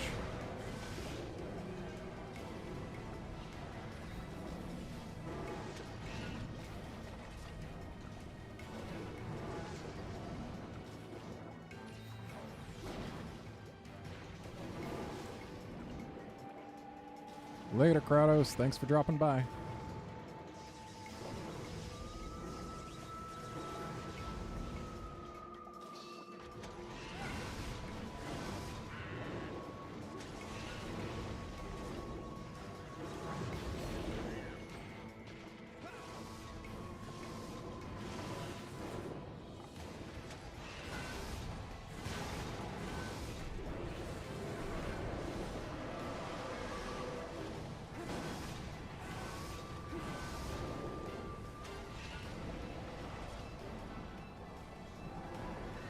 Alright, later, Dreamlord. Thanks to you as well for stopping by. Really? Again? Come on, man. I don't need all these shockers in my life. Especially not when they're so big.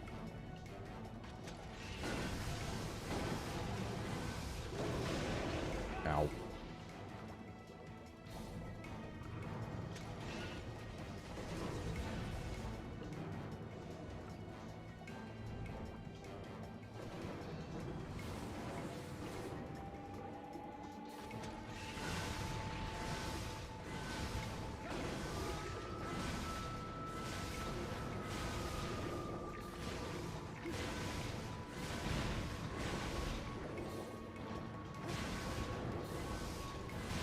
Interrupted the roll.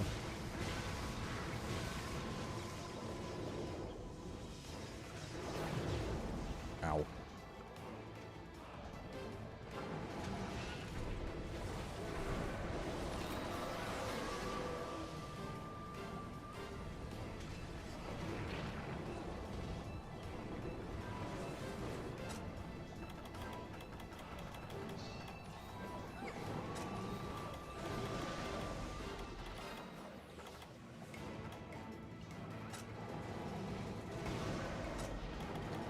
Gotta say, I'm really glad that in World they decided to finally make herbal meds and life powders not the same color.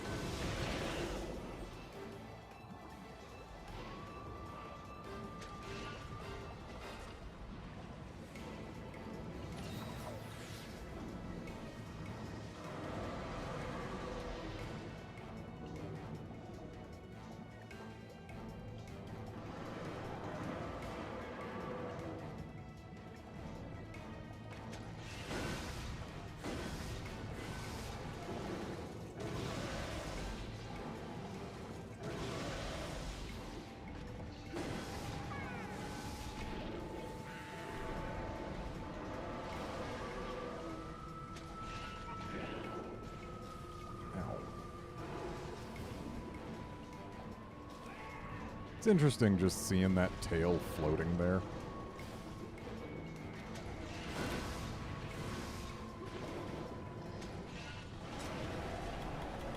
Like, I remembered that it had been severed. I remembered that I'd carved it. And I know it has to be in here somewhere, but just he's been away from it for so long, and then just turn the camera and like, oh, there's a tail. Welcome back, Joey.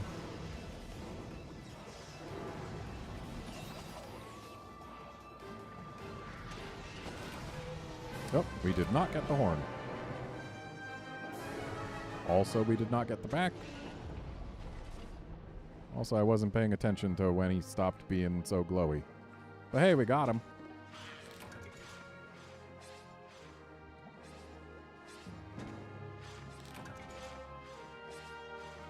So, grats on your first Abyssal Laggy, Wolfkinson.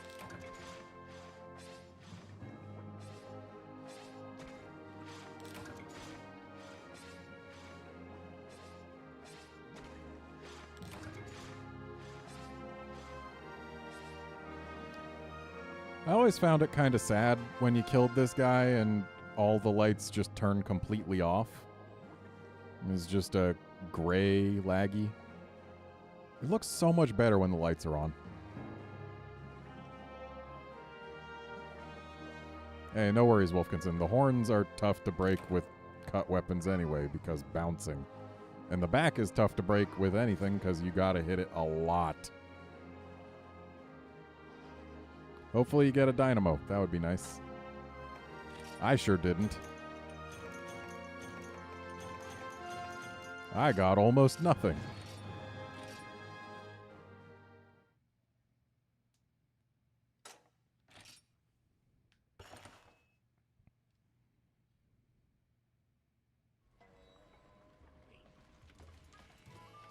And if I may be so bold, if you can, use some of those Abyssal Laggy parts to make yourself the legs, waist, and gloves later on.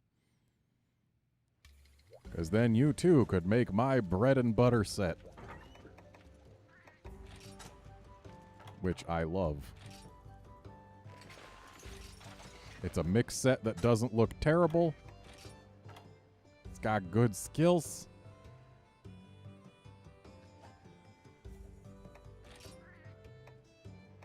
What talisman is this even? Oh, Spirit 3, Edgemaster 3. That's a pretty good one. No slots on it, though. So, plenty attainable.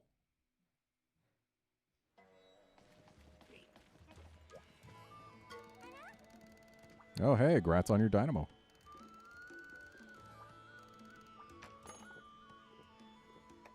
All right. I got time for one more quest, and it can't be a long one, so I think what I'm going to do is I am going to find a quest with one very specific monster. There it is. Great Roggy. Let's visit him before he comes back in Rise.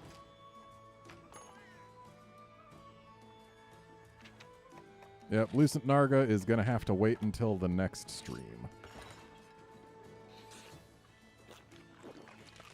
Which, if I have my way, might be on Monday or Tuesday.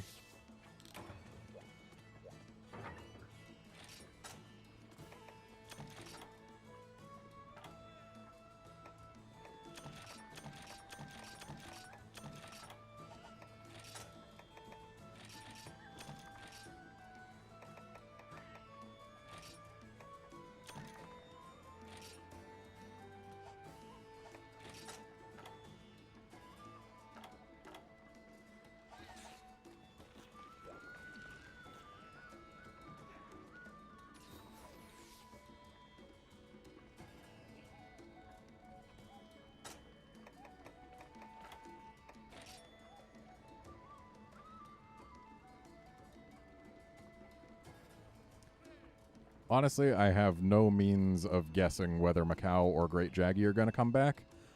I can't imagine Great Jaggy will, though, because there's not enough to separate it out from Great Itachi.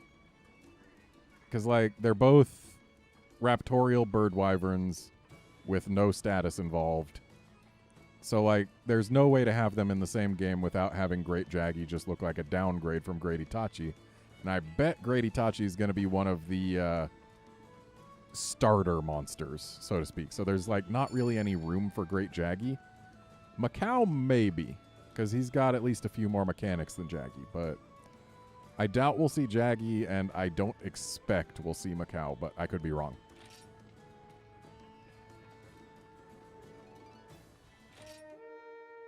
Joey, the 3DS version can go online if you also happen to have a Wii U.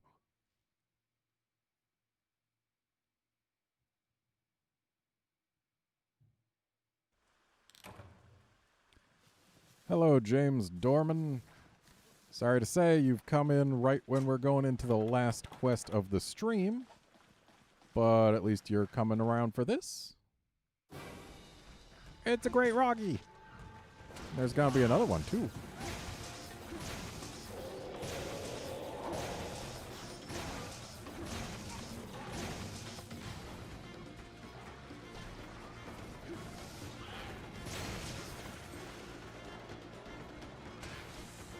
So yeah, say hello to the monster who should have killed Iodrome's chances of ever coming back in the entire franchise. Should have, but didn't. Also, I forgot how G-rank Great Roggies are basically just on turbo mode. All their animations are sped up, and it looks kind of silly.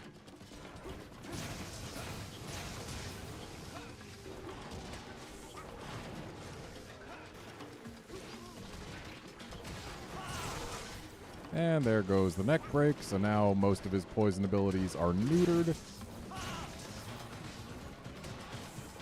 Which is much more interesting than Iodrome's taking way too long to break his crest and then having it be purely cosmetic. Oh, hello, other Roggy.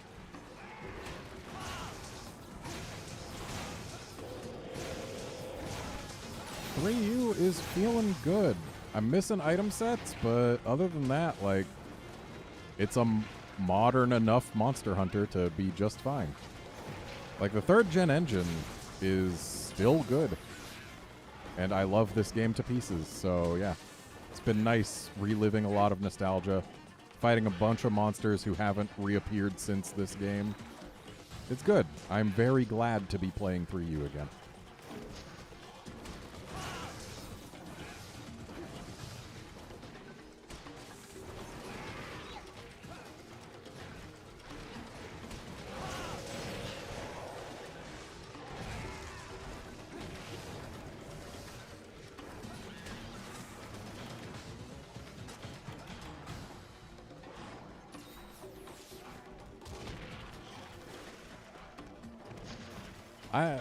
I wouldn't say I love the swimming in 3U, but I do love the monsters that you can only fight by swimming in 3U.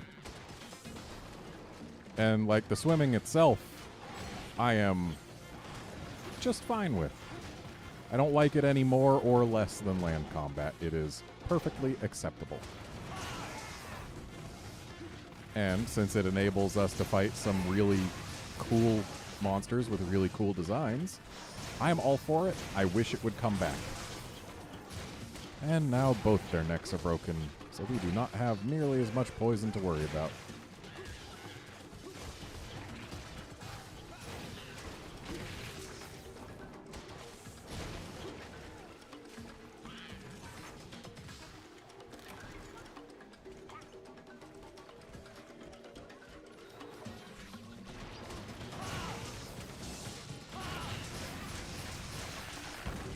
And that's a limpy Roggy.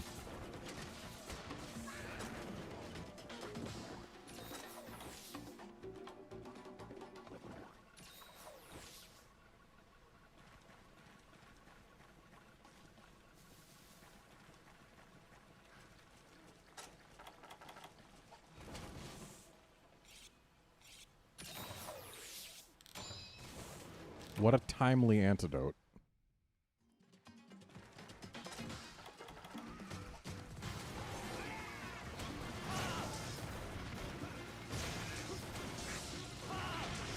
Sorry.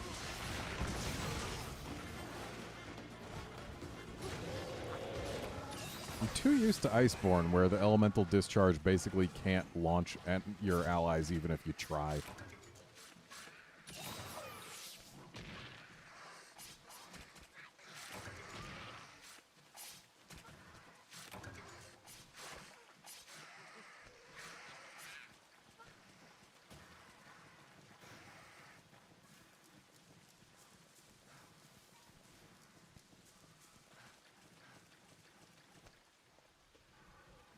Of course.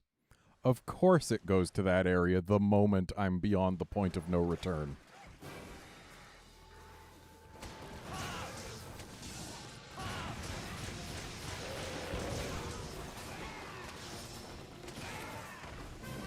Alright, so that's it for the last quest of the night.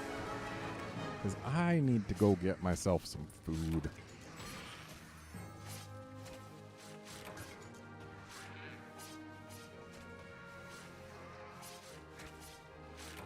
I do hope you folks have enjoyed watching Wolfkinson and I plow through a bunch of monsters who haven't returned since this game. They're all delightful. I wish they would come back because they're all delightful. They're cool designs. I want to see them again. Please, Capcom, bring them back in Rise.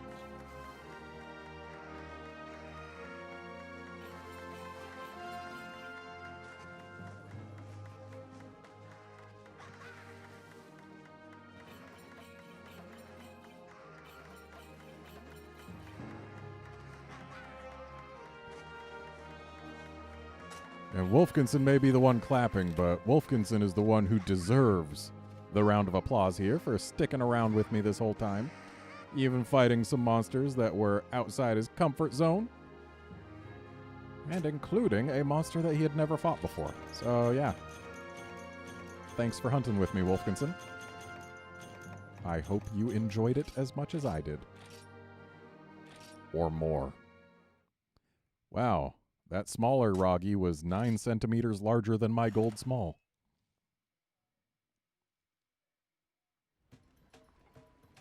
So yeah, that is it for this stream. Thanks for watching. Thanks for joining me. Thanks for all the everything. Next stream, we'll be doing more monsters in this game. Probably Monday, maybe Tuesday. One of those 2 days for sure, though. So once again, thanks for joining me. If you've got a copy of this game on a Wii U, get yourself ready to play on the next stream, because we'll still be doing online. And I will see you folks next time.